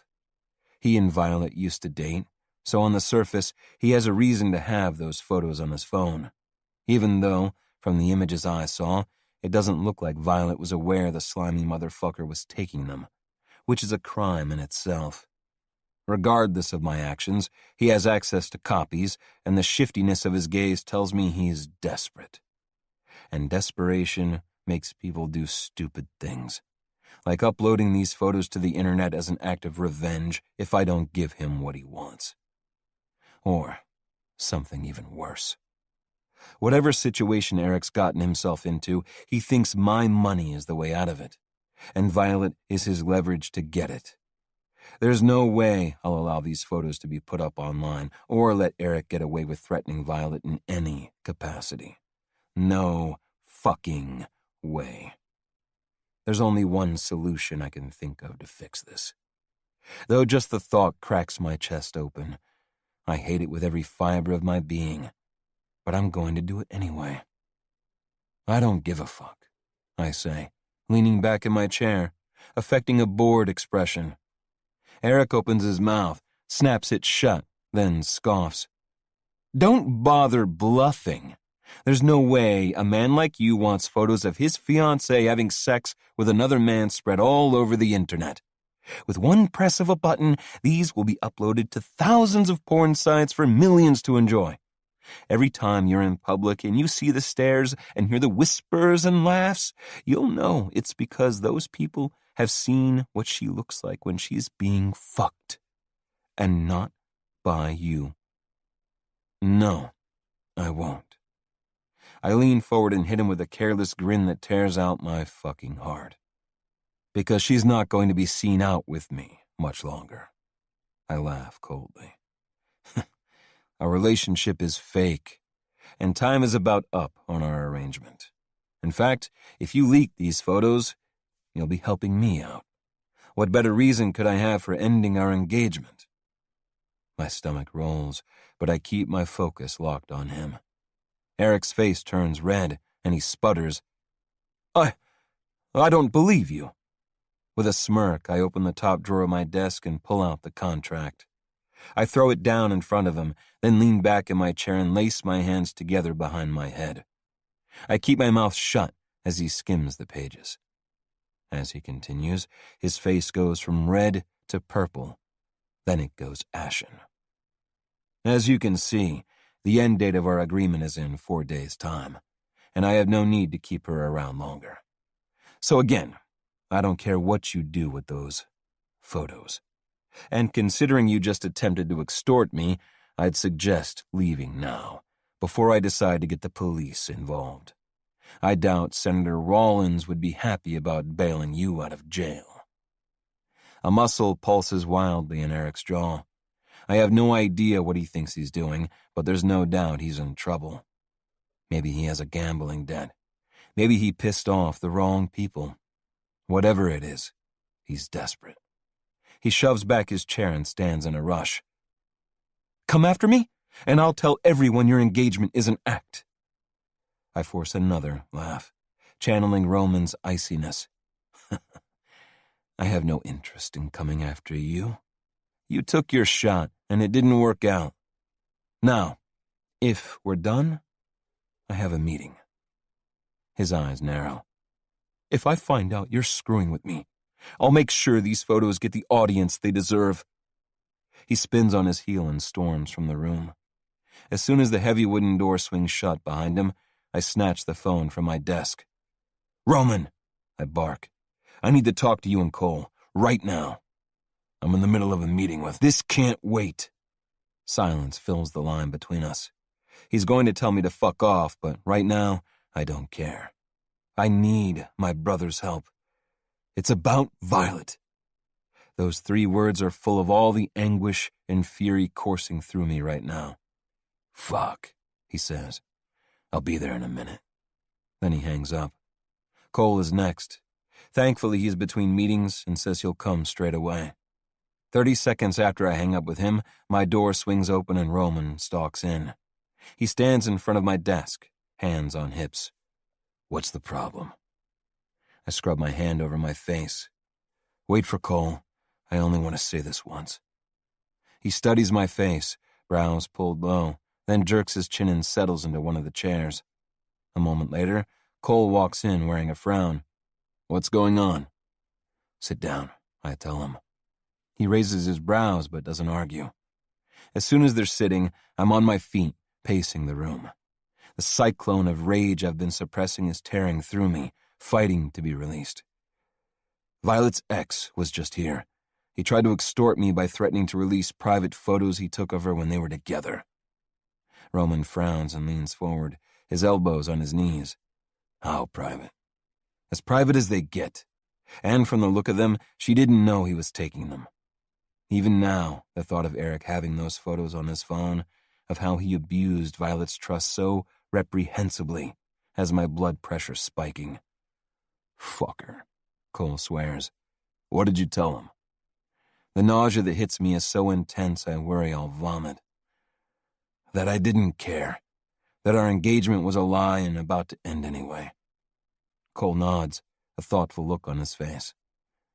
You managed the narrative. I choke back my self-loathing. And I've never felt dirtier.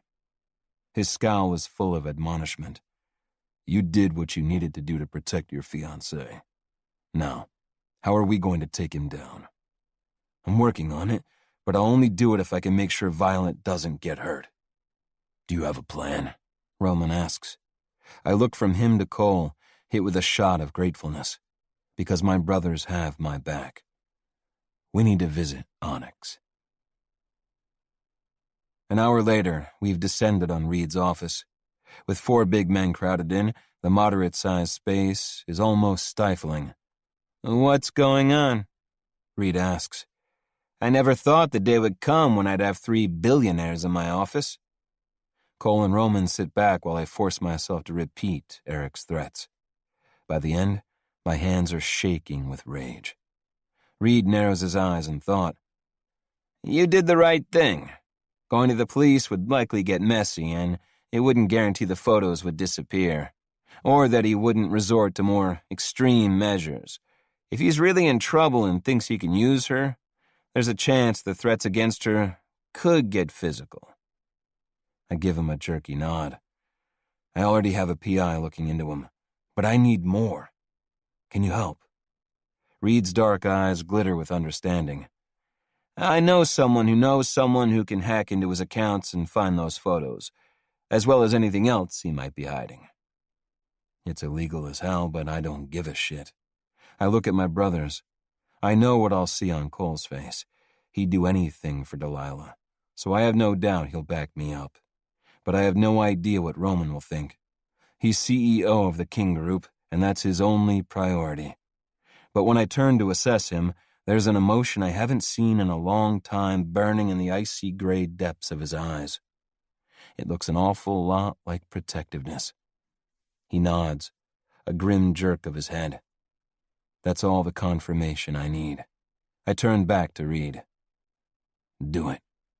He reaches for his phone, but before he unlocks the screen, he regards me with a frown. "If we do this, Tate, you shouldn't tell Violet."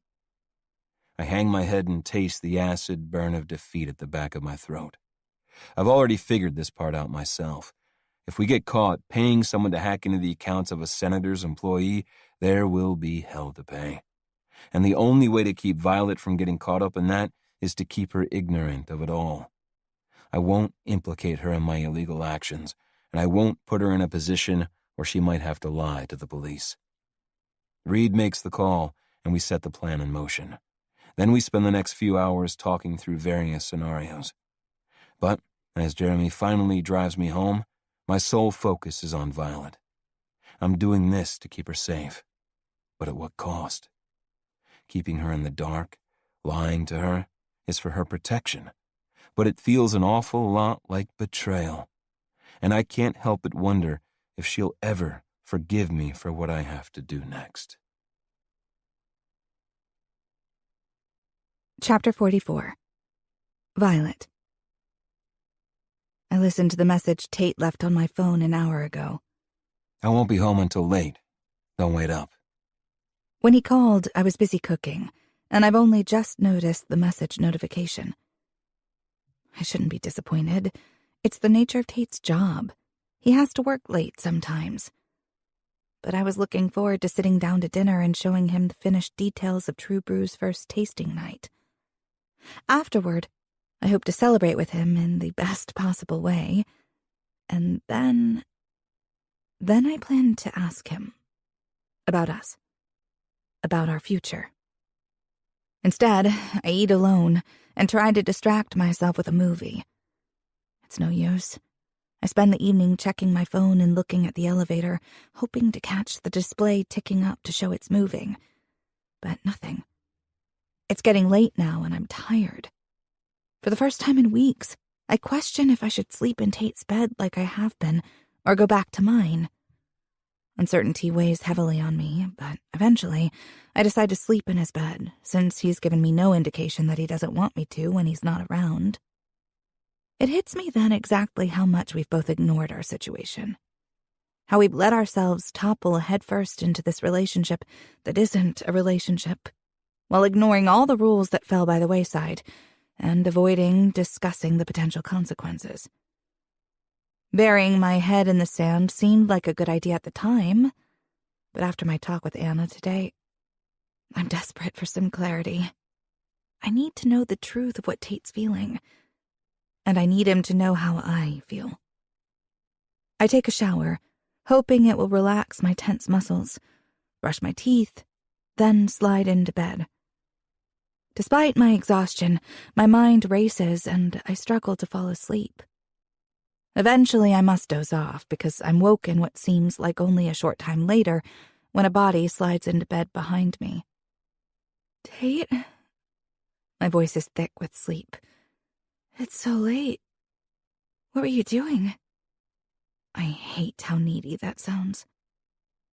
His body stiffens almost imperceptibly against me. I was at Onyx. The fog clears from my mind and I sit up. I focus on him, taking in his features in the moonlight that floods through the large window.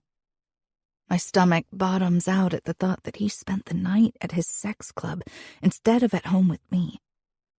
You went to the club? He scrubs his hand over his chin.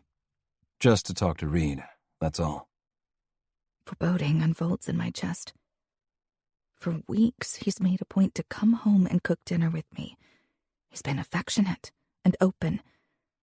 Yet, suddenly, as we're approaching the end of our agreement, he's staying out late, going to Onyx, and giving me vague answers to my questions. Yes, he co-owns Onyx, but considering what happened between us last time he went to talk to Reed, I can't help but worry. His fingers brush my arm. Go to sleep, Violet. It's been a long day. His voice is all wrong. It's flat, distant. In this moment, my plans to confess how I feel for him fly out the window. I can't do it when everything feels so off. And it's late. This is not the time to press the issue. I lie back and stare up at the ceiling. Normally, we'd be wrapped around each other. But instead, we're lying here barely touching. I listen to his breathing, waiting for it to even out in sleep. But I still haven't heard it by the time my eyelids are too heavy to keep open and the world finally fades away. When I blink awake the next morning, the space next to me is empty. The memory of last night comes rushing back, and I curl up under the covers, filled with doubt about what the day might bring. But eventually I force myself up. I can't hide in here forever. I get dressed quickly, then search through the apartment until I finally find Tate in his office. He glances up at me where I stand in the doorway and smiles. But there's something missing in his expression. It takes me a second to realize what it is. His eyes are shuttered against me for the first time in a long time. I can't read him. He's as unknowable to me now as he was the first night I saw him at Onyx. Alarm bells go off in my head. I made dinner last night, I say. A muscle jumps in his jaw and he averts his gaze. I'm sorry. Something came up at work and then I had to talk to Reed. Okay. Why does it feel like he's shutting me out? I'm not sure what else to say, but I don't want to leave things like this. What are you doing in your office so early? Tate keeps his attention fixed on his computer screen for a long moment. Eventually, he clears his throat and speaks. I asked our PR department to write up a statement about the end of our relationship. I'm going through it now. A lance of pain steals my breath. As if a frozen knife has pierced my chest, ice spreads from there to my limbs. When are you... I can't even get the words out. The contract expires Friday, so we should plan for you to move home then. We'll release the statement the next day. A sudden rush of tears blurs my vision. I thought maybe things had changed. There's a flicker in the depths of those golden eyes of his for just a second. Then he presses his lips together, stands and approaches me. My heart tells me to run, but I'm frozen to the spot as he pushes my hair behind my ear, his fingers lingering on my skin. I won't lie, Violet. I've enjoyed this arrangement. I even considered extending the contract so I could spend more time with you. But when it comes down to it, I've never been interested in settling down permanently. And that hasn't changed. I don't want to drag this out and risk anyone's feelings getting more involved than they should be. Too late, I whisper as a hot tear drips down my cheek. He catches it with his thumb and stares down at it, his throat bobbing as he swallows. I'm sorry, Butterfly. I should never have let it go so far. This is for the best, though. You'll realize that soon enough. He seems genuinely remorseful, and I think maybe that's worse than if he'd been uncaring. Though it doesn't matter. Either way, the result is the same. He doesn't want me anymore. I won't let him see me fall apart. I wish I could go back and handle the last minute differently, hide all evidence of my pain. Since I can't, I drag in a heavy breath of air, gather every ounce of strength I possess, and lift my chin. Then I force myself to meet his gaze. I'll get started packing. Emotion flashes across his face, but it's gone so quickly I can't name it. Maybe relief that I'm not making a scene? In the end, he nods silently and returns to his desk. I put one foot in front of the other, headed toward the guest room, where the bulk of my belongings still reside. But before I get far, he calls out to me, and I turn. It goes without saying that everything you've been given during the agreement belongs to you. Keep it all. With a thick swallow to choke back my tears, I turn and leave. My heart is fracturing, and I can't get out of here fast enough. The moment I'm inside the guest room with the door shut, I call Anna and ask her to pick me up. Then I shove the things I brought with me into my bags. I leave the designer dresses. Their presence would only remind me of Tate. Then I go into his bedroom and collect the few things I left in there. When Anna messages me to tell me she's waiting outside the building, I quickly respond, then consider one last thing. For a long, painful moment, I study the ring glittering on my finger, struggling to swallow past the hard rock that's formed in my throat. It never meant anything. Not if Tate's words and distance this morning are anything to go by. So why does it feel wrong to remove it? I can't wear it anymore. Maybe I could sell it, invest the money into True Brew. No. Just the thought makes the tightness in my chest start to burn. But even as my heart cracks open wider, I slip the ring off my finger and set it on the side table. Blinking back tears, I take a final look around the room, shoulder one bag, grab the others, and walk out. As tempting as it is to just salvage my pride and leave the penthouse, I stop by Tate's office. He doesn't notice me at first, so I take the opportunity to study him. His head is bowed, though the deep line between his brows is hard to miss. With the way he rubs his temple, he's clearly bothered by something. Is it an issue with Genesis 1? Whatever it is, it seems to be taking a toll on him.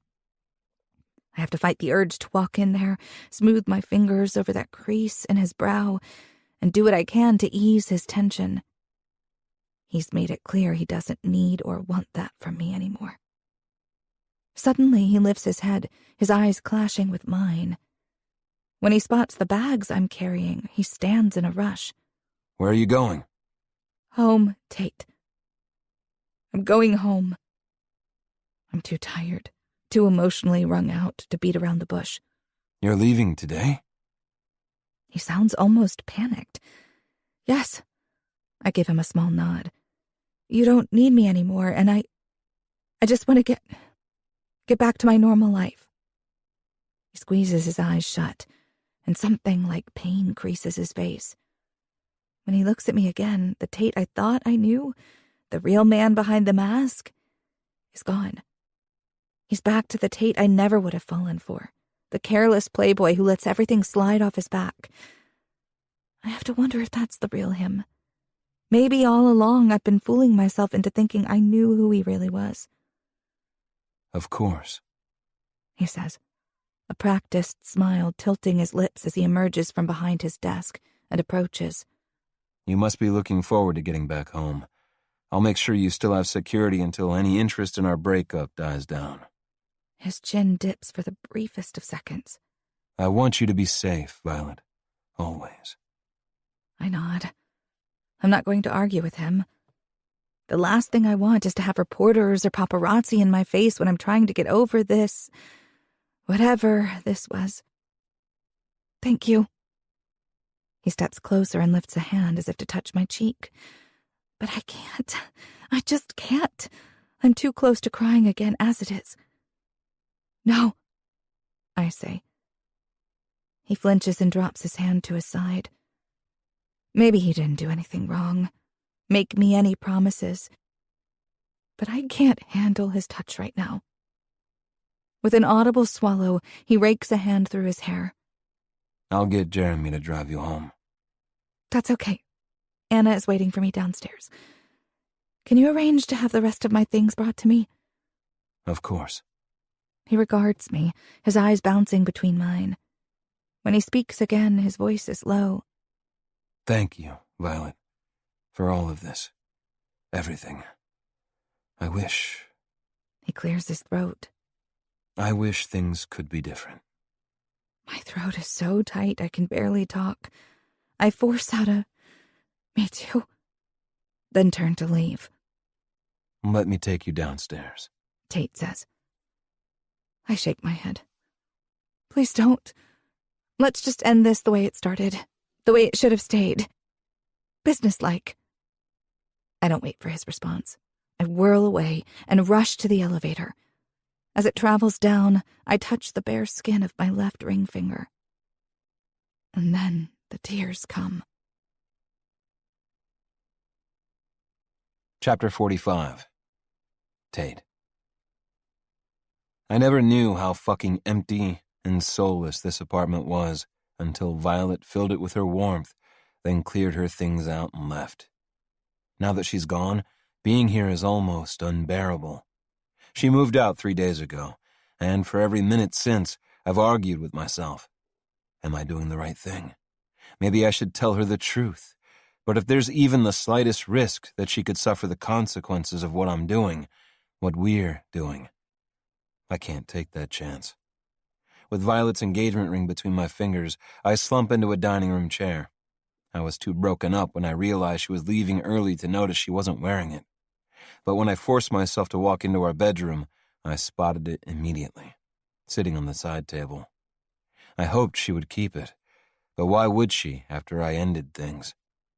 I close my eyes and am once again hit with the memory of the look of devastation on her face when I told her it was over. Fuck.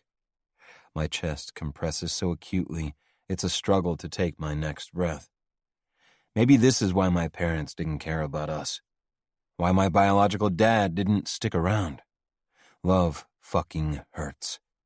Loving someone and being forced to hurt them to protect them is a pain like no other. I tighten my hold on Violet's ring until one of the diamonds cuts into my palm. That sting is preferable to the ache in my chest. Tonight, I'm set to attend my first public event without Violet since this thing between us began. Inside, my heart is in shards, but I have to put my game face on. I'll be photographed, and I can't look like I'm falling apart without her, just in case her asshole ex is watching. I don't doubt he's desperate enough to threaten me again if he catches on to my lies. After shrugging on my suit jacket, I slip Violet's ring into my pocket, hoping like hell that keeping it with me will make what I'm about to do feel like less of a betrayal. At the very least, it will be the reminder I need to get me through tonight. Halfway to the elevator, my phone rings in my pocket. Slowing, I pull it out, and my pulse spikes when Reed's name flashes on the screen. I swipe to answer it. Hey man, please tell me you have good news. Too early for that, he says, and I do my best to force down my disappointment. Thought I'd give you an update. My guy has tested the waters and thinks he'll have full access to Eric's accounts by the end of next week. I rub my forehead and breathe deep, keeping my annoyance suppressed along with the disappointment. That long? I thought you said he was good. Reed grunts. He is. He also doesn't want to leave any traces. If he gets caught hacking into Eric's work accounts, the blowback on all of us would be huge. And even taking into account his job, his security is disproportionately high, which hopefully means he's got something to hide. So good and bad news then. Something like that. He huffs a sigh. How are you holding up? Not well. It's only been 3 fucking days, and I want to go over to her place, throw her over my shoulder and haul her back here. He chuckles. I never thought I'd see the day that Tate King would go all caveman over a woman. It's funny what love does to you. Love? Is that what it is? Reed's voice is pitched high in surprise. That's exactly what it is. I may have to hide how I feel from the public, but that doesn't mean I have to hide it with my friends. Does she feel the same? I blow out a long breath. She hasn't said the words, though neither have I. But her actions and her openness with me over the last few months make it possible to believe that she does. I fucking hope so. Otherwise, I'm going to end up hurting like a bitch at the end of this. When he speaks again, his voice is gentler. I guess I better light a fire under my guy's ass then, so you can get your girl back and ask her the question. Squeezing my eyes shut, I shove my hand through my hair. I'd appreciate it. I've got to go out tonight and pretend I actually want to socialize with people who would turn their backs on me in a second if my last name wasn't King. I get it, man. That's why you'll never see me at those events. Maybe when this is over, I'll retire. We can co-manage Onyx. If I thought for 1 second you meant that, I'd get an office set up for you right now. But we both know your relationship with your brothers will keep you on the top floor of that monstrosity for as long as they're there. One corner of my mouth ticks up. He's right. Colin Roman stood beside me without question while we made this plan with Reed. Hell, Roman didn't even hesitate to offer his help when I explained the situation to him. That simple act soothed something inside me that has craved a better relationship with my eldest brother for most of my life. Now, as long as I can ensure Eric can never threaten Violet again, I can turn my efforts to getting her back. If, by some miracle, she forgives me, then I'll have everything I never knew I wanted. That thought sobers me. I've got to go show my face. Keep me updated. You'll know as soon as I know. 20 minutes later, I climb out of the car and shove my hands into my pockets, steeling myself for what happens next. The press are lined up on either side of the entrance, so I make sure they get a good, long look at me walking along the red carpet by myself. Tate, what happened to your fiancée? Mr. King, over here, Mr. King. Did you end it, or did Violet? This is what I want, but it's like rubbing salt in an already open wound. I ignore them and keep up my stride until I'm inside and working my way through the glittering crowd, heading directly to the bar. A drink is definitely needed if I'm going to get through this night. I order a whiskey from the bartender and scan the space, looking for Roman. Instead, I spot a photographer working their way around the room, and as they near, I look for a likely target and quickly catch the eye of a familiar face. Perfect. Missy Myers, the daughter of a hedge fund manager. She's a socialite with a strong social media presence. Despite the way my stomach roils as I do it, I give her a thorough once-over, then let an inviting smile crook my lips. Just as I hoped, she returns my smile and makes her way over. Tate. She purrs as she reaches my side. I'm surprised you're here all alone. I'm surprised she hasn't heard the news. After taking a slightly too long sip of my drink, I shrug. You'll see a lot more of it going forward. Her eyes widen. What happened to your little shopkeeper? I clench my whiskey glass in my hand at her tone. Things didn't work out. She affects a pout that isn't remotely sincere. What a shame. Can I ask why? If this story were true, I'd let her know exactly what she could do with her curiosity. But since I want news to get out, I go along with it. Unfortunately, this life isn't for everyone, and I suppose I didn't prepare her well enough for the pressure that comes along with being a king. The sincerity in my voice is partially real, since there's a hint of truth to the statement. Missy's mouth forms an O of surprise. So, she left you? It was a mutual decision. She rests her hand on my arm, squeezing a little. Well, her loss is our gain. I force myself to give her a flirtatious smile, The fact that it's a shadow of my previous one is hopefully explained by my disappointment over my failed engagement. With a long sip of my whiskey, I survey the area again. When I catch sight of the photographer heading our way, I take a deep breath and turn back to Missy. Then, in a slow, casual move, I brush a strand of hair behind her ear. I'm sure I'll eventually find a way to get past my disappointment. Her eyes flare, and she wets her lips. Maybe I could help you with that. I tip my head low so it's close to hers, hoping to God I'm giving the photographer enough of an opportunity. If I ever get over Violet, I'll be sure to let you know. The seductive smile falls from her face as disappointment clouds her gaze. Then she steps forward and brushes my hip. Maybe you just need a helping hand. I angle away and smirk. I have hands of my own. She pouts, but I'm done with this act. If the damn photographer hasn't gotten the shot by now, he should be fired. It's hard to miss the irony that the attention I'm courting from the press now is exactly what I was trying to avoid by fake dating Violet in the first place. It would be funny if it wasn't so damn fucking heartbreaking. Well, it's been nice catching up, I say, but I need to find my brother. Have a good night. But, Tate... I walk away, scanning the crowd for Roman. All I want is for this pretense to be over so I can have Violet back in my arms. But I'll attend 100 of these events to make sure Eric doesn't win, that he'll never threaten her again. I force a smile to my face and disappear into the crowd. Chapter 46. Violet. The earthy aroma of freshly roasted coffee beans wafts through True Brew as I straighten chairs and wipe down tables. Tonight is our first tasting night, and I'm a jumble of excitement and anxiety. Worries about whether people will show up and what they'll think of our samples have haunted me all day.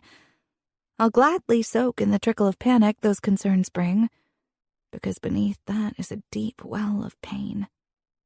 I haven't heard from Tate since I left my engagement ring at his apartment and walked out 2 weeks ago.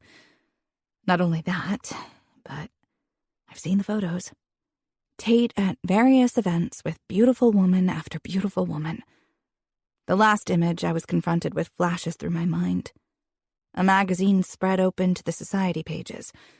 Tate standing too close to a stunning woman in a red dress that plunged nearly to her navel. They looked striking together. If I thought my heart couldn't break any more than it did when I left Tate's penthouse, then I was wrong. Seeing him so completely unaffected, as if he's forgotten about me already, has tears flooding my eyes at random times throughout the day. I pushed those painful thoughts aside once again. I lost focus on True Brew for a while, let myself get distracted. But I won't allow myself to lose track of what's important ever again. When I finished setting up the tasting cups, I make my way to the counter. Despite my heartache, I can't help but smile at the sight of the variety of coffee blends and decorative labeled urns. Chin up, boss. Jared emerges from the back room. Everything looks great. Tonight is going to be amazing. I force a smile. You think so? He squeezes my shoulder, his eyes warm with understanding. I know so. Now, tell me what else I can do to help.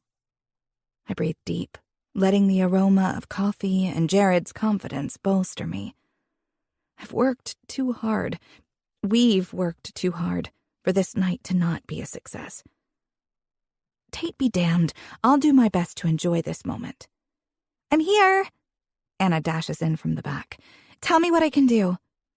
I rush to her and wrap my arms around her. Thank you so much for coming. Always, Vi. I'll always come. She grasps my upper arms and holds me away from her to study my face. Are you doing okay? Tears form on my lashes, but I blink them away. I'll be fine. It's the same thing I've been telling her since she picked me up from Tate's. I know you will. You're going to be more than fine. Now, point me in the direction you need me. Help me arrange the pastries? As long as I can steal one. My laugh is watery, but genuine. You can have two. I dive into setting out the pastry bites and pot after pot of rich, aromatic blends, forcing all thoughts of Tate and my broken heart out of my head. Tonight is about True Brew and Dad, not my tangled emotions. This is my chance to honor his legacy and prove that I can rebuild my life on my own terms. When I stop in to check on Jared, he's finishing brewing the last few blends. Almost done. He winks. I pat his arm and give it a friendly squeeze. What would I do without you? Lucky you won't have to find out. His grin fades as his expression turns serious. I'm here for you, Violet. Whatever you're going through, I've got your back. My throat constricts. Thank you, Jared. That means so much to me. He watches me for a beat longer, then gives me a gentle smile and turns back to what he's doing. Finally, we're ready. I unlock the door and wait, checking my watch a few times as my anxiety ramps up. But finally, the first customers trickle in. My nerves flutter, then turn to excitement as the initial arrivals greet me with smiles and enthusiastic comments. A few minutes later, Mark and his girlfriend Ashley walk in. I give both of them big hugs. Thank you so much for coming. As if we'd miss it. Mark says, It smells amazing in here.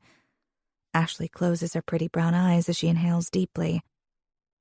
With his hands in his pockets, Mark lifts his chin and peruses the shop, which now features matching seating, new artwork on the walls, and twinkle lights hanging from the ceiling. You've really transformed the place, but it still feels the way it always did. He turns his warm gaze on me. You did it, Violet. Dad would be so proud. I look around, hit with a swift burst of happiness. I can picture Dad here, a smile stretching from ear to ear as he talked about the coffee beans he loved so much, his big booming laugh filling the room. I think so too. Mark leans close to his girlfriend. Want to get started? I need to talk to Violet about something, then I'll join you. Once she's headed to one of the tasting stations, Mark turns to me, his brows furrowed. So, how's it going, being a free woman again? I try very hard to control my expression, but my chin wobbles, and for a moment I'm not sure I can speak without breaking down. Mark's frown grows deeper, and he takes a step closer. Vi, he didn't hurt you, did he? I force my shoulders back. I have no interest in ruining Mark's friendship with Tate, or worse, giving him a reason to risk his job. After all, it's my fault for falling for a man I knew wasn't interested in settling down. No matter how much he might have enjoyed the few months of pretending. He didn't hurt me. I'm just tired, that's all. His frown eases a little, though it doesn't disappear completely. You're sure? Because you know I'll kick his ass if he... I shake my head. No ass kicking needed. I promise. I give him a kiss on the cheek. Go join Ashley, have fun, and tell me what you think of the coffees we chose. Finally, the tension eases from his expression. He rubs his hands together. I'm looking forward to it. When he spots Ashley, a soft smile tips up his lips. With that look in his eyes, I can't help but wonder when he'll propose. The thought brings with it mixed emotions. I'm thrilled that he's found someone who makes him so happy, but even as the warmth of that sentiment spreads through me, a hard lump forms in my chest. I push it down. I'm happy for Mark, and tonight shouldn't be about Tate. It should be about True Brew and my family. An hour later, the event is in full swing, and the atmosphere inside the shop is buzzing. Patrons fill the space, sipping samples of our carefully curated coffees while chatting and sharing their favorites. I flit from table to table, answering questions and soaking up their enjoyment, pouring out samples and explaining the origins of each blend, as well as the process we go through to source them. When I drop into a seat between Anna and Mark, I let out a deep sigh. My feet ache, but my heart is full. These tasting cards are a great idea, Anna says, waving the small booklet in front of me. I love that I can easily compare the flavor profiles. Slumped back in my chair, I fanned my hot face. I thought it would be nice to make it interactive.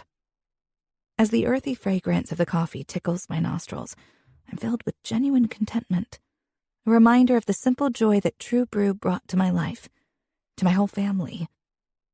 Half an hour later, after I've made another round, I stop to take a deep breath and take the shop in again. The place is alive and vibrant, filled with conversation and laughter.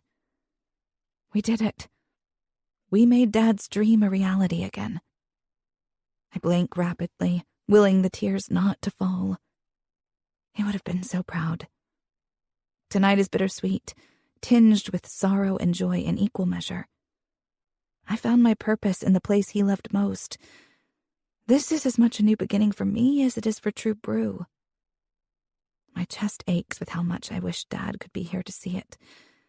But deep down, I know the truth. He never really left. His memory, along with Mom's, lives on in these walls and in my heart as well as Mark's.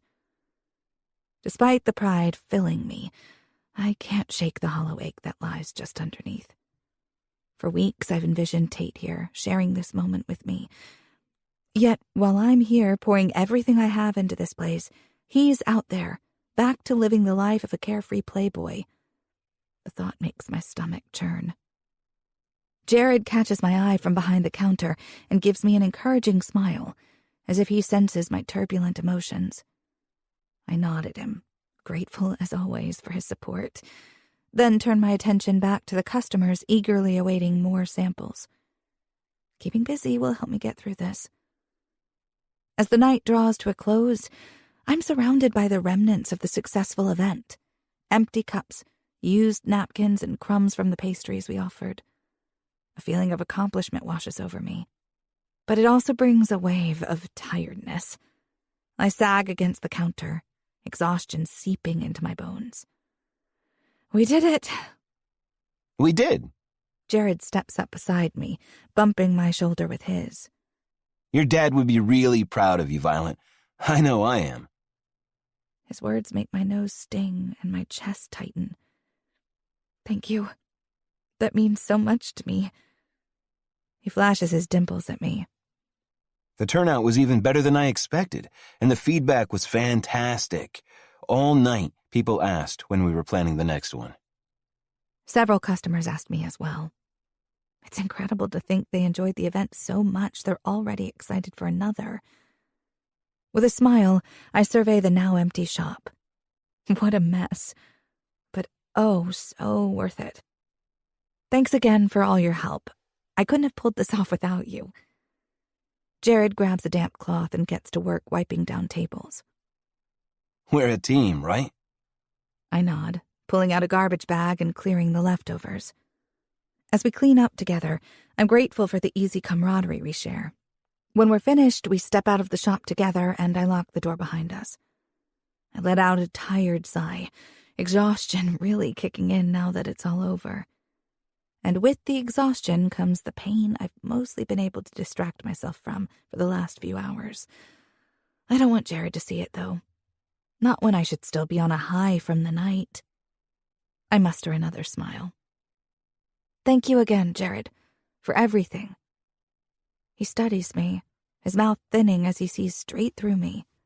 I'm sorry you're hurting, Violet. You deserve better. I've tried not to let on how sad I've been since things ended, particularly considering the short statement that Tate released to the press, so the split was amicable. But there's only so much pretending I can do. Thanks. I appreciate it. I was surprised when you told me it was over. He says thoughtfully. Especially since he was so possessive of you, even before you started dating. I frown at him. What do you mean? He was jealous of me. Jared says, a small, slightly smug grin curving his lips. I could sense it every time he came in. I give my head a disbelieving shake. Why didn't you say anything? He snorts. It was amusing, and to be fair to him, it's not like I'm not attracted to you. Maybe if we'd met under different circumstances. He shrugs, still with that half smile on his face. But I'm well aware there'll never be anything more than friendship between us. So yeah, he never had anything to worry about when it came to me. I stare up at him, struggling to take in what he's saying. Not only about him being attracted to me, but that apparently Tate was jealous of him. I'm not sure if I believe it. Tate was protective while we were together, but nothing more than that. Then again, does it really matter if he was jealous? Being jealous doesn't mean you want the thing you're jealous over. Sometimes it just means you don't want anyone else to have it. My mind flashes to Eric and how he used to quietly seethe if I spoke to other men, taking it out on me later in passive-aggressive arguments I could never win. That was never Tate, though. Maybe he was jealous. Maybe he wasn't. But he never took it out on me. He never blamed me for how my relationship with Jarrett might have made him feel. I inhale shakily. Jarrett is still watching me, his brows drawn together. I didn't mean to upset you. I shake my head, tasting the tears I refuse to shed. Moved by his genuine care for me, I wrap my arms around him, finding comfort in the warm bulk of him. Thank you for being my friend, for being here for me. He hugs me in return, a hard squeeze, then lets go. Any day, boss. With a wink, he shoves his hands into his pockets and takes off down the sidewalk. I sigh and head in the opposite direction toward home, my mind drifting back to Tate. His smoldering eyes, his cocky grin, the way he made me feel so incredible. For a short time, I felt like the center of his world, and it was beautiful. But in the end, it was clear. Tate may be prepared to risk a lot, but never his own heart. He was only prepared to be reckless with mine. Chapter 47. Tate. Please fucking tell me you have good news this time. Reed looks up at me, a grim smile crossing his face. Sit down and I'll fill you in. I drop into a seat with a grunt and brace my elbows on my knees. What did he find out? Reed taps on his keyboard. Looks like our boy Eric has sticky fingers, and he dipped them into his uncle's honeypot. Satisfaction rips through me. He's been embezzling? Reed smirks. To the tune of $1 million. The bastard has been funneling money from campaign donations for ages, until about 2 months ago when the transfers suddenly stopped. I study him, my mind working. Do you think he got nervous? Reed nods slowly. My guess is that someone got suspicious and Eric's panicking, looking to replace what he took, which is where you come in. He saw press coverage of Violet and me and figured he could use her to force me to give him the money. Maybe that's why he went to see her first. Maybe he thought he could convince her to ask me for the money. When that didn't work, he came straight to the source. Except you threw a wrench into his plan when you told him you didn't care. Reed's dark eyes meet mine. Quick thinking there. Pretending not to care about Violet is the last thing I should be praised for. Now we need to remove the photos from Eric's possession and take him down. But in a way he can't trace to us or Violet. I don't want him catching wind of what's happening and releasing the photos as some form of twisted revenge. Reed rubs his chin. The timing has to be right. We can minimize links to you, but that doesn't mean Eric will write it off as a coincidence. But we could set things in motion so he gets arrested, and if we do things right, we can wipe all evidence of the photos from his system simultaneously. Can your guy do it? If anyone can, he can. Okay. I lean back in my chair and take my first deep breath in weeks. We leak it to the senator through a third party. From what I know of the man, he won't overlook this kind of betrayal. It'll be discreet, quick. He'll take care of informing the police about Eric's activities. Then, the moment we get tipped the arrest is going to happen, your guy goes in and scrubs every digital footprint of those photos from Eric's system. And once the asshole is arrested, he'll be too busy dealing with legal hell to think about you or Violet. Everything will be tightly contained. There shouldn't be any blowback to you or the King Group. As much as I want to look Eric in the eye when he's taken down, I won't risk drawing attention to myself or my brothers. I let out a breath. I owe you one, Reed. Considering you took a chance on me and helped me get this place up and running, I'd say helping to keep the future Mrs. Tate King safe is the least I can do. Fuck. I hope she'll agree to be the future Mrs. Tate King again once this is all over. But I may have destroyed any chance I had with her, so there's no point in dwelling on that now. I incline my head. Let's get this done. 45 minutes later, Jeremy's driving past True Brew. I can't be seen anywhere near Violet until Eric has been arrested. The photos are gone for good, and Reed's hacker is in the clear. But fuck if I don't want to see her. Every evening since she left, I've asked Jeremy to drive past the shop. Most days, I'm not lucky enough to catch her leaving work. I savor the days I am. Tonight, we're driving past later because it was Violet's first tasting night. The thought causes a screw to tighten in my chest. I should have been there. Jeremy slows, and I straighten in my seat as Violet and Jared come into view. They're standing close to one another at the front door. A sharp pain lances my chest at the sight. I have no right to be upset, considering I announced to the world that we're not together anymore, but I don't fucking like it. A moment later, they embrace, and tension ratchets my back. Fuck. It takes all my willpower to remain where I am. More than anything, I want to burst out of the car, claim her, and remind her and the world that she's mine. Only she isn't mine. And she never really was. Not in the way I wanted her to be. And maybe she never will be.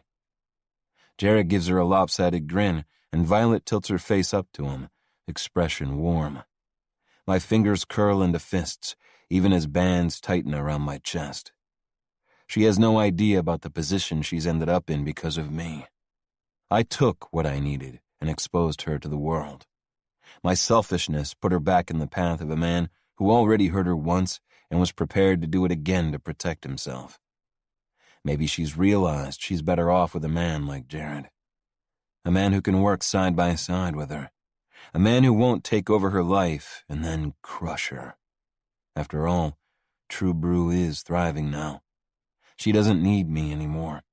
And she definitely doesn't need the shit that comes along with my family name. Keep driving, I tell Jeremy. Once we've passed, I slump back in my seat and stare out the window. Maybe I'm reading too much into what could be a casual sign of affection between them. But being with me thrust Violet into a world of chaos. My world. One where others will use you for what you have and the press pries into every corner of your life. Jared represents the opposite. Stability, safety, a life away from the relentless scrutiny that follows me. I close my eyes and will away the what-ifs and maybes that haunt me. From the beginning, my plan has been to win Violet back after Eric was taken care of. Selfishly, I was only considering what I wanted, not what was good for her. But I can't think about that now. Regardless of what happens between us after this, keeping her safe from Eric's threats is the priority, and that's what I need to focus on. "Should we go home, sir?" Jeremy asks. I tap my fingers on the armrest, then shake my head. "Take me back to the office, please." Without a word, Jeremy turns the car around and heads back to King Plaza. I'm not sure what I'm looking for, but the only person I can think of to talk to about this is Cole. Hopefully, he'll still be at work.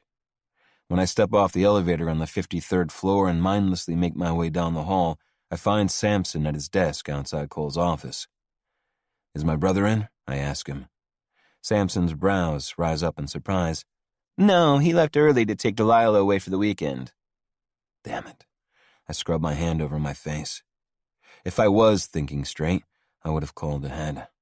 With a half-hearted thanks, I head back to the elevator.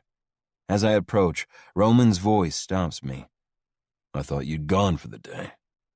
He's standing in front of the stainless steel doors, hands in his pockets, expression stony as always. "I had. Just came back to talk to Cole about something. Head down, I hit the button for the elevator. Is it something I can help with? With a long breath out, I survey him. It's not work-related. He rocks on his heels, his brows drawing together as he studies me. He clears his throat. I'm game if you are. What the hell? Maybe Roman will have some words of wisdom for me. I give him a small nod, and when he turns on his heel, I follow him back to his office. I expect Roman to take a seat behind his desk once we enter, but instead, he heads to the couches facing each other in the corner. He settles on one, so I drop into the other. I'm going to take a guess and assume this is about your fake fiancée, he says. She's not any kind of fiancée anymore. There's a reason for that, though. His gray eyes assess me. You're not making this permanent, are you? I tap my thumb on my thigh. I'm wondering if I should. Roman arches a brow and crosses his ankle over his knee. Why would you think that? I don't know if I'm what she needs. The confession tastes bitter on my tongue. His eyes narrow slightly. You're a billionaire. Who better to give her what she needs? The vice squeezing my chest tightens further. I want to be what makes her life better, not my money. But I can't help but think she'd be better off with someone else. Someone normal. From what I've seen, Violet makes her own choices.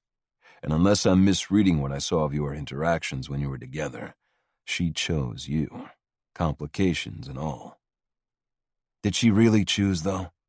I voiced the uncertainty out loud for the first time. Roman leans back and crosses his arms, his expression thoughtful. What's brought on this doubt? I clear the emotion from my throat and rough a hand down my face. What if it's like Stockholm Syndrome? She's been forced to be with me, to pretend she loves me. She didn't even like me before this whole thing started, and it's not just about that. I saw her with Jared outside her shop. They seemed comfortable, normal.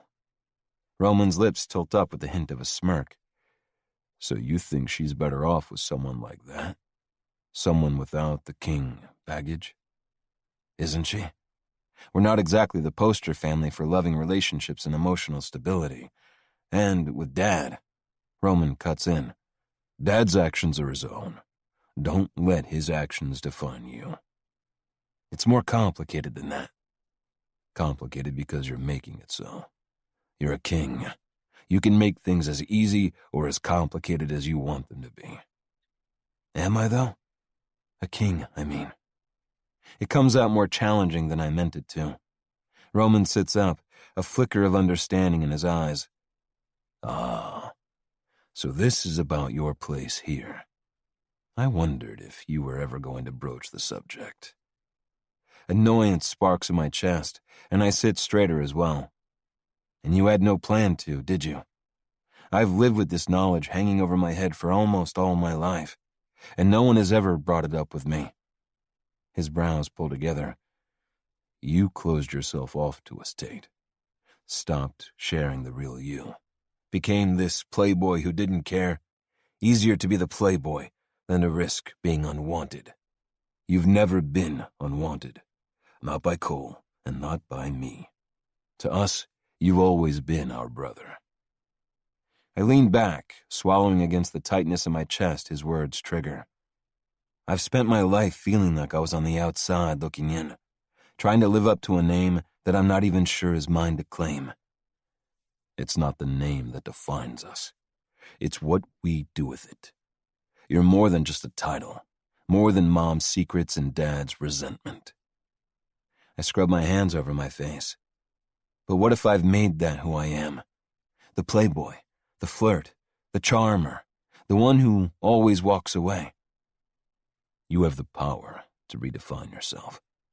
You need to see yourself through your own eyes, not Dad's, not the tabloids, not even Cole's or mine. I nod slowly, my heart lodging itself in my throat. You're right. I've spent my whole life letting my uncertainty over who I am and where I fit in my family define me, seeking validation from those women who only cared about my name, while never letting anyone close enough to see the real me, in case the real me wasn't someone worth knowing or loving. But I let Violet see. Letting her in was as effortless as breathing. She saw who I really am, and she still wanted to make this relationship real. And that's worth something. It's worth everything. She's worth everything. And I won't take this choice away from her because of my own issues. Deal with the past, in whatever way helps, Roman says. But don't let your history dictate your future. Not who you want to be, or what you want to do with your life. And definitely not who you share it with. I sit in silence, letting his words sink in. This is more than just making sure I'm what Violet needs. It's about confronting the demons that have haunted me since that boy first sneered the word bastard at me when I was 7. I need to resolve this once and for all. With a nod, I stand and tug at my cuffs. Before I go to Violet, I need to talk to someone else. Someone I should have confronted a long time ago. Roman stands too, a glimpse of understanding crossing his face. Do what you have to do. Talk to who you have to talk to. But remember, you're not defined by anyone else's actions. You never were. The small smile I give him is genuine. You've been holding out on me. He cocks his head. What do you mean?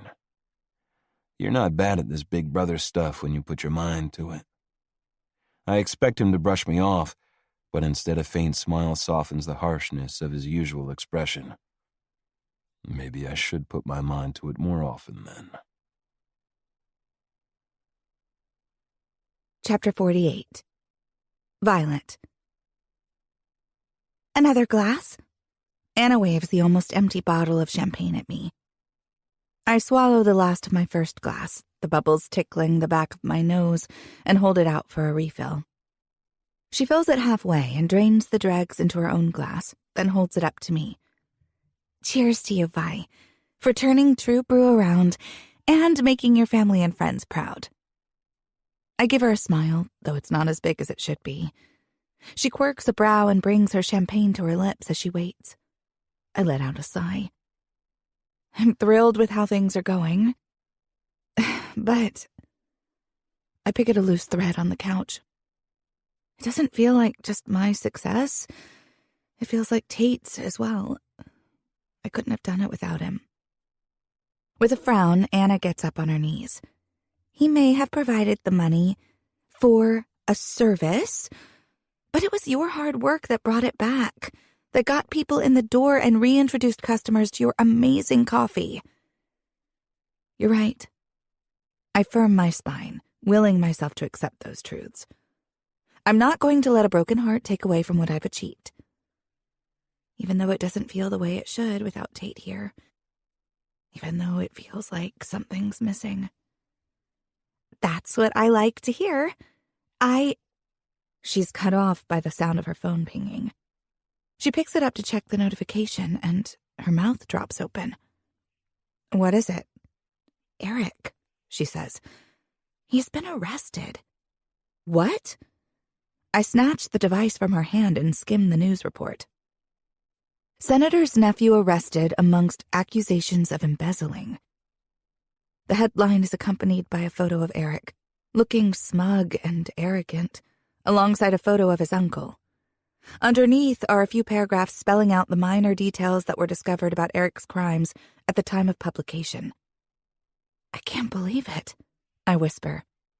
I'm not sure why, Anna says. He's proven himself to be a grade A piece of narcissistic shit. He probably thought he was too smart to get caught. I shake my head. But it's true. I can imagine him thinking exactly that. Why did you get a notification about this? After Eric confronted you at True Brew, I set up a Google alert. He was obviously up to something. I shake my head, stunned. My first instinct is to call Tate. He was so upset about what Eric had done to me. He'd probably be happy to hear that the jerk has been arrested. Except maybe I'm wrong. Maybe he wouldn't care. A hard lump forms in my throat. I still can't reconcile the man in his office that afternoon, the one who was so tender, so protective, to the one who watched me walk away without any protest whatsoever. My heartache must be written all over my face, because Anna leans in and gives me a hug. If he doesn't see what he let go, then he doesn't deserve you. Tears sting my eyes. I have you and Mark, and that's the most important thing. You know, her expression brightens, you still have your Onyx membership. Maybe you should— Oh, no, I say. I don't think sex clubs are for me. I've crossed it off my bucket list now, so I'm good. Anna laughs. Along with dating a billionaire, not many can cross that one off. You're right. I should appreciate the experience. How many people can say they've lived in a penthouse overlooking Central Park? And you have so much more to look forward to. I nod. I wish I could get past this pain slicing through me so I could truly believe it myself. An hour later, after Anna has gone home, I'm sitting on my couch staring at my phone. I brush my thumb over the screen, and before I can second-guess myself, I tap the call button, waiting with bated breath as it rings. A click on the other end makes my pulse leap, but it's quickly followed by a recording. The sound of Tate's deep voice, holding that thread of amusement, makes my chest squeeze. I consider hanging up, but instead take a deep breath to bolster my courage. When the phone beeps, I clear my throat. Hi, Tate. I'm not sure if you saw the news, but it looks like Eric's been arrested. I thought you might like to know, but I guess you're busy. My chest constricts, so I wrap the call up quickly. The last thing I want to do is embarrass myself by bursting into sobs. I hope you're well. Bye. I hit the end call button, throw the phone onto the couch, and cover my face with my hands.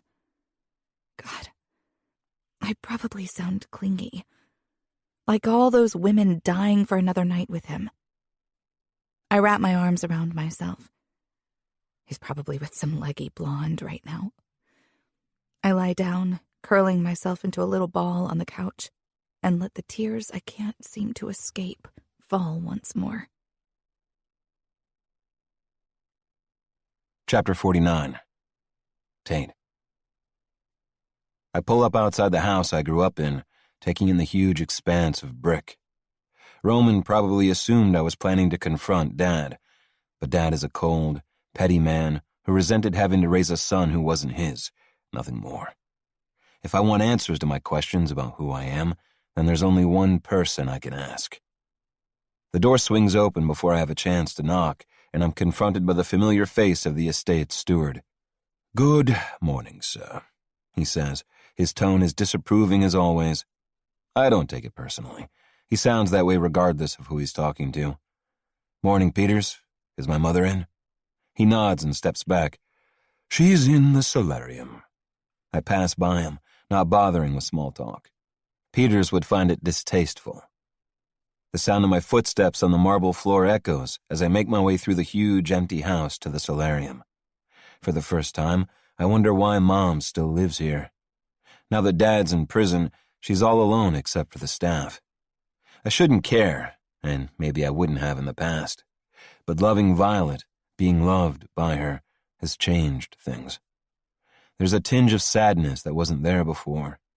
What must it be like to rattle around in this mansion, knowing she has no one who cares enough to be with her? I shrug off the thought. I'm here for answers, not to empathize with a woman who doesn't want it.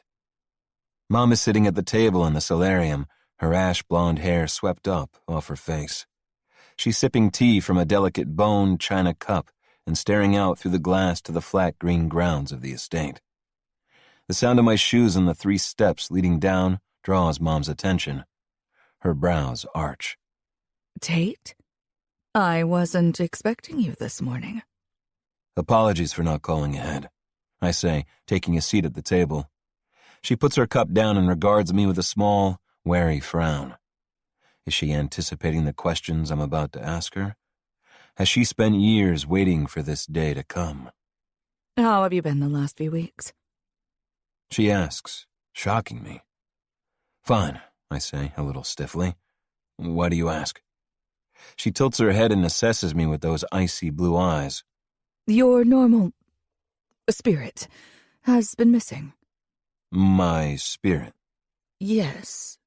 That She waves her hand in the air. flair for living you've always flaunted. Flaunted? You mean the not acting like a cold fish at all times type of flaunting?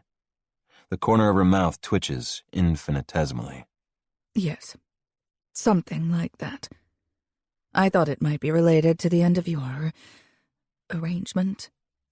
The lancing pain that hits me in the chest at inopportune times returns. It stopped being an arrangement a long time ago. Apparently so. She eyes me. With a deep breath, I push away the pain. I've let myself get distracted. I'm not here to talk about Violet. I'm here to finally find out the truth. One pale brow arches. The truth? My father. She keeps her composure but looks away. If you have questions for your father, you could visit him in prison and ask him yourself. I don't bother to reply. Just wait her out. Finally, she sighs. There's nothing to say, Tate. Anger burns through my veins. You might have nothing to say, but I have plenty. Do you know what it was like growing up in this house? How fucking cold and empty it was? You and Dad didn't care about the three of us. We only had each other. And then I found out the truth, and suddenly I didn't have that anymore. At least it didn't feel like I did. She's frowning at me. Why should the situation with your father have any effect on your relationship with your brothers? I throw my hands up in the air. Because I didn't know who I was anymore. They were the legitimate sons, the wanted sons, the true heirs to the king name. And who was I? I had no clue, because I had no clue where I came from, who my real father was. And now that he's dead, I'll never get a chance to find out all the things I was desperate to know. Mom's face blanches. He's dead? I pause, studying her expression. You didn't know? She shakes her head mutely, her lips pressing together for a moment before she takes another sip of her tea. When she sets it down again, the cup rattles against the saucer. Then she inhales deeply, composing herself. No. I didn't know. After he left, I never saw him again. I did my best to forget. Forget? The word is bitter in my mouth. How convenient for you. But what about me? What about the son he left behind? The icy composure she's hidden behind for as long as I can remember falters, revealing a hint of emotion. I concealed the truth to protect you. To protect me? I scoff, leaning forward. You mean to protect yourself, your image, the family name. She keeps her chin high as she regards me, though there's a shadow of something that might be vulnerability in her eyes. Yes, those things too. I defied your father when it came to you. I didn't know what it would mean for me. Why did you bother? You've never given any indication you care about me or my brothers. What looks suspiciously like pain flashes across her face. I was 21 when I was married off to your father. 22 when I had Roman. I was scared, but I had hoped that I would be a good mother, different from my own. She focuses on the table in front of her, brushing a hand over the spotless tablecloth. But after he was born, I didn't know what to do with him, how to hold him, to soothe him when he cried, or make him happy. My maternal instincts were not what I wanted them to be. I realized then that I was just like my mother after all. Watching my baby smile and laugh when the nanny held him only solidified what I already knew. I was never made to be a mother. I've never seen this side of her before, the human side. It's hard to know what to make of it. I don't comment, hoping she'll continue. Give me insight into my own childhood. But your father wanted another son. He was persistent. 5 years later, Cole was born. And once again, it became clear that I wasn't the motherly type. I thought I was done then. Your father had what he wanted. But when I found out I was pregnant with you, Max was very unhappy. It was only then I realized I did have some modicum of motherly instinct after all. You kept me, I state. She nods, expression impassive. Why? Why go through all that if you weren't interested in being my parent? She traces the rim of her teacup, her attention fixed on the liquid within. I couldn't bring myself to do what your father wanted. But I still didn't know how to be a mother, not in the way you needed. The best I could do was keep up the facade, ensure you received the same benefits as your brothers. It's hard for me to wrap my head around that, so I file it away for later. And my real father? Did he ever know about me? I ask. Maybe after all this time, I'm still seeking some connection to the man who was half of who I am. She looks away. No. He left before I found out. There didn't seem to be much point in tracking him down. So I was an unplanned consequence of a fleeting affair that meant nothing. You're more than a consequence, Tate. Her tone is as close to gentle as I've ever heard it.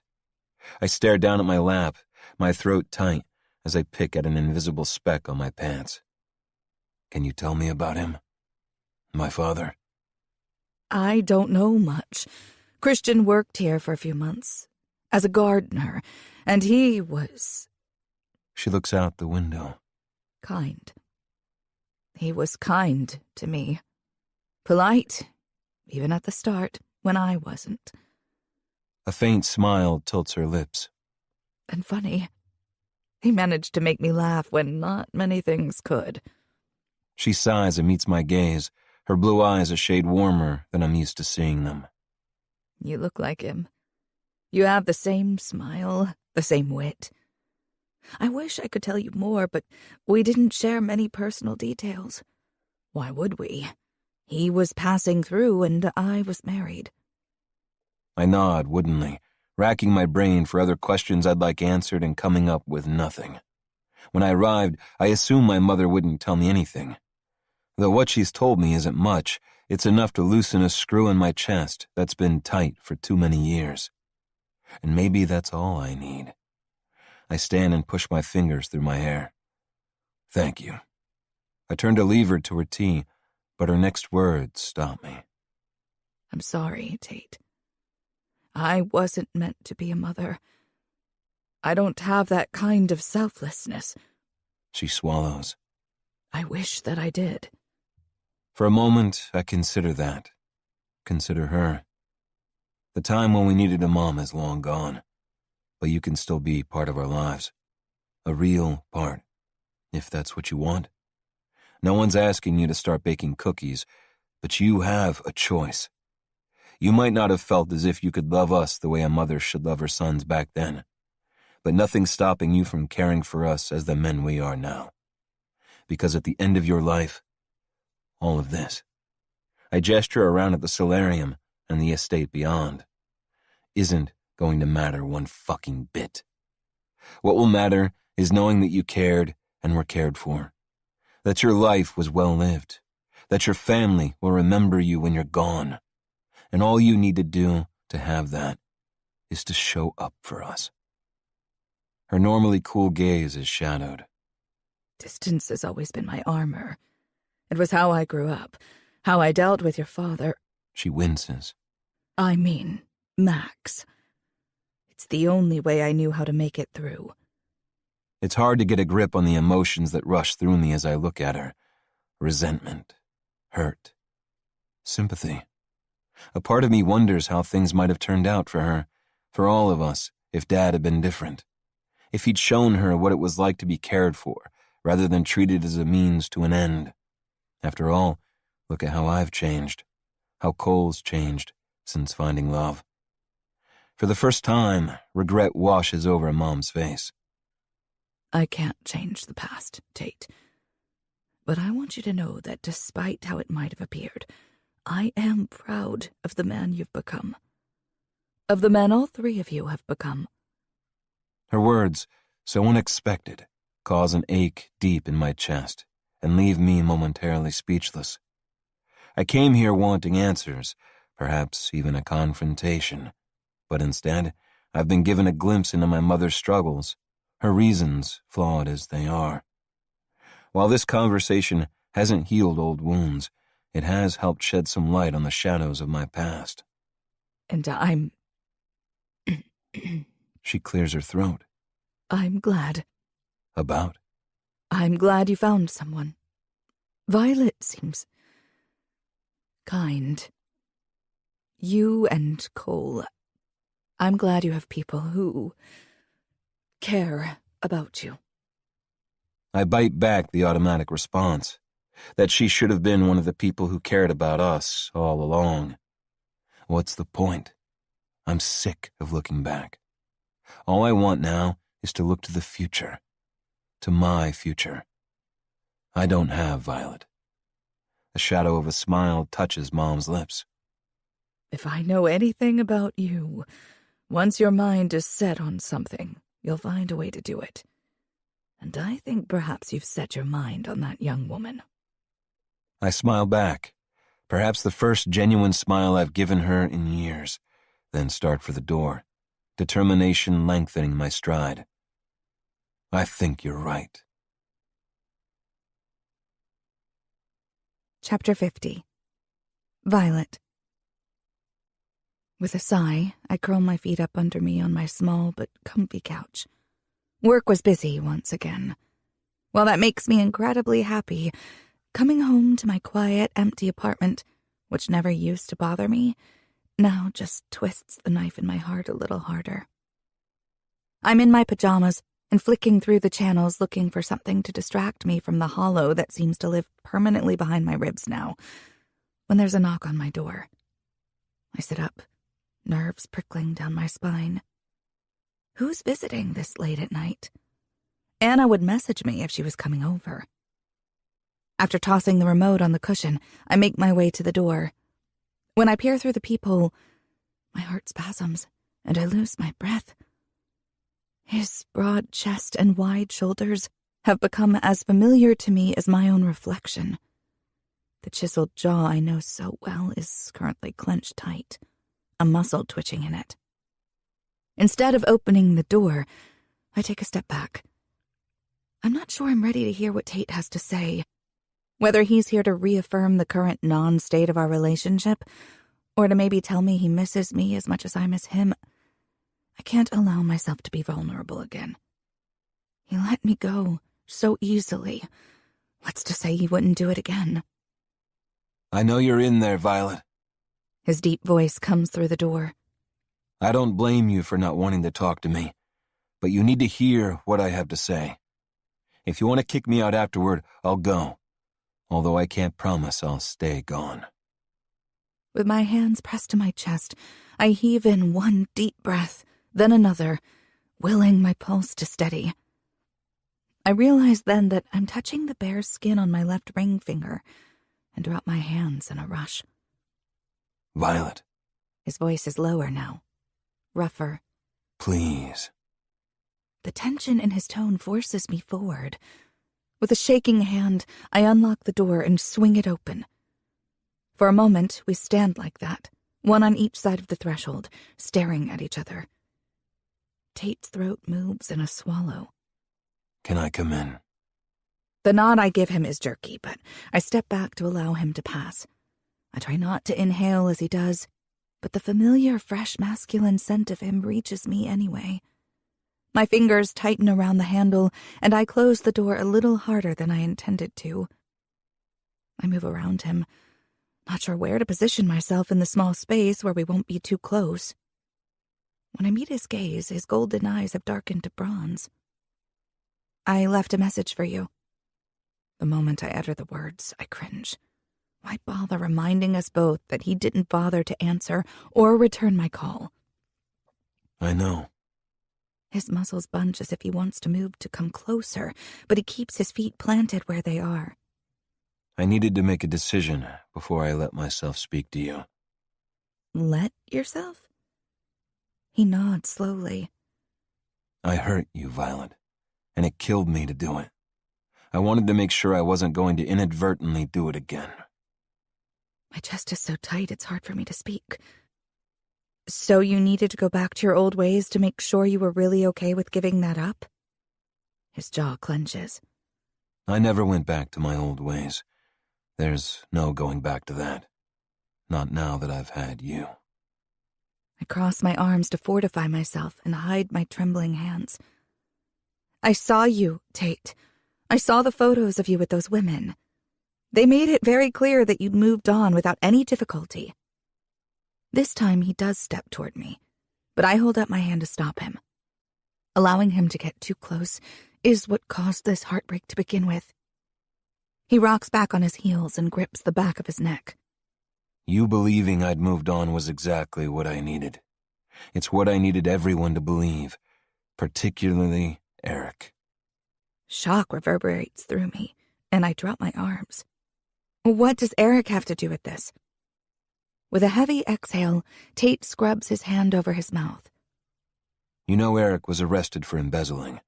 What you don't know is that he tried to extort me in order to replace the money he stole. Now it's me rocking back. What? When? How? The day I went to Onyx, Eric came to see me at my office that afternoon. After I got him to leave, I needed to talk to Reed.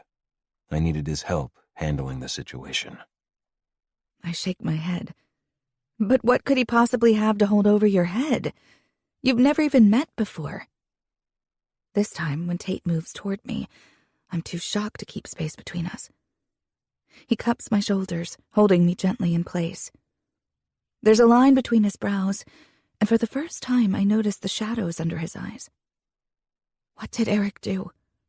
I whisper. He had compromising photos. I blink.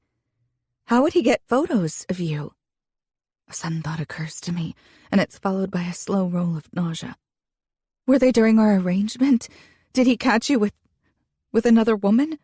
Fuck no, He says, pain flashing across his features. I haven't touched another woman that way since you came into my life again, Violet. He sighs. They were photos of you. I stare at him blankly. Me? But I didn't do anything while we were together. They were taken when you were with him. My insides twist sharply. What? It comes out with hardly any breath behind it. He rubs my shoulders soothingly. He took photos of you without your knowledge when you were being intimate. I'm so fucking sorry, Violet. He's a piece of shit who deserves everything he's got coming to him. No. I shake my head. No, he wouldn't. I search his face for a hint of doubt, for any inkling that he may be wrong. But the rigid set of his jaw and the fire in his eyes tells me the truth, and a stone settles in my gut. I can't believe it, I whisper. I can't believe he'd do that. Tears spring to my eyes. God, I'm so tired of crying. It's exhausting. There was no way I'd let him hold those photos over your head and risk the possibility that he'd use them later when he needed something. Or, God forbid, threaten you with something worse. The only way I could think to handle it was to tell him the truth, but lie through my teeth at the same time. Understanding hits me. You told him about the arrangement? He nods, worried eyes scanning mine. I told him I didn't care what he did with the photos, because our arrangement was temporary. He left, but I knew he'd be watching. So Cole, Roman, Reed, and I removed any threat he might pose in the future. Him and those fucking photos. But it took time. The photos are gone? My voice shakes as I ask the question. He nods. Every copy deleted. The relief I should be feeling is dulled by shock. How could this have happened? I wrap my arms around myself, as if I can hold myself together. Why couldn't you just tell me? Why did you have to make me feel so unwanted? Tate steps back and pushes his hand through his hair. What we did wasn't legal, and I couldn't risk you getting caught up in that if it went wrong. If things went to hell and the police got involved, you couldn't be implicated. If you knew, you could be charged with conspiracy or as an accessory. I stumbled to the couch and sit as his words sink in. So you ended our engagement and kept me in the dark to keep me safe? His only response is a simple nod. I don't know what to think. My head is rattling so much I can barely process everything he's telling me. Eric turning out to be a criminal and someone who would betray me even more than he already had. Tate protecting me by breaking my heart. Everything that's happened over the last few months, the last few years. Even True Brew finally turning around. It's all too much. A chill settles in my chest and my body shakes. Tate sits beside me, and I let him gather me in his arms. I'm desperate to wrap my own arms around him and hold tight, to let him anchor me when I feel so untethered. But I can't do it. My thoughts are whirling around my head, and my muscles are taut. I can see Tate's reasoning, how he thought he was doing the right thing. I can't fault him for that. But the last few weeks have been devastating. I've cried almost as much as I did when Dad died. My heart has been torn to shreds. I fought so hard to protect myself against Tate, only to fall for him anyway. And then the rug was ripped out from beneath me just the way I feared. Violet, he murmurs. I'm sorry. I'm so fucking sorry that I hurt you. That Eric hurt you. There's no stopping the tears that overflow. Before I can wipe them away, he brushes his thumbs over my skin. The tender move only sharpens the pain. He watches me, his eyes swimming with so much emotion. Grief and regret, and a pain of his own mingle in his gaze. I grasp his wrists, but don't remove his hands from my face. What are you doing here, Tate? Why did you come? My voice wavers as I ask the questions. Isn't it obvious? I never wanted to let you go, Violet. I wouldn't have if it wasn't for Eric.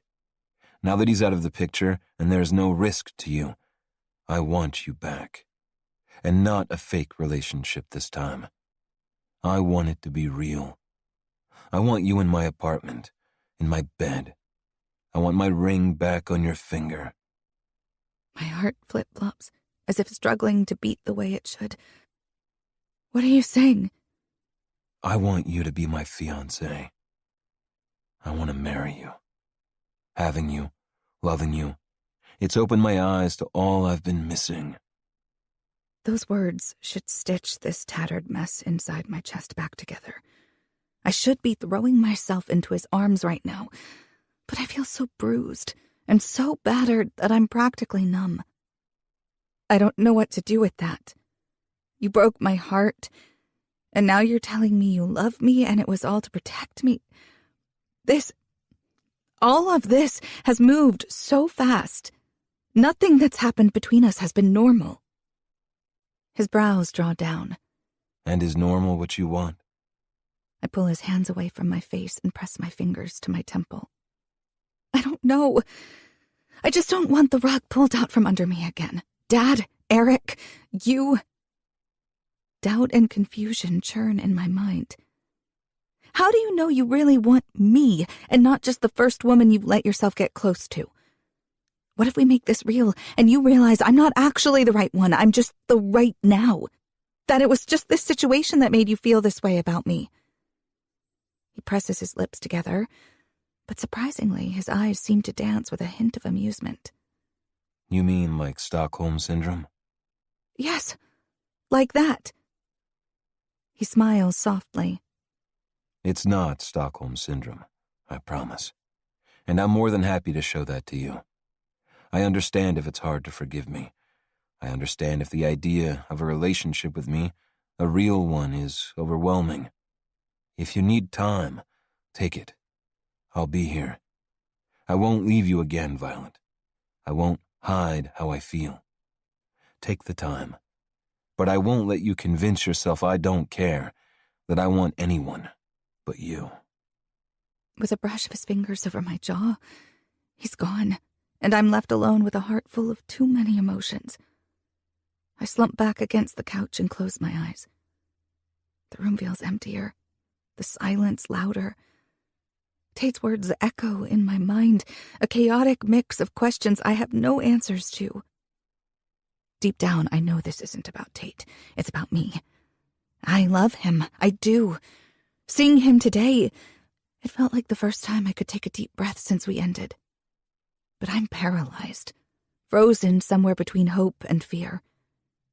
In the last few weeks, I've done my best to rebuild the walls he tore down, and now he's asking me to let them fall again. I just need a moment, space to breathe and find my feet after being buffeted around. I hope by taking time to think I'm not making a terrible mistake. I step out of the front door of my apartment block, ready to head to work, but my feet stutter to a halt at the sight of the black town car waiting at the curb. Jeremy is propped against the passenger door, arms crossed and a smile on his face. I peer into the back of the car. The windows are tinted dark, but it doesn't look as if Tate is waiting inside. Even so, my pulse kicks into high gear as I approach. It's lovely to see you, Jeremy, but I'm not sure what you're doing here. Mr. King wants to make sure you get to and from work safely every day. But if you're driving me, then how is he going to get to work? The corners of his eyes crinkle. He claims he was getting too lazy being driven around all the time and wants to drive himself from now on. My heart swells, and I blink back a sudden rush of tears. I'm honestly surprised I have any left by now. Thank you. And thank Tate for me, too. I'd tell you not to worry about driving me, but I have a feeling he won't take no for an answer. You know him well, Jeremy says, opening the door for me. Maybe I should be annoyed that Tate isn't leaving me alone to think, but I'm not.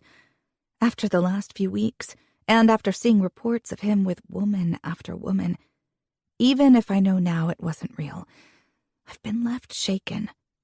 But knowing he's thinking about me floods my chest with warmth.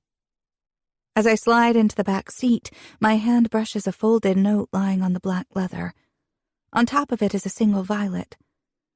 I pick up the delicate little flower and twirl it between my fingers.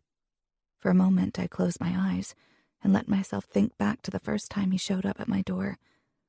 Back then, I never could have guessed how things would turn out.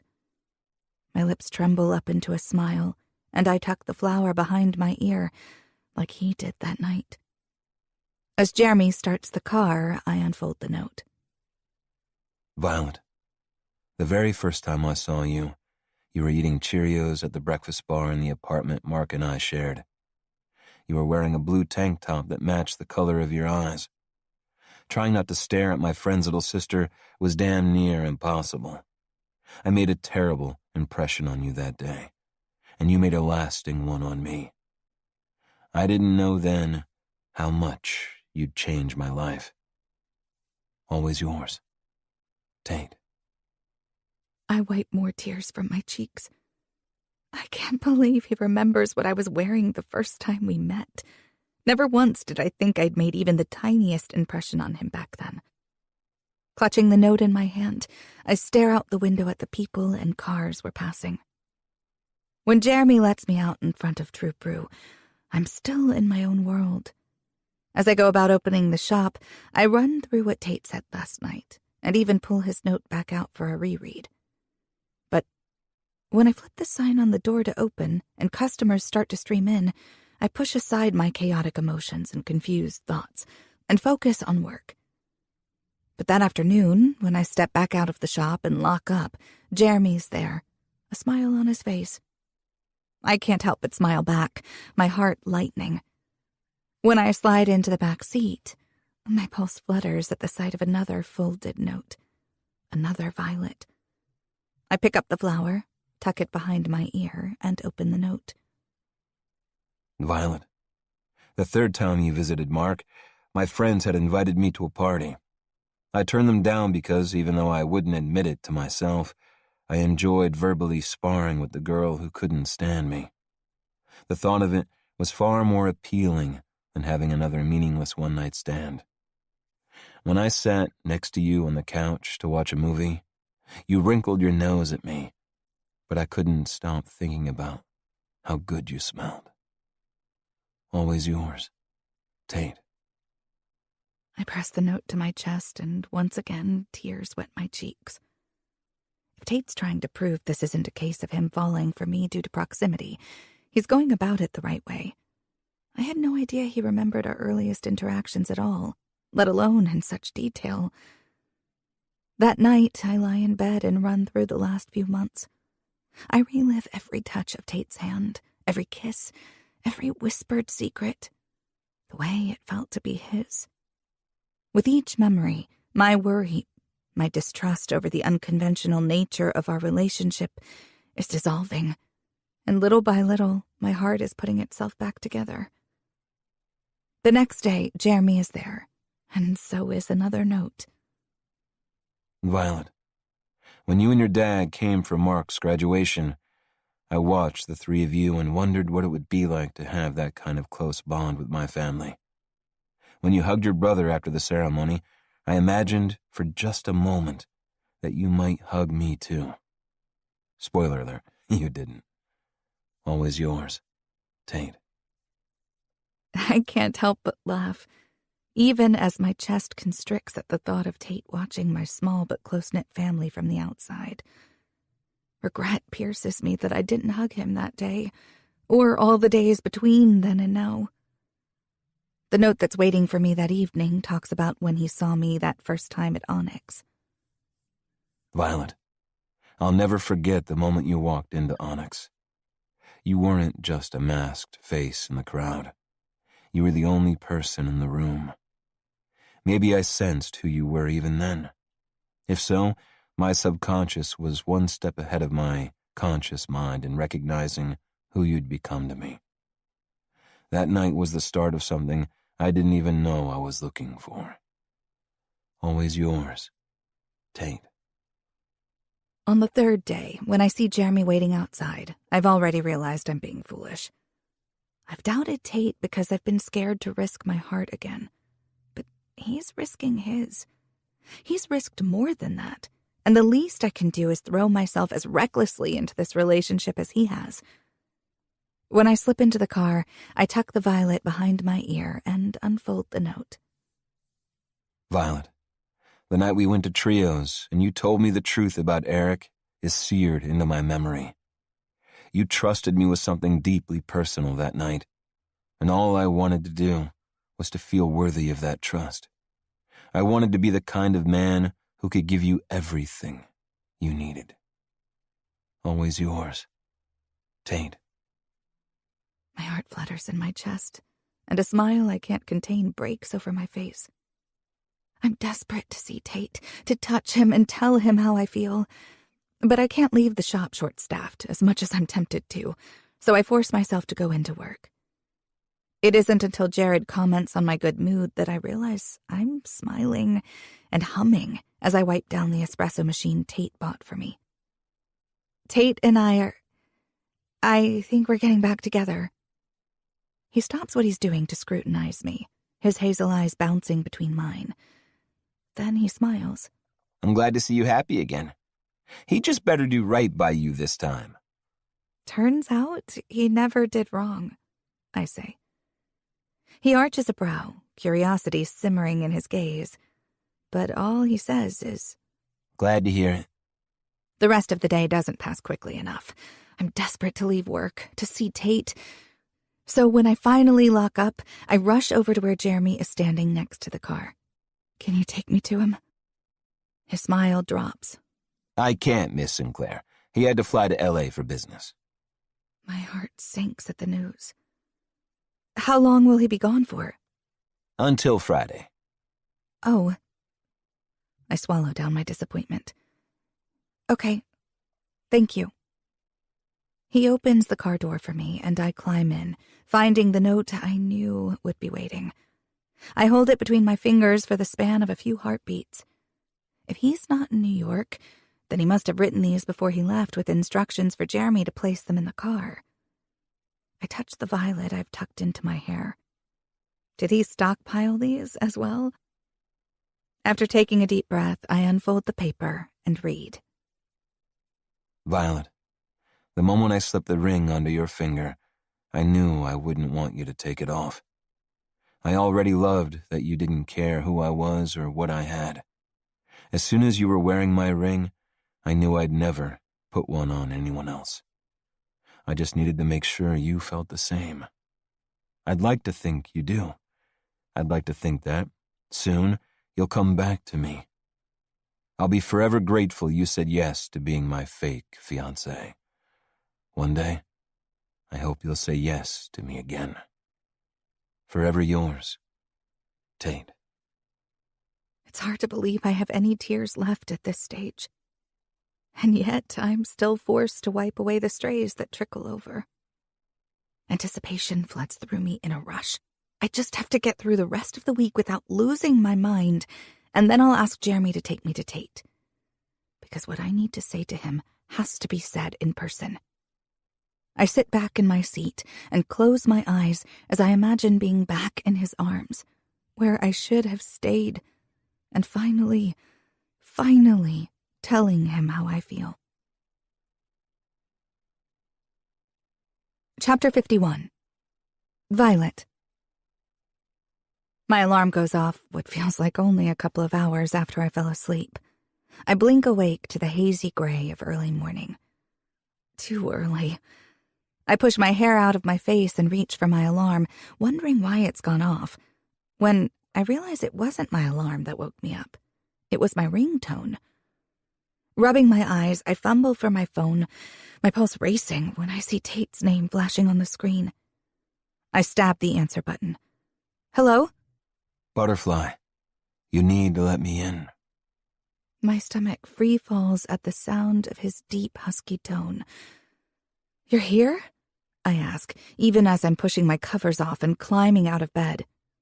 I didn't want to bang on the door and wake all your neighbors up. I want to ask him what he's doing here when Jeremy told me he was in California. But I need to see him even more, so I rush to the front door and unlock it. My heart stutters and leaps in my chest. His blonde hair is mussed and there are shadows under his eyes. His shirt is wrinkled and half pulled out of his pants. Tate, what's... He doesn't give me time to finish the question before he's on me. His big body crowds close, his hands framing my face. The startling golden eyes of his sweep over me as if he hasn't seen me in months, rather than only a few days. I'm pretty sure mine are doing the same to him. He strokes over the arches of my cheeks with his thumbs and tilts his head down. Yes or no, Violet? And please, for fuck's sake, say yes. His voice is rough and threaded with emotion. There's no possible way I could say no to what he's asking. Yes, I breathe. His mouth is on mine before my lips have finished forming the words. The taste of him has my eyelids drifting shut in relief. I've missed it. I've missed him so much. All my reasons for telling him I needed space crumble like ash and float away. I don't beat myself up about them, though. I'm too busy twisting his already wrinkled shirt in my fists and pulling him as close to me as I can manage. His tongue surges into my mouth, the kiss growing deeper, more frantic, and I swallow the groan that escapes him at the contact. He drops his hands to my ass and drags me against him, so his erection presses hard against my belly. It has need crashing over me in a wave. I tug at him and take a step back, urging him to follow me to the bedroom so we can strip out of our clothes and he can imprint himself onto my body again. He pulls back and grasps my wrist, stopping me before I can put my plan into action. We need to talk. Wariness creeps through the fog of need clouding my head. We need to talk doesn't usually end in sunshine and rainbows. I swallow. Okay. I turn, prepared to take a seat at the kitchen table so I can hear him out. But he gently grips my shoulders, stopping me. He cradles my face again and brings his in close. I didn't ditch my meetings and fly all the way back from California overnight to talk politely at the table. This conversation will only take a few minutes. It hits me then why he looks so rumpled. He flew all night and came here straight from the airport. Why did you come home? Jeremy told me you asked to see me. His beautiful lips curve up at the corners. I hoped that meant you'd forgiven me. My throat constricts so hard I can barely breathe, even as sorrow that I put him through that weighs heavy on my chest. Tate, there was nothing to forgive. I'm sorry that I made you feel that way. I know everything you did was to protect me. That means so much. How could I not have seen the truth when he first came back to me? How could I have pushed him away when what he did proves just how much I can trust him to keep my heart safe? I hurt you. Remorse shadows his eyes. I smooth my palm over his stubbled cheek. It hurt thinking you didn't want me. It hurt thinking you'd moved on without a second thought. It hurt so much I couldn't pretend anymore. I love you, Tate. I love you so much that thinking of spending my life without you tore me up inside. And that was scary. I suck in a shaky breath. I was scared and overwhelmed and terrified that none of what we had was real. But those notes, Tate. I stare up at him, consumed by the intensity of his gaze. I had no idea. The tension in his jaw eases, and one corner of his mouth turns up. Neither did I. Not back when we first met, anyway. And not at the start of all of this. Not consciously, anyway. All I knew then was that being around you made me happy. Our relationship may have started out as fake, but this connection, what I feel for you. His throat works on a swallow. Nothing in my life has ever been this real. My heart pounds almost painfully in my chest. I feel it too, I whisper. It just took me a little while to admit that it could be true. I didn't trust my own judgment. He threads his hands through my hair and cradles my skull, his thumbs ghosting over my jaw. You trust it now? Yes. I look into his beautiful golden eyes. And I trust you. Every part of me feels how right this is. He drops his forehead to mine and inhales, a faint tremor vibrating through his fingers where they're cupping me. You trust me? I let my lashes flutter closed and breathe him in. This man kept everyone at bay with his devilish smirk and cocky attitude, when all along he just needed someone to be his. Someone to see him for exactly who he is and to trust him to be the kind of man who won't walk away. I trust you. I brush my mouth against his. With keeping me safe, with my heart, I trust you to be mine. This time his kiss is hard and urgent. I wrap my arms around his chest, arching up against him. Too soon he pulls away. I whimper in response, my body humming with the need to feel his skin under my fingers. But it's only a second before his lips brush, soft and sweet, across mine again. Then he takes my hand in one of his, holding up his other one. Between his fingers, my engagement ring glitters in the light. I can barely speak past the rock that forms in my throat. Did you go home to get this before you came here? He shakes his head. I've been carrying it with me. A smile plays at the corners of his lips. It made it easier to believe I'd be putting it back on you soon. He brushes his thumb over my bare ring finger as he searches my face. The question shines in his eyes, burning so bright the answer bursts from me before he can even ask it.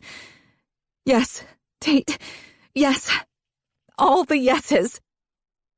One corner of his mouth curls up. But it's so easy now to see past that arrogant smirk that used to drive me crazy. I see a man who was desperate for someone to love him for who he is, Not for his last name or his family, not for the money in his bank account or the power he wields because of those things. Someone who loves him just for him. We can take as long as you need. He says. We can wait until you're ready to get married. I just need my ring back on your finger. Emotion threatens to choke me. Put it on me, please. With no hesitation, he slides it on, and the cool touch of the band launches a flurry of wings in my stomach. You're mine again. His voice is all gravel, sending sparks arcing through me. When I look down at the ring, it blurs into a rainbow. I blink the tears away and meet his gaze again. I was always yours. I always will be. He presses his face to the crook of my neck. Fuck, butterfly. I've missed you. I slide my arms around him, breathing him in, feeling the reality of his big body against mine. It's been too long, Tate. I need you. I need you right now. He pulls back, that gorgeous, cocky smile that I love breaking over his face. Well, if my fiancé needs me. His hands go under my ass, and he lifts me so I can wrap my legs around his hips. Who am I to refuse her? He carries me that way to my bedroom, where I proceed to show him exactly how much I need him. But not just that. I show him how much I want him, how much I trust him, how much I love him. And I plan to keep on showing him those things. Every day for the rest of our lives. Epilogue. Tate. I can't stop the smile that crosses my face at the sight of the woman walking down the white aisle runner toward me. The lush greenery of the Botanic Gardens forms a bright backdrop behind her. Her expression is full of love, and the swell of her stomach is barely visible beneath the beautiful, high-waisted white gown she's wearing. Next to me, Cole has gone completely still as his wife-to-be approaches. Breathe, man, I mutter from the corner of my mouth. It might give the wrong impression if you pass out just as she gets to you. Fuck you, I'm breathing, he says. But there's a catch to his voice. His eyes are glossy as he keeps his gaze pinned on Delilah. My own chest tightens at his display of emotion. Seeing his happiness, how complete Delilah has made him, makes me incredibly grateful. Not just that he found love, but that, along with Roman, I'm standing next to him as he takes this step. And I'm beyond grateful that I can relate to how he feels about his soon-to-be wife. I find Violet where she's sitting in the front row of guests, the white of the chairs bright against the green lawn. She's not looking at me. She's watching Delilah being escorted down the aisle by Beth, her mother. I take my fiancée in, from the elegant updo that shows off the slender curve of her neck to the pretty blue off-the-shoulder dress she's wearing that matches the color of her eyes. She's perfect. And she's mine. My ring has been back on her finger for the last 3 months, and things couldn't be better. Violet moved back into my penthouse the day after I got back from California, and instantly it felt like a home again. My brothers barely blinked when I told them Violet and I were officially engaged. Cole gave me a rough slap in the back and a manly hug, while Roman shook his head, a wry smile on his face. Falling like damn dominoes, was all he said. I raised my brows at him. I've heard the last domino fall was the hardest. He snorted.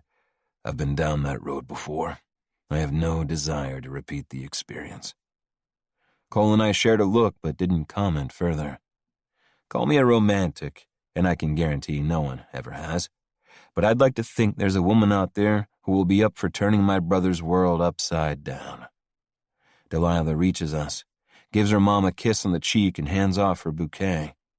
She smiles softly as Beth takes her place next to the only other bridesmaid, Alex, her best friend. Then she turns to face Cole, her green eyes shining as she looks up at him. There's a sharp tug behind my ribs when I imagine the moment a pair of blue eyes will look up at me the same way. Not that Violet and I are in a rush to get married. I'm happy to wait for the moment Violet is ready. It's not that she doesn't love me or trust me, but the whole start of our relationship was a whirlwind, and after what happened with Eric, I don't blame her for wanting to settle into a calmer life with me before setting a date and getting swept up into the craziness of planning a wedding. Although when Delilah and Cole decided not to wait until after their daughter's birth to get married, they got theirs sorted in a short amount of time. While the King Group has any number of hotels that could have hosted a huge society wedding, Delilah wanted something outdoors and far more intimate. And here, with a wooden arch adorned with ivy, white roses and peonies behind us, and the subtle fragrance of the flowers filling the air, feels much more her than any glittering ballroom. We've all seen the inside of enough ballrooms to last us a lifetime. Cole and Delilah hold hands as the officiant leads them through their short, simple but emotion-filled vows. There are sniffles from the guests, and tears shimmer on Beth's cheeks as she stands behind her daughter. But it's the emotion on my fiancé's face that steals my focus. When she catches me looking at her, she gives me a wobbly smile. I get the feeling there will be tears on her cheeks before too long as well. I realize I've gotten distracted from the ceremony when I hear the words, "You may now kiss the bride." Maybe missing the end of their vows makes me a bad best man, but I think Cole will forgive me. Not that he looks like he'd care right now anyway. As the guests erupt into cheers, he cups Delilah's cheeks and kisses her like there's nobody watching. When they break apart, I don't think I've ever seen my brother smile so broadly. Roman, standing next to me, clears his throat. "Keep it together," I say, trying to hold back my smirk. I know it's emotional, but what will people think if the big bad CEO of the King Group breaks down into tears at his brother's wedding? He narrows his eyes, then, surprisingly, cracks the slightest of smiles. About the same as they'll think when the Playboy CMO falls to his knees at the top of the aisle when he sees his bride for the first time. I chuckle, watching as Delilah takes her bouquet from her mom, then clasps Cole's hand. Maybe one day we'll get to see how you react to marrying the love of your life. Unsurprisingly, his response is merely a derisive snort, and I grin to myself as I take Alex's arm so we can follow Cole and Delilah back down the aisle. As we pass the front row, I give my fiancée a wink, and she smiles that beautiful, wide, unguarded smile that I love so much. 2 years ago, I couldn't have imagined a day like today. Cole marrying a woman he loves, and my ring on the finger of a woman who feels like she was always meant to be mine. And, in a few months' time, there will be a new member of the King family. This time, she'll be brought up with all the love and affection her family can give her. A short while later, I wind my way through the tables on the lawn until I find Violet talking to Delilah's mom. I sweep my fiancée up in my arms and plant my lips on hers. As always, her taste explodes on my tongue, and I fight the urge to let the kiss get more heated. I'd love nothing more than to slide my hands up under her skirt and grip her ass. But I'll restrain myself until we get home. Then, all bets are off. When we surface from the kiss, Beth is laughing. I think I'll leave you lovebirds alone. Violet protests, but Beth waves her off with a warm smile. I think it's about time I hugged my daughter and new son-in-law again anyway. After she moves away, Violet looks up at me. You looked so handsome standing up there in your tuxedo. I couldn't take my eyes off you, I say. I kiss her again, and I don't want to stop, but I'm forced to when the food is served. Instead of a formal sit-down dinner, there are several gourmet stations set up around the area serving a variety of cuisines. There's also a bar stocked with fine wines, craft beers, premium spirits, and specialty cocktails. The small tables scattered throughout the space mean guests can move around and mingle during the meal, continuing the relaxed atmosphere of the wedding. An hour later, after we've eaten and taken photos with the happy couple, although happy might overstate Cole's mood at having to share his bride with so many other people, I find myself standing next to Roman at the bar while Violet talks to Alex and her rock star husband, Jackson. "Having fun?" I ask him, after the bartender serves me my whiskey. "Beats going to another gala." I let out a surprised laugh. It does. Maybe we could tone it down a bit. We've shown the world we're not like Dad. We shouldn't have to keep parading ourselves around, trying to prove something. He nods slowly. I think you're right. It's a relief. While having Violet by my side has made attending formal events more enjoyable, I'd much rather be at home with her, making her scream my name. I heard Eric was convicted, Roman says. I shoot him a look. Since Eric's arrest and the removal of the photos, we rarely talk about what we did. Yeah, 6 years jail time in a federal prison. Maybe he'll end up in the same one as Dad. That would be fitting. A smile lightens Roman's usual severe expression. It would. Warmth fills my chest, one which has become familiar since Violet came into my life. The warmth of belonging. I study my brother. Does he feel it too? He meets my gaze, one dark brow arching. What? I shake my head. Nothing. He stares at me for a moment longer, then clears his throat, as if deciding not to press the issue. Have you spoken to Violet about your idea? I take a sip of my drink before answering. Not yet. I'll see what she thinks tonight. Let me know what her decision is. I will. I'm hoping Violet will be interested in expanding True Brew. We need a coffee shop for the foyer of Genesis 1, and I don't just want True Brew because it's Violet's. I genuinely believe the sustainable, community-minded feel of it fits within the purview of Genesis 1, while the quality of the coffee will keep the wealthy residents happy. I also plan to broach the subject of stealing Jared to run the place, now that she has plenty of help with the shop. Not that I'm trying to separate them. Violet told me what he said the night I saw them hugging, and I admitted he was right. I may not like his confession about being attracted to her, but I can't exactly blame him either. And I don't have any concerns over Violet having more than friendly feelings for him. How could I, when she shows how much she loves me every single day? No, jealousy isn't the reason I'm considering offering Jared management of a potential new True Brew. He's more than proven his dedication to Violet's family and the shop. He helped her when she needed it, and for that, I'll be forever grateful. But most of all, I know he's the person Violet would trust the most to keep the spirit of True Brew alive, even if it's in a different location. That's a discussion for later, though. When I catch Violet's eye, she wanders our way, a smile on her pretty lips. She slips under my arm and looks up at Roman. Are you having a good time? His eyes are dark as he watches us. I like seeing my brother happy.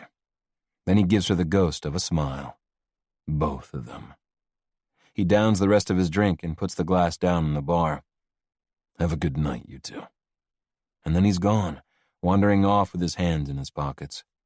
Violet sighs. Do you think he'll ever open himself up to meeting someone again? I set my own glass down and wrap her in my arms. I don't know. He's pretty hard-headed, and he's stuck on the idea that he's done with love. I'm not sure anyone can convince him otherwise. She nods sadly, but before she can respond, we're summoned so the toasts can begin.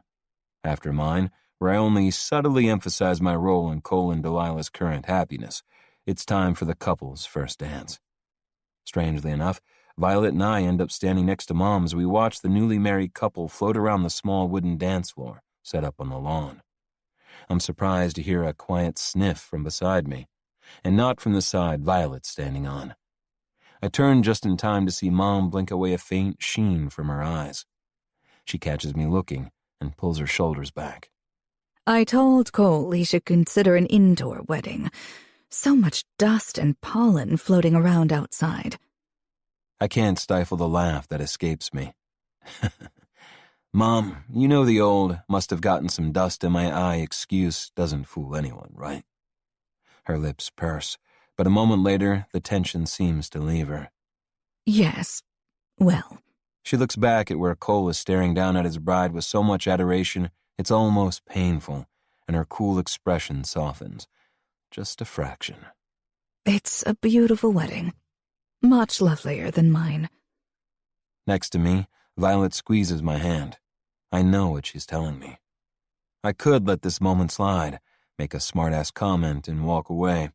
Or I could find some forgiveness for a woman who was the product of her upbringing and her marriage.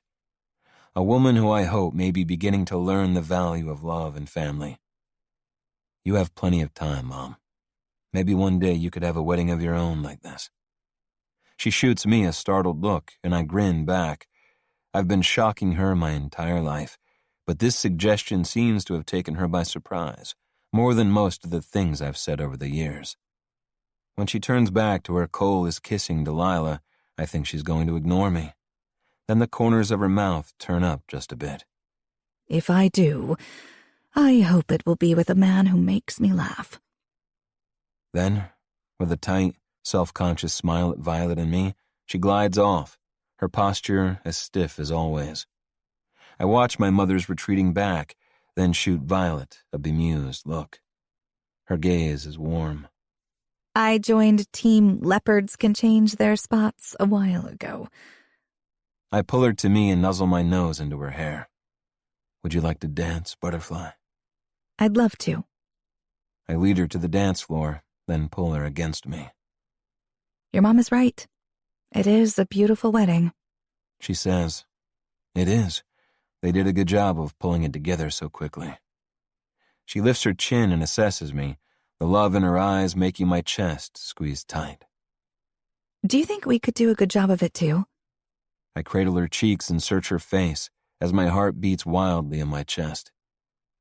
Are you saying you're ready to marry me, Butterfly? She looks at me through her lashes. Maybe.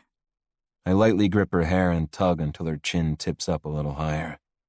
The way her eyes slip half closed sends a rush of heat up my spine. I know how much she likes it when I do that, and when I pin her down and hold her with my hand around her slender throat. It makes my beautiful fiancée go wild. Her lips part, but I won't kiss her until she gives me an answer. Yes or no, Butterfly? Yes. She breathes. I'm ready. More than ready. I can't wait to walk down the aisle and see you waiting for me at the end. I kiss her, long and hard and hungry, the way I'm always hungry for her. When I pull back, she's flushed and breathless. I love you, Violet, in a way I didn't know was possible to love someone. I think about what you said months ago. When you know, you know. I used to question the feelings I had. How could it happen so quickly, so surely? And I kept coming back to that.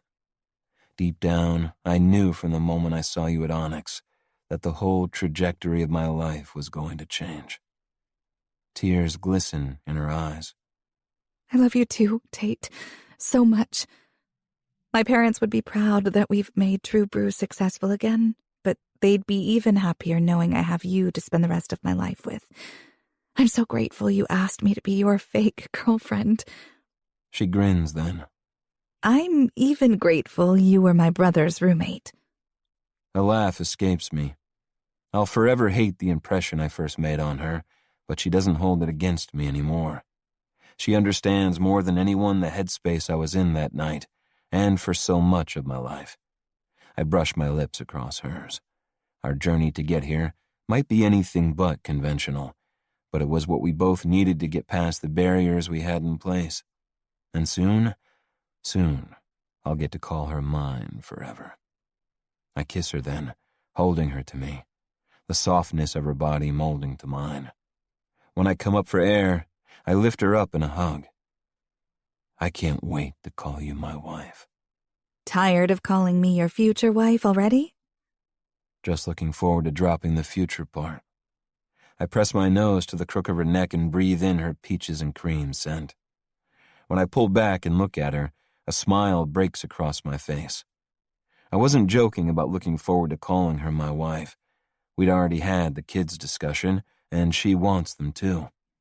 As much as my desire to be a father took me by surprise, it hasn't ebbed over the intervening months. I'm determined to be the parent to my children that I never had. I want to teach any sons or daughters we might have that there's so much more to them than their last name or the blood that runs in their veins. That who they are inside and the love they share with those around them will mean more than anything else in this life. I'd like to think that my biological dad would have loved me if he'd known about me, but I've realized it doesn't matter either way, because there are others that do. My brothers, although they may never say the words out loud, and my sister-in-law, because Delilah has a lot of love to give. Maybe even my mom, deep down. And best of all, my now very soon-to-be wife.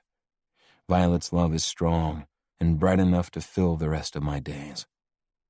She presses her body against mine, definitely feeling how ready I am to take her home and make her feel good. I'm looking forward to calling you my husband. I groan. The feel of her and the way she purrs the word husband are driving me crazy. When we get home, I'm going to make sure you practice saying it, just so you're ready for the big day. Her pupils flare. I could use the practice.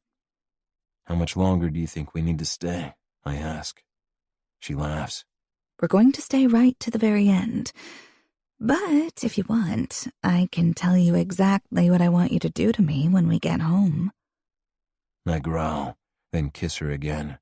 Hard, and then gentle, and then hard again. I can't help myself when it comes to her. I've never been able to. From pushing her buttons when she visited in college, to touching her at Onyx, to making her my fake girlfriend and then my fiancée. I never had any control, and I doubt I ever will. I tip her face up so I can look into her beautiful blue eyes. You're always going to be mine, aren't you? Her eyes darken, and her lips part, but she's not quick enough to give me what I want. I slide my fingers under her hair and cup the back of her neck. Yes or no, butterfly. She presses her palm against my heart. Yes, Tate. When it comes to you, my answer will always be yes. As I hold her close to me, I know, no matter what happens in my life, there will always be one place I belong. With this woman in my arms. The end.